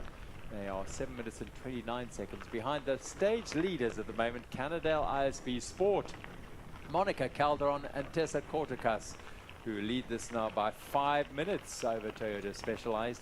Titan Racing, Faraway Essence Honeycomb, 8:22 down at the moment, just a minute behind this pair. So they'll be keen to try and pull back there and be on the podium again, Bianca Hoare and Hayley Breen. So it looks like, Ariane, today we won't have the Toyota Specialized team taking the stage victory. Yeah, interesting to see. As mentioned earlier in the stage, we saw Annika struggling a little bit. She got a bit of a push from Sophia up one of the climbs. So even though it's her birthday, she might not quite be celebrating out on the trails, feeling all her 41 years today, if not even a little bit more, on stage 6 of the Absa Cape Epic. But yeah, they're still doing well. GC is all that counts for the two, so they're making sure they're holding off Vera Lossa and Alexis Skada, the team that we're seeing on the screen. That's all what counts for them at this stage of the race. So all safe, all under control. Yesterday on the Queen stage, apparently Ariane did say at one stage to Sophia, well, let's just take the sprint and then we'll take it easy for the rest of the stage. They went on and won that stage. But today, yeah, I think they've certainly said, right, GC is what we're here for. And that's the situation. If the race would end right now, nearly 25-minute lead. So a very, very commanding advantage over Efficient Infinity SCB SRAM. So in a way, they can afford to let Cannondale ISB Sport 47 minutes down, let them go a bit, 5 minutes up the road, not too serious. Yeah, you don't want to risk your GC lead for just a stage win. I mean, you know, tomorrow's another hard day, so you just want to tick that over, be safe in the lead for GC. So yeah, it's also nice to see another really strong team coming to the front, really putting pressure on everyone else.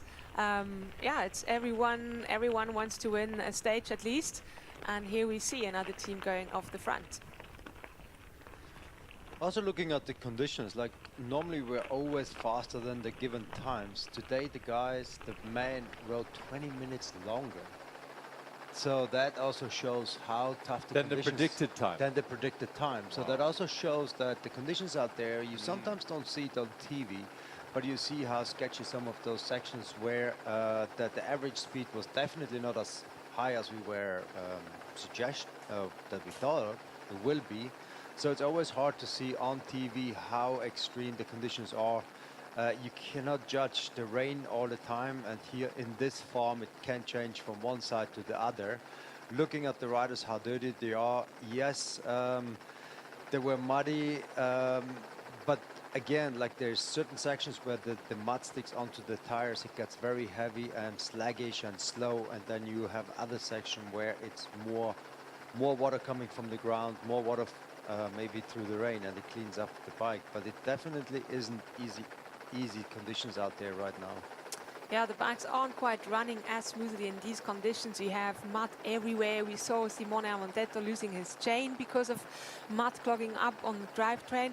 And you just hear that. As a rider, you hear everything is scratching and your brakes are rubbing. And, you know, it's not everything is going that smooth with all that mud clings onto your bike.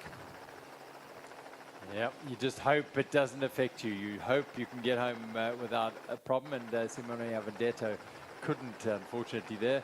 It could have been more costly, so there's the other side of it. They did lose, 10, 15 seconds, but yeah, the other side of it is it could have been a lot worse. That was very quick, and I have to say, for a cross-country rider who's basically never fixes his own bike, I guess. That was well done. Yeah, you did it well. Calderon and Corticas, well, they had such a good day yesterday, Monica Calderon and Tess Corticas.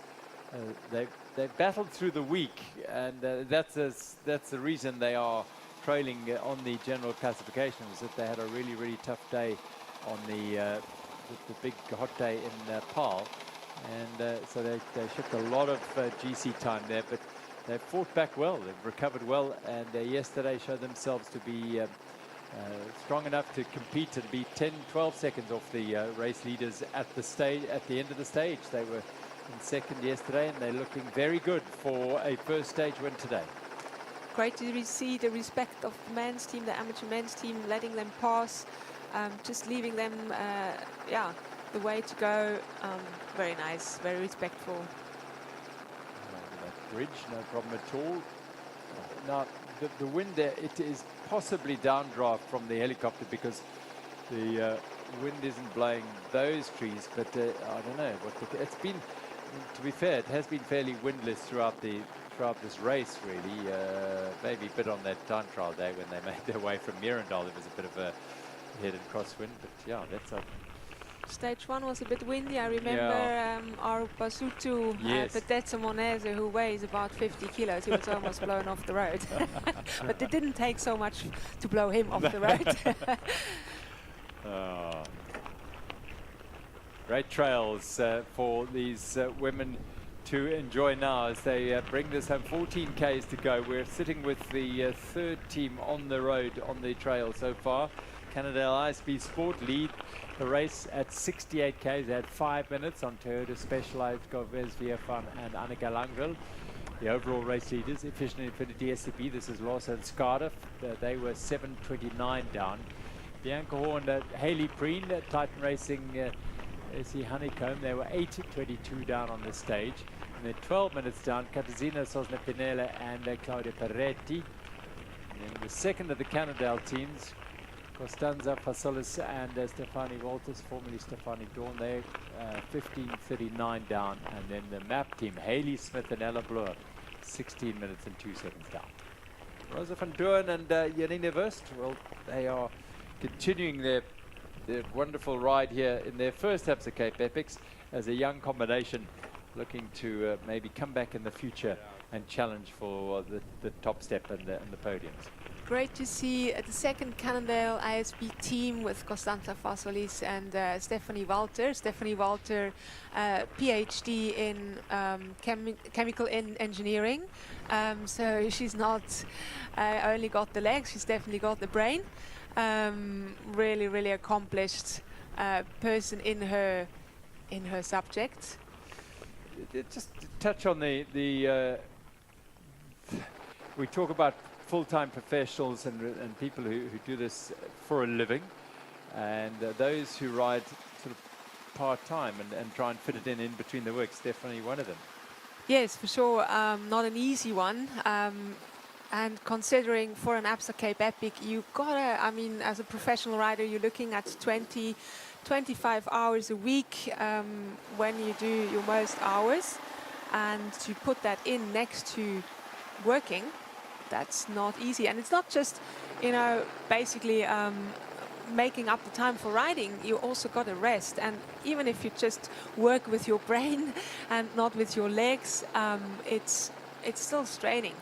To sit on a computer to analyze difficult stuff, I can only imagine it. It's very, very straining, and not just a relaxing thing on the computer that Stephanie Walter is doing, I believe. Time to put into train. And, you know, you've seen your wife at the very highest level, racing the time it takes, and now with family. There are lots of mothers riding, in fact. You know, so it's a huge, huge commitment.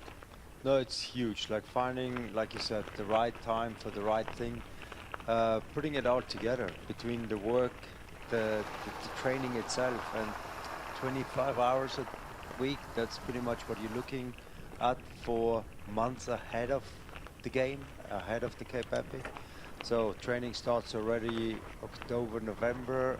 The latest you have to get on your bike, and from there onwards you have a month of big weeks ahead of you, and you also need to make sure you don't get to the Cape Epic too tired. So it's a lot of time management, and then also the jobs. It's not easy to be at the front of this race when you have so many other things going on. Sacrifice, compromise, and the support network, very important. Yeah, important. Annika Langwall has her husband here at the race, taking care of her daughter, making sure she can relax and recover and don't need to stress about anything else. And so it is probably for many other of these strong women, having partners backing them up. Yeah, it's an important thing. We're watching the leading women, Calderon and Corticas, at the front of the race. A little bit of conversation between the two. They're looking very steady and very strong at the moment as they build on that advantage. 13 Ks to go in the Aramex women's race here, and we're looking at a first win by a team other than Toyota Specialized.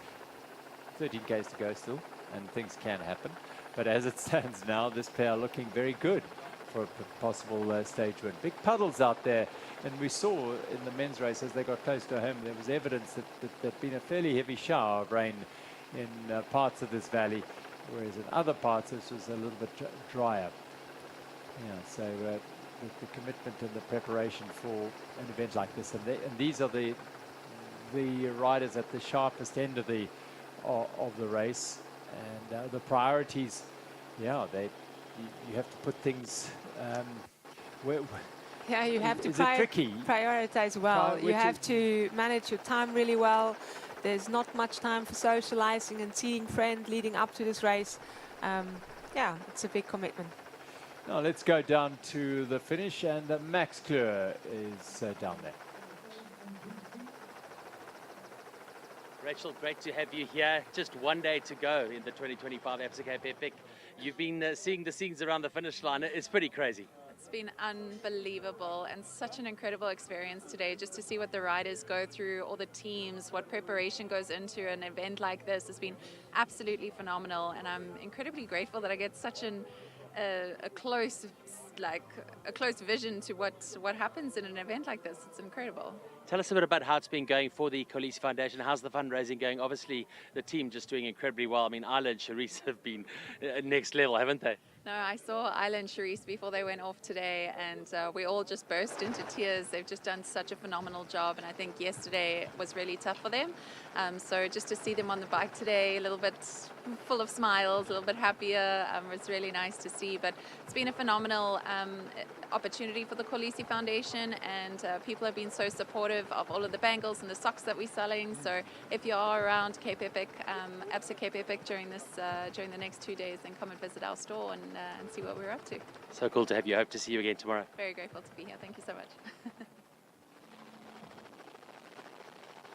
Rachel Kolisi and the Kolisi Foundation is close to your heart, Benno, because Charisse and Isla, her partner, riding in conjunction with the Kolisi Foundation also for Songo. Yeah, it's a perfect partnership. We have Nick here yesterday telling us a little bit about it.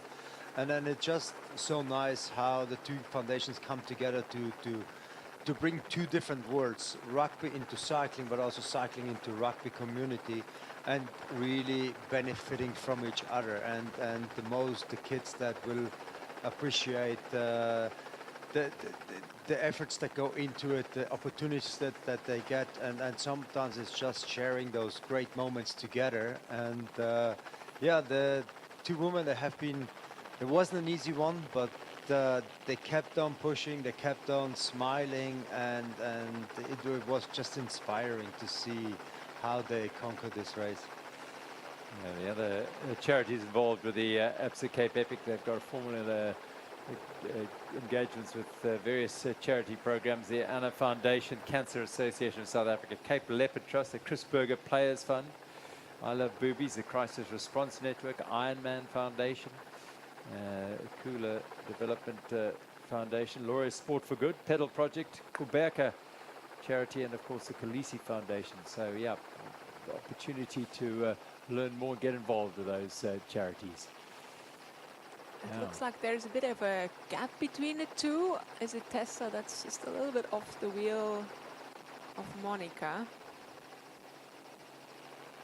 So, I mean, when we look at that, we say, can't you see? Sometimes you don't know your partner's dropped off. Unfortunately, you don't have eyes at the back. Yeah. And your focus is very much to the front. The noise of the helicopter, all sorts of things going on. Exactly, yeah. You hardly hear. You've got wind in your ears. It's much more difficult than what it looks to really stick to each other. Do you think an avalanche device would help within the race, you know, like two sensors that tell you exactly how far apart you are? If you can then also look at it. If you're in the trail, you need to focus on what's ahead of you so you don't hit a rock or get taken out by a branch. But yeah, maybe if there's like even a beep, I don't know if you would hear it in the helicopter. Yeah. I remember Annika and I were going, it was our very first Epic Stage 1, and we were in the big bunch. Back then the women were still racing at the same time, or starting the same time with the men. We were a big bunch, helicopter above us, and she punctured, and I didn't notice. I kept on rolling. Only way later I realized that she was actually off the bunch. And yeah, it was really bad because I couldn't actually help her. Yeah. And she then broke off the valve. It was a whole disaster. Wow. You've just mentioned something that, I mean, we've long forgotten in a way. You used to start with the men. Exactly. And yeah, I really have to say Cape Epic was so much ahead of the time at the time, giving the women a separate start. And what it has done is, where in the past the gaps were fairly big between the women's teams. I mean, to have a 15-minute gap was nothing unusual. And now we see sprint finish all the way down to the line almost every other stage. And that just makes the racing so much more interesting. You're really racing women's team against women's team. In the past, the leaders' jersey was standing on the front line, on the start line, with the other leaders' jerseys, and the second women's team that was, second on GC was maybe 5 men's teams behind. So there was already a gap right at the start line, and as soon as the start gun went, it just pulled apart. So, and I've been always trying to change that in a lot of other marathons.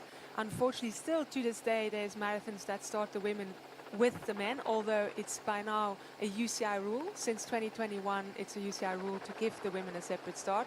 It's also just a recognition of the women, because you get a start picture, and if you only see men, what do you see? A woman that's watching the race doesn't identify with only seeing men on the screen. Yeah. You want to see the women, and you want to see tactics playing out. And I really, really hope for gravel racing that they realize how important it will be to separate the two races. Was the drafting always part of it? Wasn't there a stage where you were allowed to draft within the UCI category, also between men and women, or was that always separated?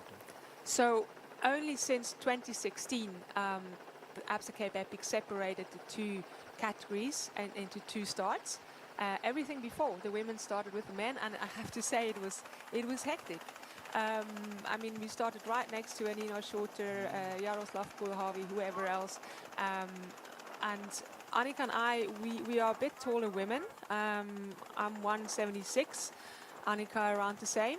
And we were racing against an Esther Suze and Sally Bigham, who are probably 10 centimeters shorter than us, lighter. And for them to navigate in a big bunch with men like this, to lean against the Jaroslav Kulhavi, that's possibly 80 kilos, it's very difficult. And there we had a massive advantage, which we obviously took at the time. But that also explained the big gaps that we could build over the other teams because of our size and how we managed the early starts. We just managed to get on an earlier train. Fascinating insight into how it was, and wonderful to see how it is now. Exactly. Yeah, and you know, the only tactic back then was basically to go as fast as possible in the first 20 Ks, to be on a fast train, to be able to pull the gap on your competitors. And now we saw a very tactical start. You know, it was no one really wanted to put their nose in the wind.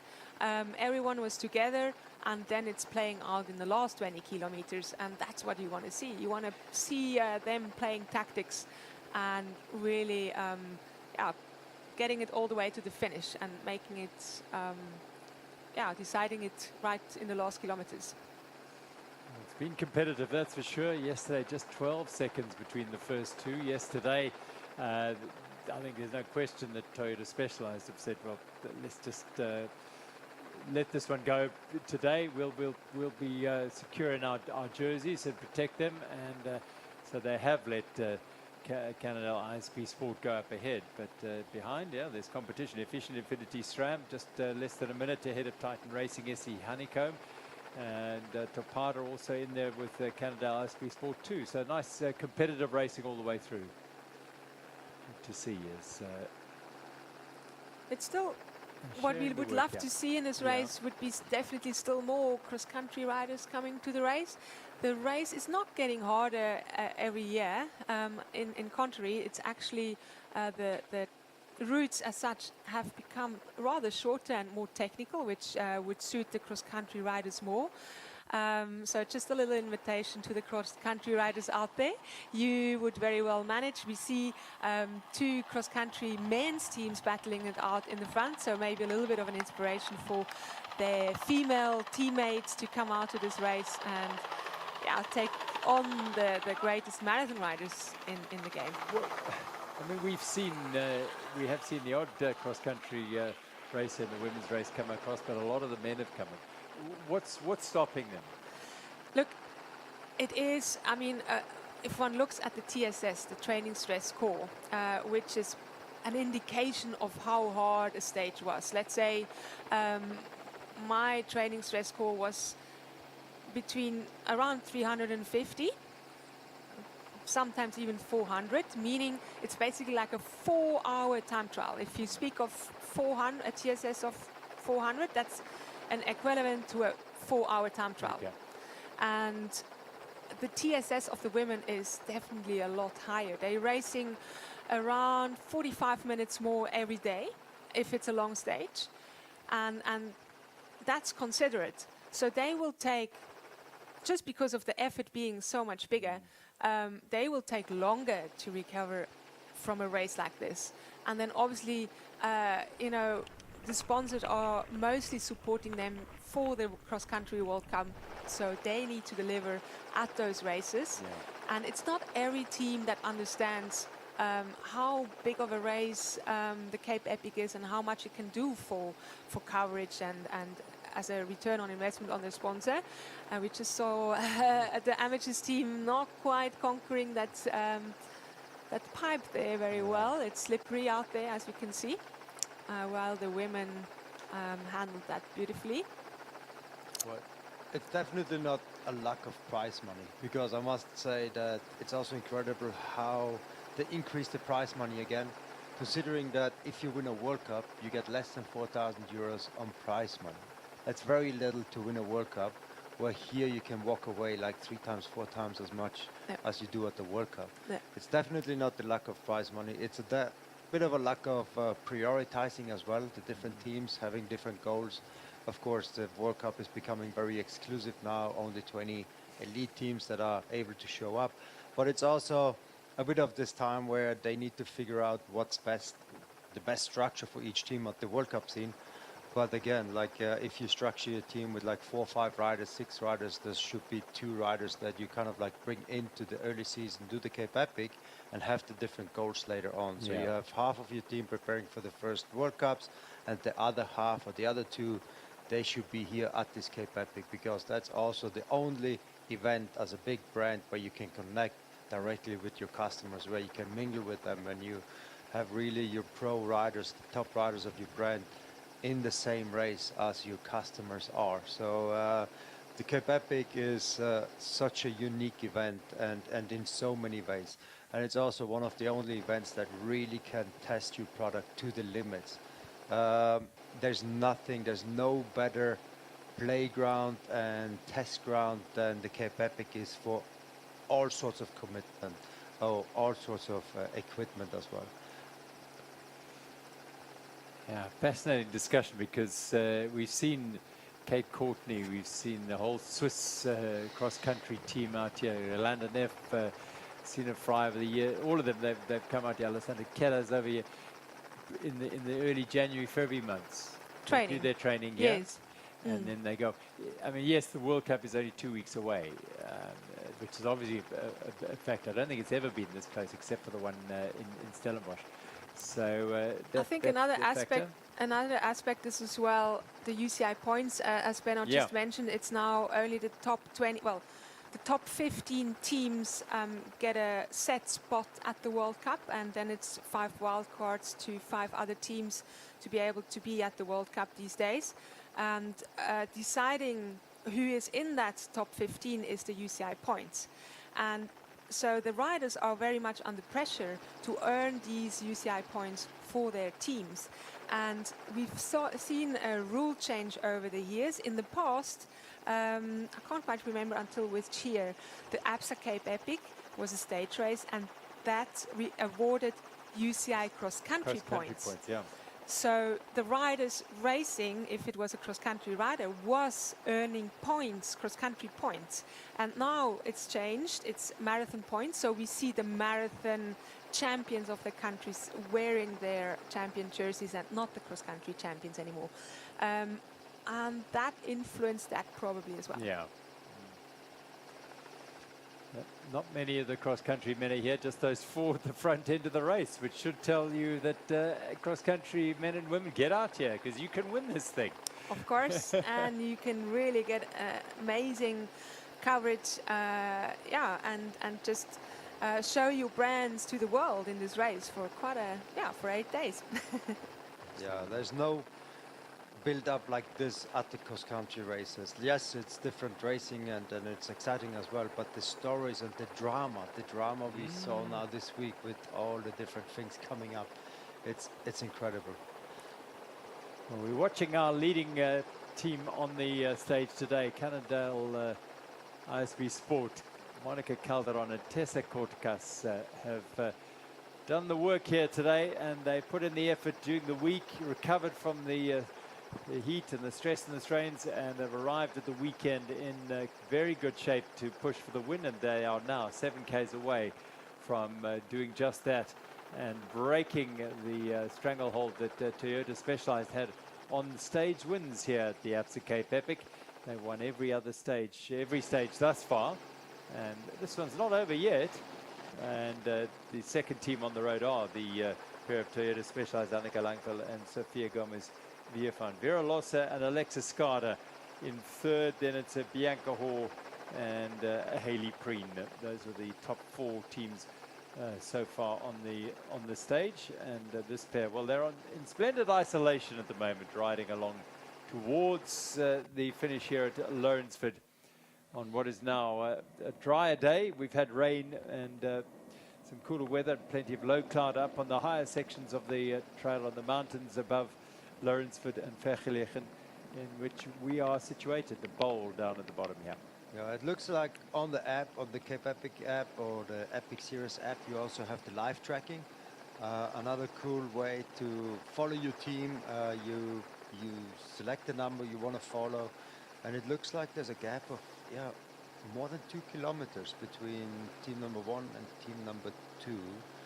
So it gives you some good insights where the riders are, the teams are on the route, and just another reason to download the app and follow your favorite teams. You following a particular team there? Yes, I'm keeping an eye out your on wife? Charisse and Yes, how they Ayla, going? definitely. I need to see if I need to run home and do the lunch, or if she can actually handle it for us today.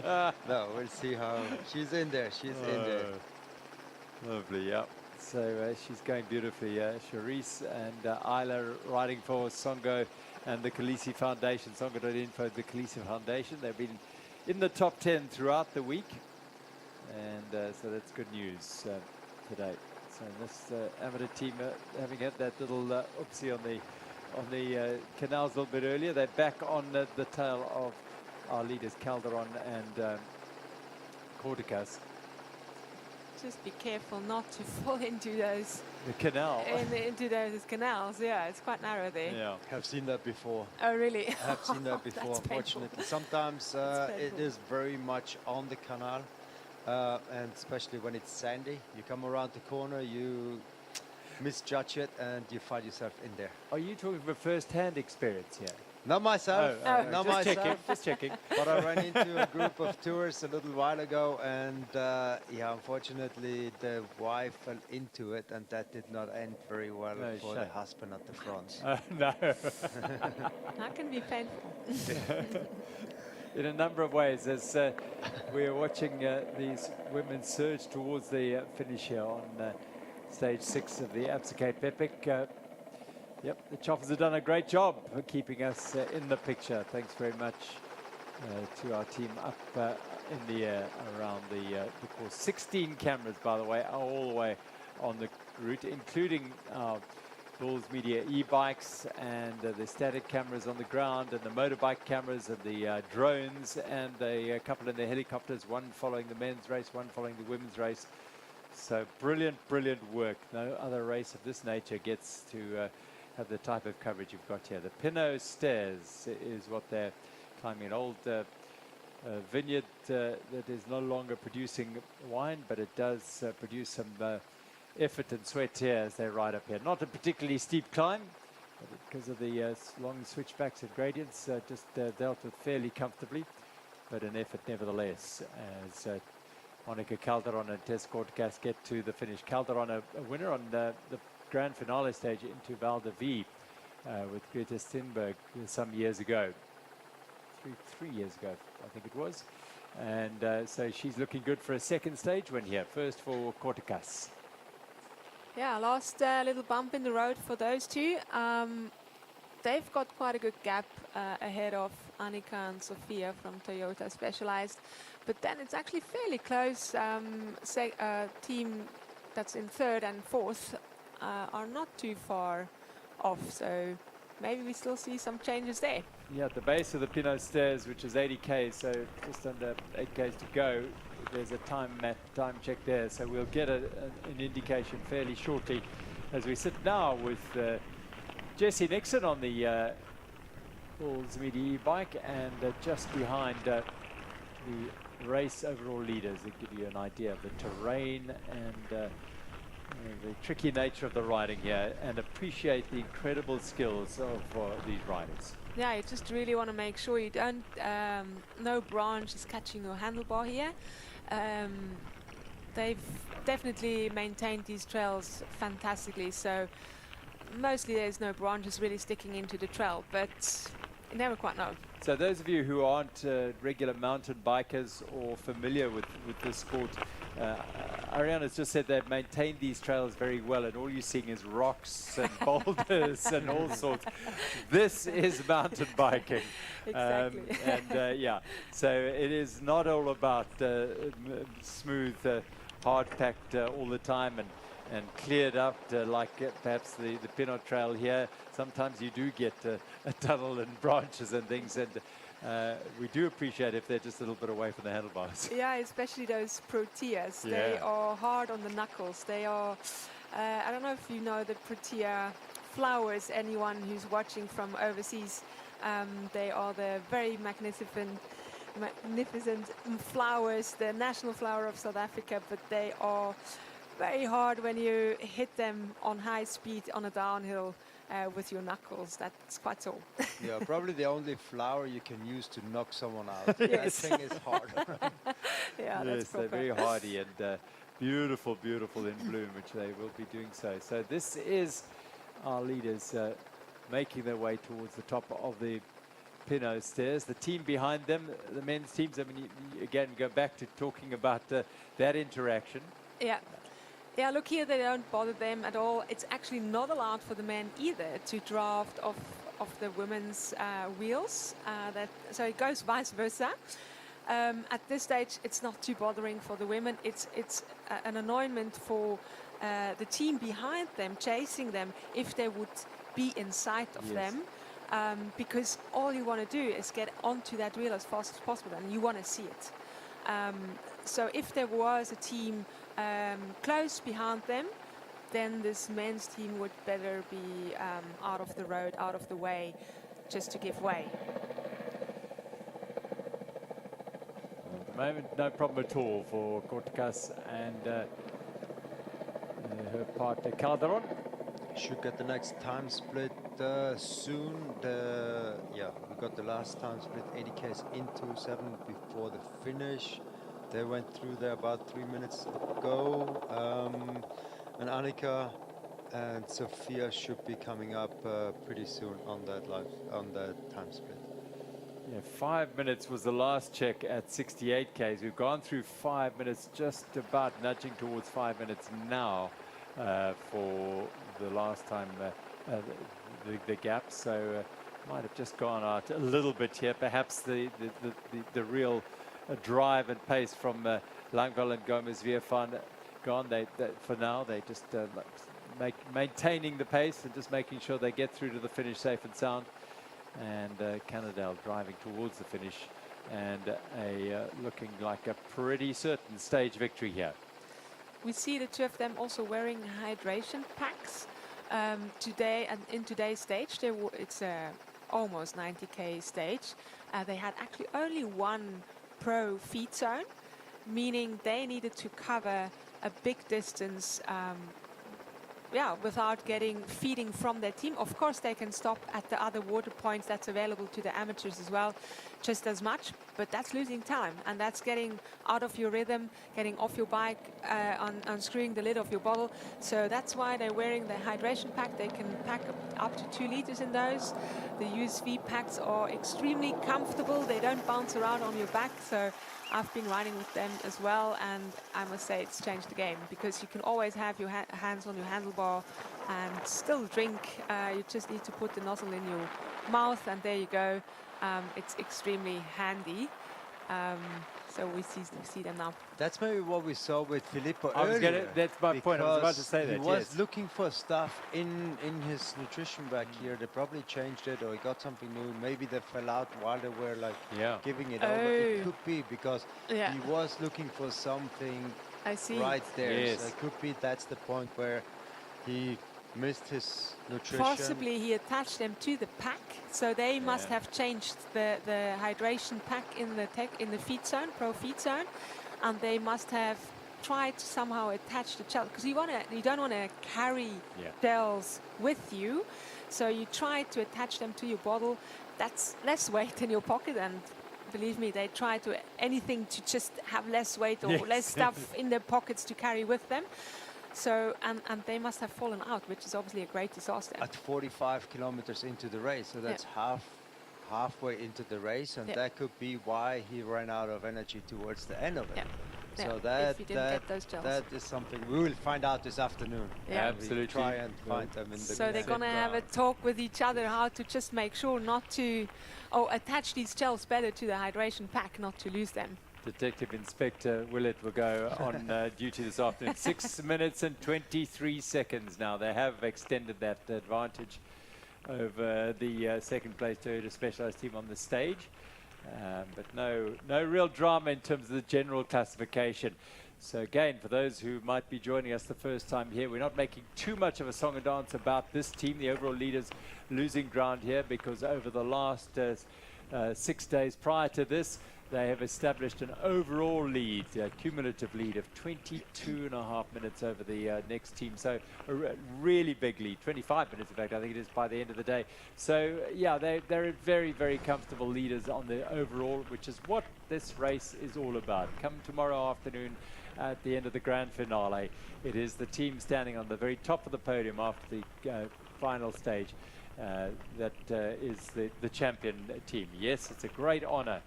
And a great achievement to win a stage on the Absa Cape Epic. Of course. But it is ultimately about winning it, and you've done that 3 times.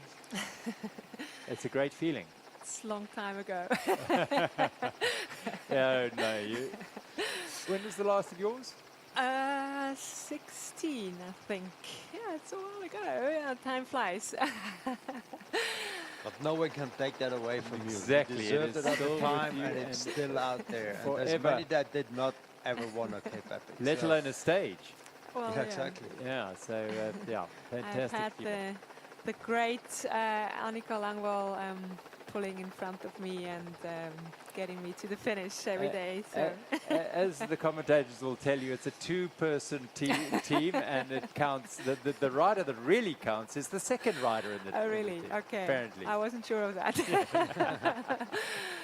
So, of course, great memories. Yeah, great memories of wonderful times on the mountain bike.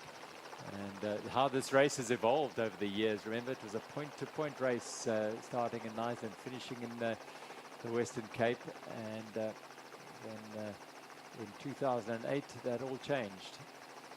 And it became more focused on the Western Cape, and so it has evolved into this event. It maximizes the opportunity to ride so many incredible trails, and as a result, it's changed the nature of the ride and the race and the trails, the routes.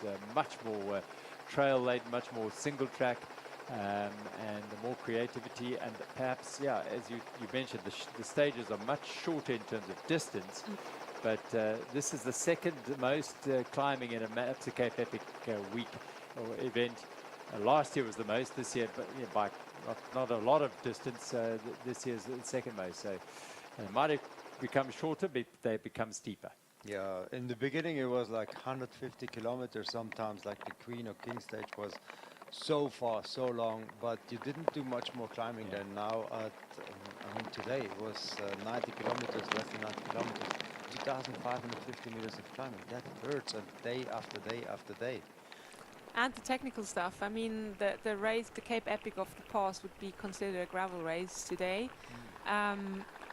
which, there's now a clear distinction between gravel racing and mountain biking. This year is proper mountain biking. They're riding through a lot of trails, and you're definitely very glad to have a full suspension bike here with that rocky terrain. Just caught a glimpse there of our Toyota Specialized leaders. That is Sophia Gomez-Viervan and Annika Langveld, and they, as I said, just under 6.5 minutes behind the stage leaders at the moment, Calderon and Corticas. Vera Loss and Alexis Skada have just gone through that last time check, 7:50 behind Calderon and Corticas, and they are second on general classification. behind the Toyota Specialized team, and the confirmation of that there is clear for you to see. Titan Racing Safari S's Honeycomb, 10:59 down. Yeah, very impressive how Monica Calderon and Tessa Cortacas are riding here to put this much time into Toyota Specialized. That's a proper performance. Sections of single track they are enjoying through Lourensford at the moment, and nearing the finish. There we go, Annika Langville and Sofia Gomez Viafan. Getting out of the saddle, getting a little bit more power through those pedals just to get over a bump in the road.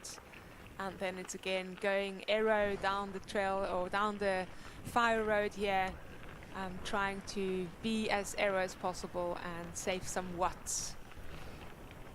Sofia Gomez Viafan has established herself as the preeminent off-road racer in the United States. The gravel series, there she dominates that. Annika's back on the scene, and I'm sure gravel will feature quite prominently in her program in the near future. Yeah, it seems so. She's done gravel racing leading up to this race, Annika. She's actually won one very impressively. Gravel racing has become extremely competitive. We've known this sport more as a amateur sport in the past, but it has become more and more professional. There's the big Lifetime Grand Prix series in the States that has big prize money, big media coverage for the riders, and obviously Sofia Villafane, as well as Keegan, her partner, her life partner and fiance, yeah. Exactly. They are racing these races over there and making a living out of it. So this sport has grown tremendously over the years. I think we've had this question before, but you know, you've been involved for the last week again. You've written it before. Would you be tempted to ride it again in any way? Cape Epic. The question is less about if I wanted to, more about whether I can. I've been suffering from long COVID, chronic fatigue, over the last 3 years, and I have to say I'm just really very, very happy and fortunate to still be here supporting my team. That's already a great effort for me. Bike riding has taken quite a back step for me. My body is definitely not quite the same anymore. I'm an official e-bike rider now. And yeah, I'm very happy to still be supported by Orbea Switzerland to get my bikes and an e-bike from them, so I can still enjoy the trails at home in Switzerland. Okay. All strength to you. Thanks. Go on that journey of recovery. Yeah, it's tough time. Yeah, definitely not easy. There's a lot of people out there. This illness is still very unknown. There's not an official treatment. There's no cure for long COVID as such. Still a lot of research needed, so funding needs to go into that to be able to help the people. I'm still one of the more lucky people who can still sit here, talk, be at a race, be supportive of my team. But there's many people out there that are bedbound, can't even talk to their loved ones, are very much excluded from their social life, and it's tragic. Yeah, tough times. 4 hours 45, a long day today for our leading women. Yesterday was a even longer day. It just shows how tough this mountain bike event is. But they're looking good now, surging towards the line. Monica Calderon and Tessa Cortacas, and a couple of pilot fish just sitting on their tails, enjoying the ride, no doubt, because they're getting towed along. Here they go, though. Great ride. Yeah, it's still a bit of a thing to get overtaken by a women's team, I guess, for some of the amateur men. But at least they're very respectful and just let them do their thing, not interfering at all. That's what we want to see. Those women are going for a stage win. They deserve all the respect. And they are closing in on it now. They dropped into that last bit of the single track through the forest. and they will turn onto the short section of tar, go past the Newbury School, and they will be onto the lawns of Lourensford Wine Estate and the finish of the Absa Cape Epic. Here they come down onto that little section of tar, all safe and sound. Look over the shoulder. Tessa Kortekas and Monica Calderon have put together an exceptional ride today. They've capitalized on the good form that has come into the legs over the last couple of days. Yesterday was a fantastic race for them. They came second by 12 seconds, but today they have gone one better than that over the last few muddy patches onto the lawns at Lourensford. And the Cannondale ISB Sport 1 team of Monica Calderon from Colombia and Tessa Kortekas from the Netherlands, as she is also the Spanish champion as well. She's resident there, but broad smiles on their faces as they will bring this home. A victory, and to end the run of the Toyota Specialized team, it is victory on stage 6 of the Absa Cape Epic in the RMX women's category to Monica Calderon and Tessa Kortekas of the Cannondale ISB Sport team.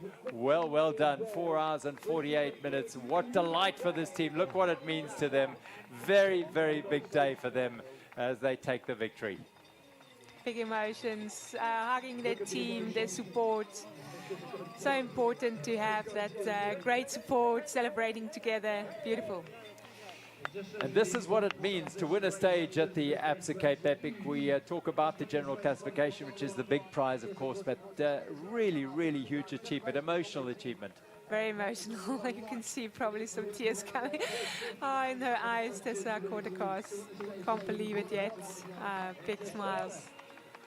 She's won some big races in her time in different disciplines and also in mountain biking and cycling, but this is a very big achievement as they've ridden away from the race leaders here at Lourensford and put it all together, kept it safe, kept their equipment in good condition, and look, even as they cross the line, still drinking out of those as we hydration packs. Yeah, it wasn't an easy one. Again, also the woman 40 minutes longer on the stage that we expected them, and we haven't seen that at all the entire week. Yeah, I mean, those are very well worked out and estimated due to, according to average times of the riders. Let's go to the finish and hear from the stage winners. Tessa, an incredible day from yourself and Monica. We spoke about it yesterday. You had an amazing day yesterday, but also a crazy day. Big crashes, the big crash down the bank. You came back to a solid day yesterday, fighting for the win, and yet today you went out from the start and you made it count. Yeah, yesterday we felt good. Today we felt even better. We pushed the pace from the beginning, and suddenly we had a small gap. So then there's no way back. Honestly, I thought, I don't know if we were going to hold this pace. It got tough, like in the last 15-20k, but then it's mostly downhill. And when the helicopter is there all the time, it gives wings as well. Looks like the lead of about just over 7 minutes, which is massive for you in catching back to second and third, and that goal of getting onto that GC, the general classification after tomorrow. But a good day for you in general. Did you have any issues out there today, or did you just grind all the way? No issues at all, no. We went flying. Yeah, well, we came here with the plan to make the general classification a bit more excited than it is now, because we know when we both are in good conditions, we are able to fight for the win. I think we've showed that on the time trial yesterday and even more today. And there's one more day left to show it again. We are going to give all to get back on the podium on general classification. An incredible ride from both of you. Congratulations, well done. Thank you very much. Yeah, Tess Kortekas and Monica Calderon, stage winners here at Lourensford on stage 6, and this is the team in second place on the day. Last check, 80Ks, they were 6 minutes 23 down. Annika Langville and Sophia Gomez Viafan, the overall race leaders of Toyota Specialized. 6 stage wins thus far, so it's not going to be a clean sweep of first stages, but Annika, I think on 3 occasions has won at least 7 stages of the 8 in the race. So incredible. You were part of that as well. Yeah, incredible. You just. And it wasn't all smooth sailing. No. I mean, just talking about the ones I was part of, we had some big troubles out there. I was mentioning one with the flat in the first stage. She was actually that race, that very first race, we teamed up together. She was crashing down the stairs 20 seconds into the prologue, and I thought it was all over already. Meanwhile, I should have actually taken that opportunity to get up the road and just get a gap on her before she was putting me in the hurt box. I mean, there were so many things thrown at her throughout all the Cape Epics she was racing. It was all but easy to win all the stages, so huge respect of her. Nothing comes easy in this event, absolutely nothing, because if it looks easy on the route, it's all the hours and hours of preparation and hard work put in before that is the hard work, and that hard work pays off when it makes it look easy out there. So yeah, everything is in perspective here when they get to the finish. Well, if we learned one thing from the Cape Epic is that the word easy and Cape Epic do not belong in one sentence. No. That's for sure. At any time, and even if you look at the stage profile, the other day there was one stage a little bit, it looked easy, but again, it's never easy. Like there was less kilometers, but a lot of climbing, but and then the temperature's 35 degrees, or it's pouring with rain. So yes, you race the conditions as well, more than anything, I suspect, in this race. In the March time of the year, it's in that shoulder time between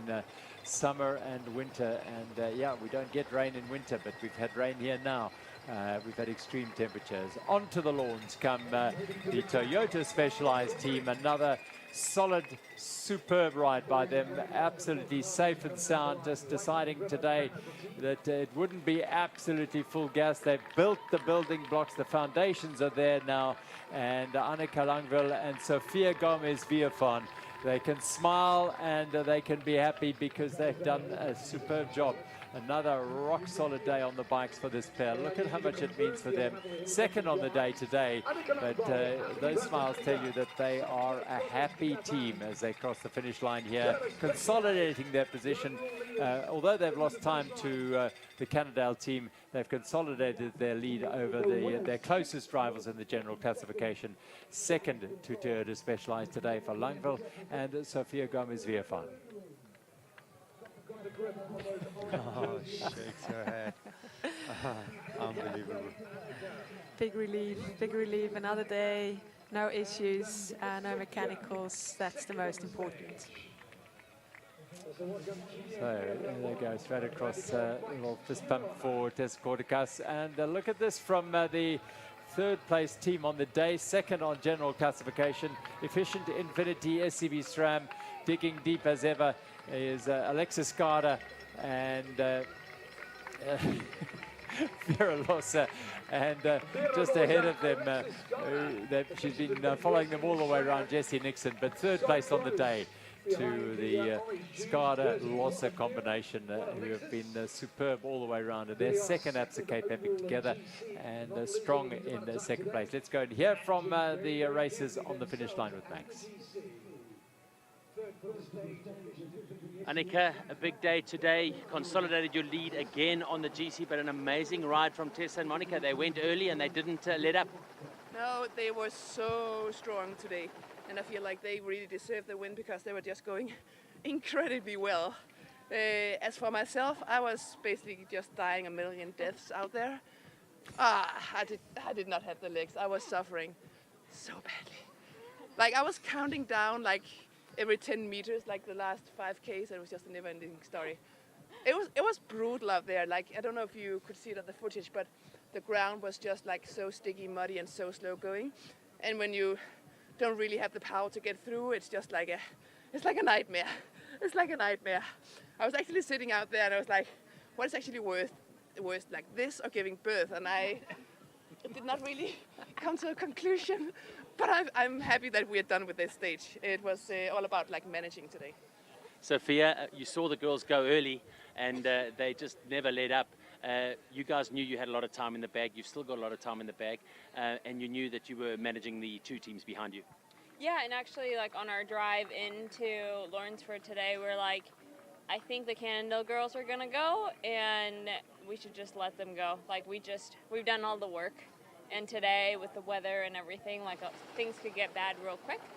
So it was really important us to manage the effort, and we were 6 minutes down on the stage, but we extended our GC, and like that's what we're here to do, and it's also super rewarding for them to get a stage win. Like it's I bet they're pumped, and I think tomorrow we can expect them to twist the throttle to the KOM to the top of the neck. But yeah, no, we're just super happy, super proud of this one. We're having as good of a time as we possibly can, and one more day to go. Annika, time for some birthday cake. Yes, I hope so. Yeah, it's going to be a good one. Well deserved today, I would say. See you tomorrow. Never a true word spoken. Well deserved today. A very candid interview with Annika there. Really suffered today and had to dig very deep, counting every pedal stroke towards the finish. Yeah, I mean, we mustn't forget she had a bad crash that other day. Yeah. Fell really high off the berm onto her right shoulder.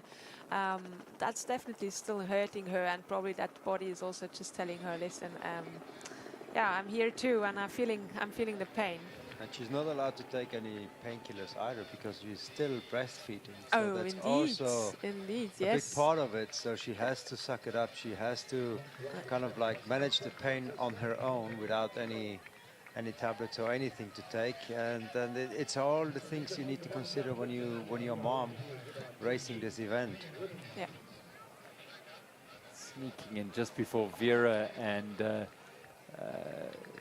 it's Alexis Petetso and Tumele, as this is our team from South Africa, the Titan Racing Safari Essence Honeycomb pair, and they've dug deep again. Hayley Preen and Bianca Hall bring it home in 4th place today, and a really good effort again by a combination that are getting stronger and learning every day about this Absa Cape Epic and how to structure the race over the full 8 days. It's a big ask. I mean, Hayley's experienced at this event. Bianca is racing it and riding it for the first time at the very highest level. So a very tall order, but she's doing superbly. Let's go to Max at the finish. Vera, a good day today, just losing over a minute on the GC to Annika and Sophia, but an incredible ride from Tessa and Monica today. Wow.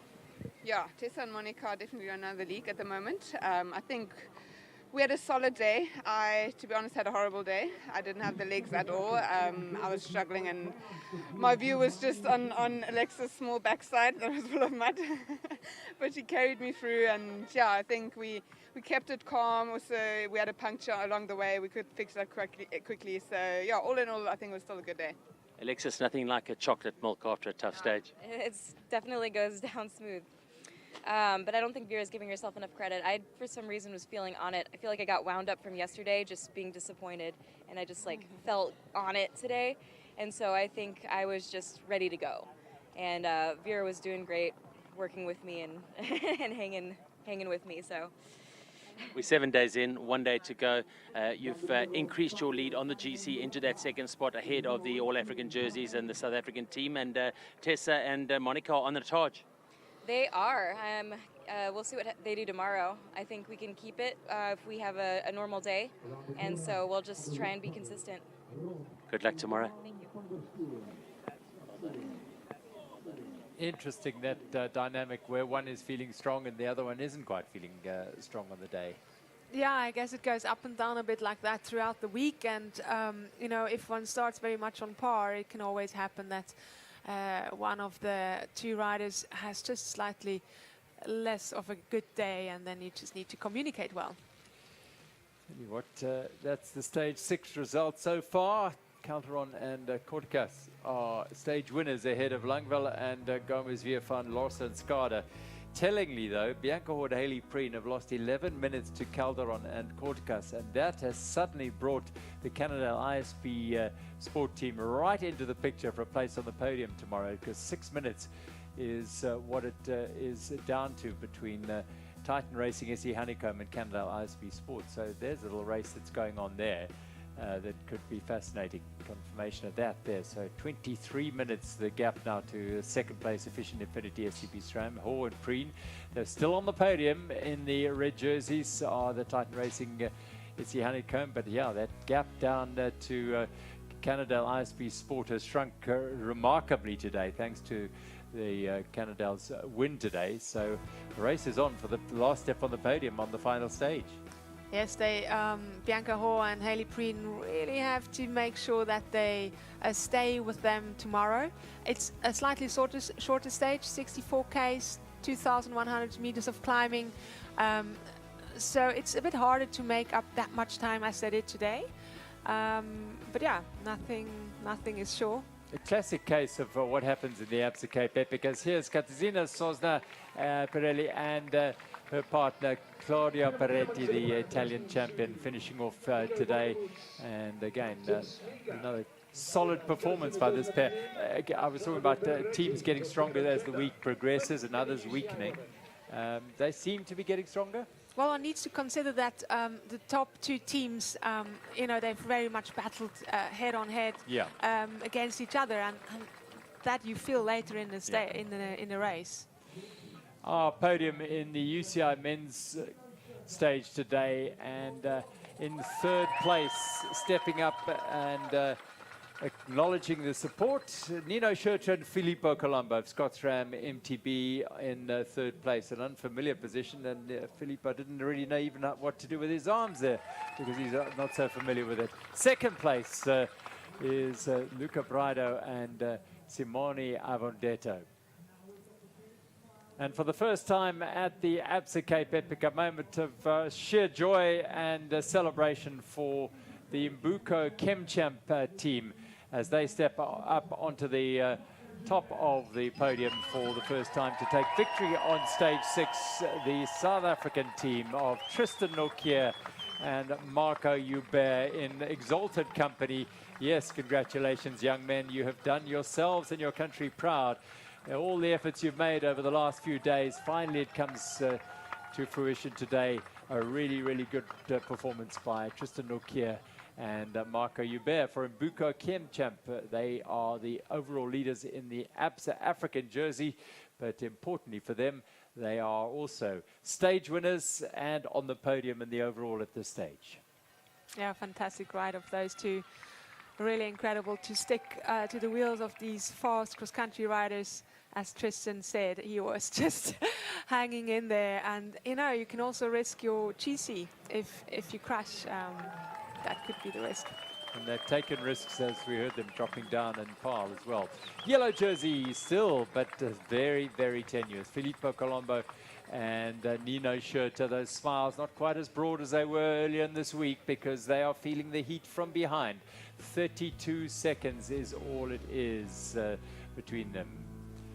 So let's have a look at how Monica Calderon and Tessa Kortkas went about building their stage win today. A solid, steady start by the entire group, keeping it together on the early climbs. The fatigue of the week coming to play here as Calderon and Kortkas made it very clear early on they were going to be in on this.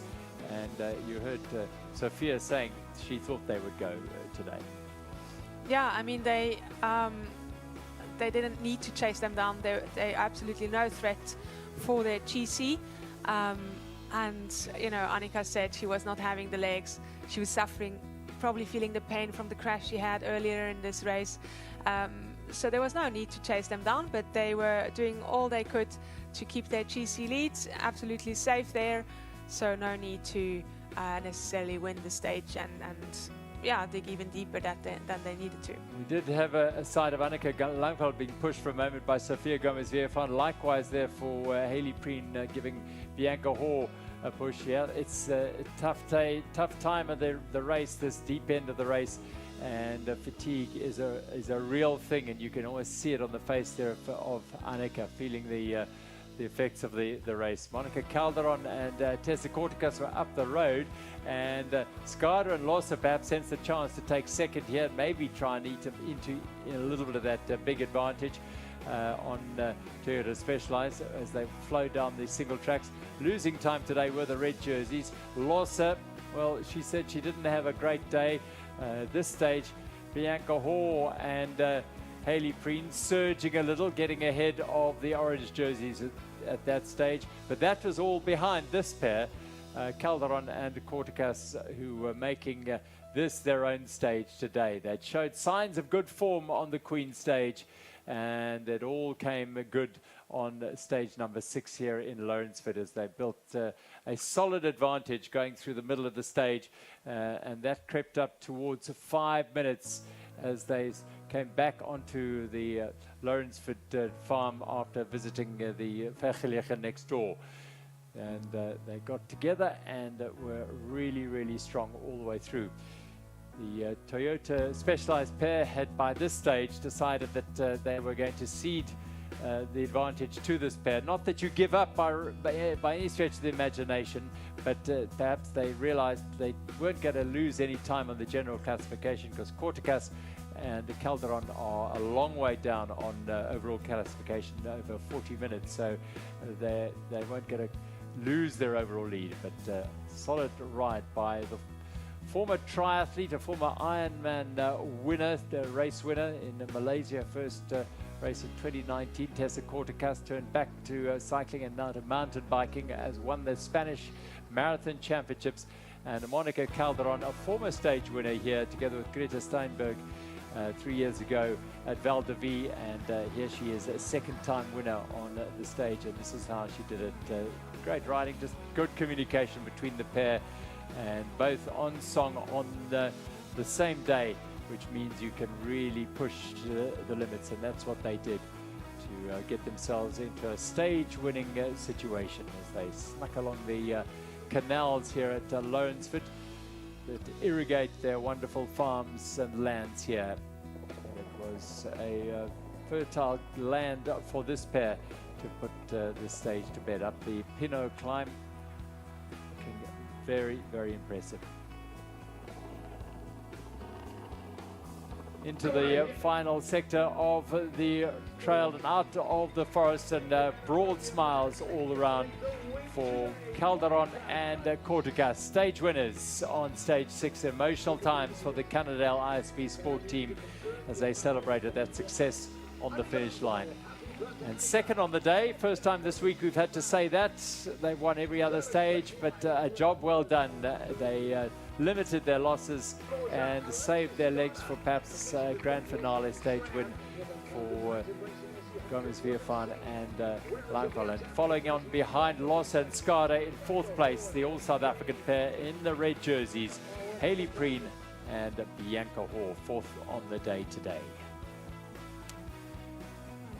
So Lourensford Wine Estate is our venue today and tomorrow, the final 2 days of the Absa Cape Epic ending here at Lourensford. It has been a fixture on the event for many years. As the race finish, it has hosted the start and the prologue as well.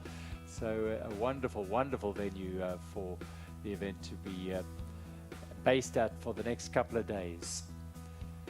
Bit of cooler weather today for the riders. I think they much appreciated that. But as you heard from all the riders and from Benno saying that the predicted times today, both in the men's and women's races, significantly slower than before, which talks of the under tire conditions today for the riders. Tough days today. Yeah, very tough days again for every rider out there. Conditions changing a lot, and it looks like the weather is going to be more or less the same tomorrow for the final stage as well. Right, let's hear from the ladies in the leaders in the African jerseys, Bianca and Hayley. Haley, fourth across the line today. I can see by just looking at your eyes there was a lot of mud out there, vision issues.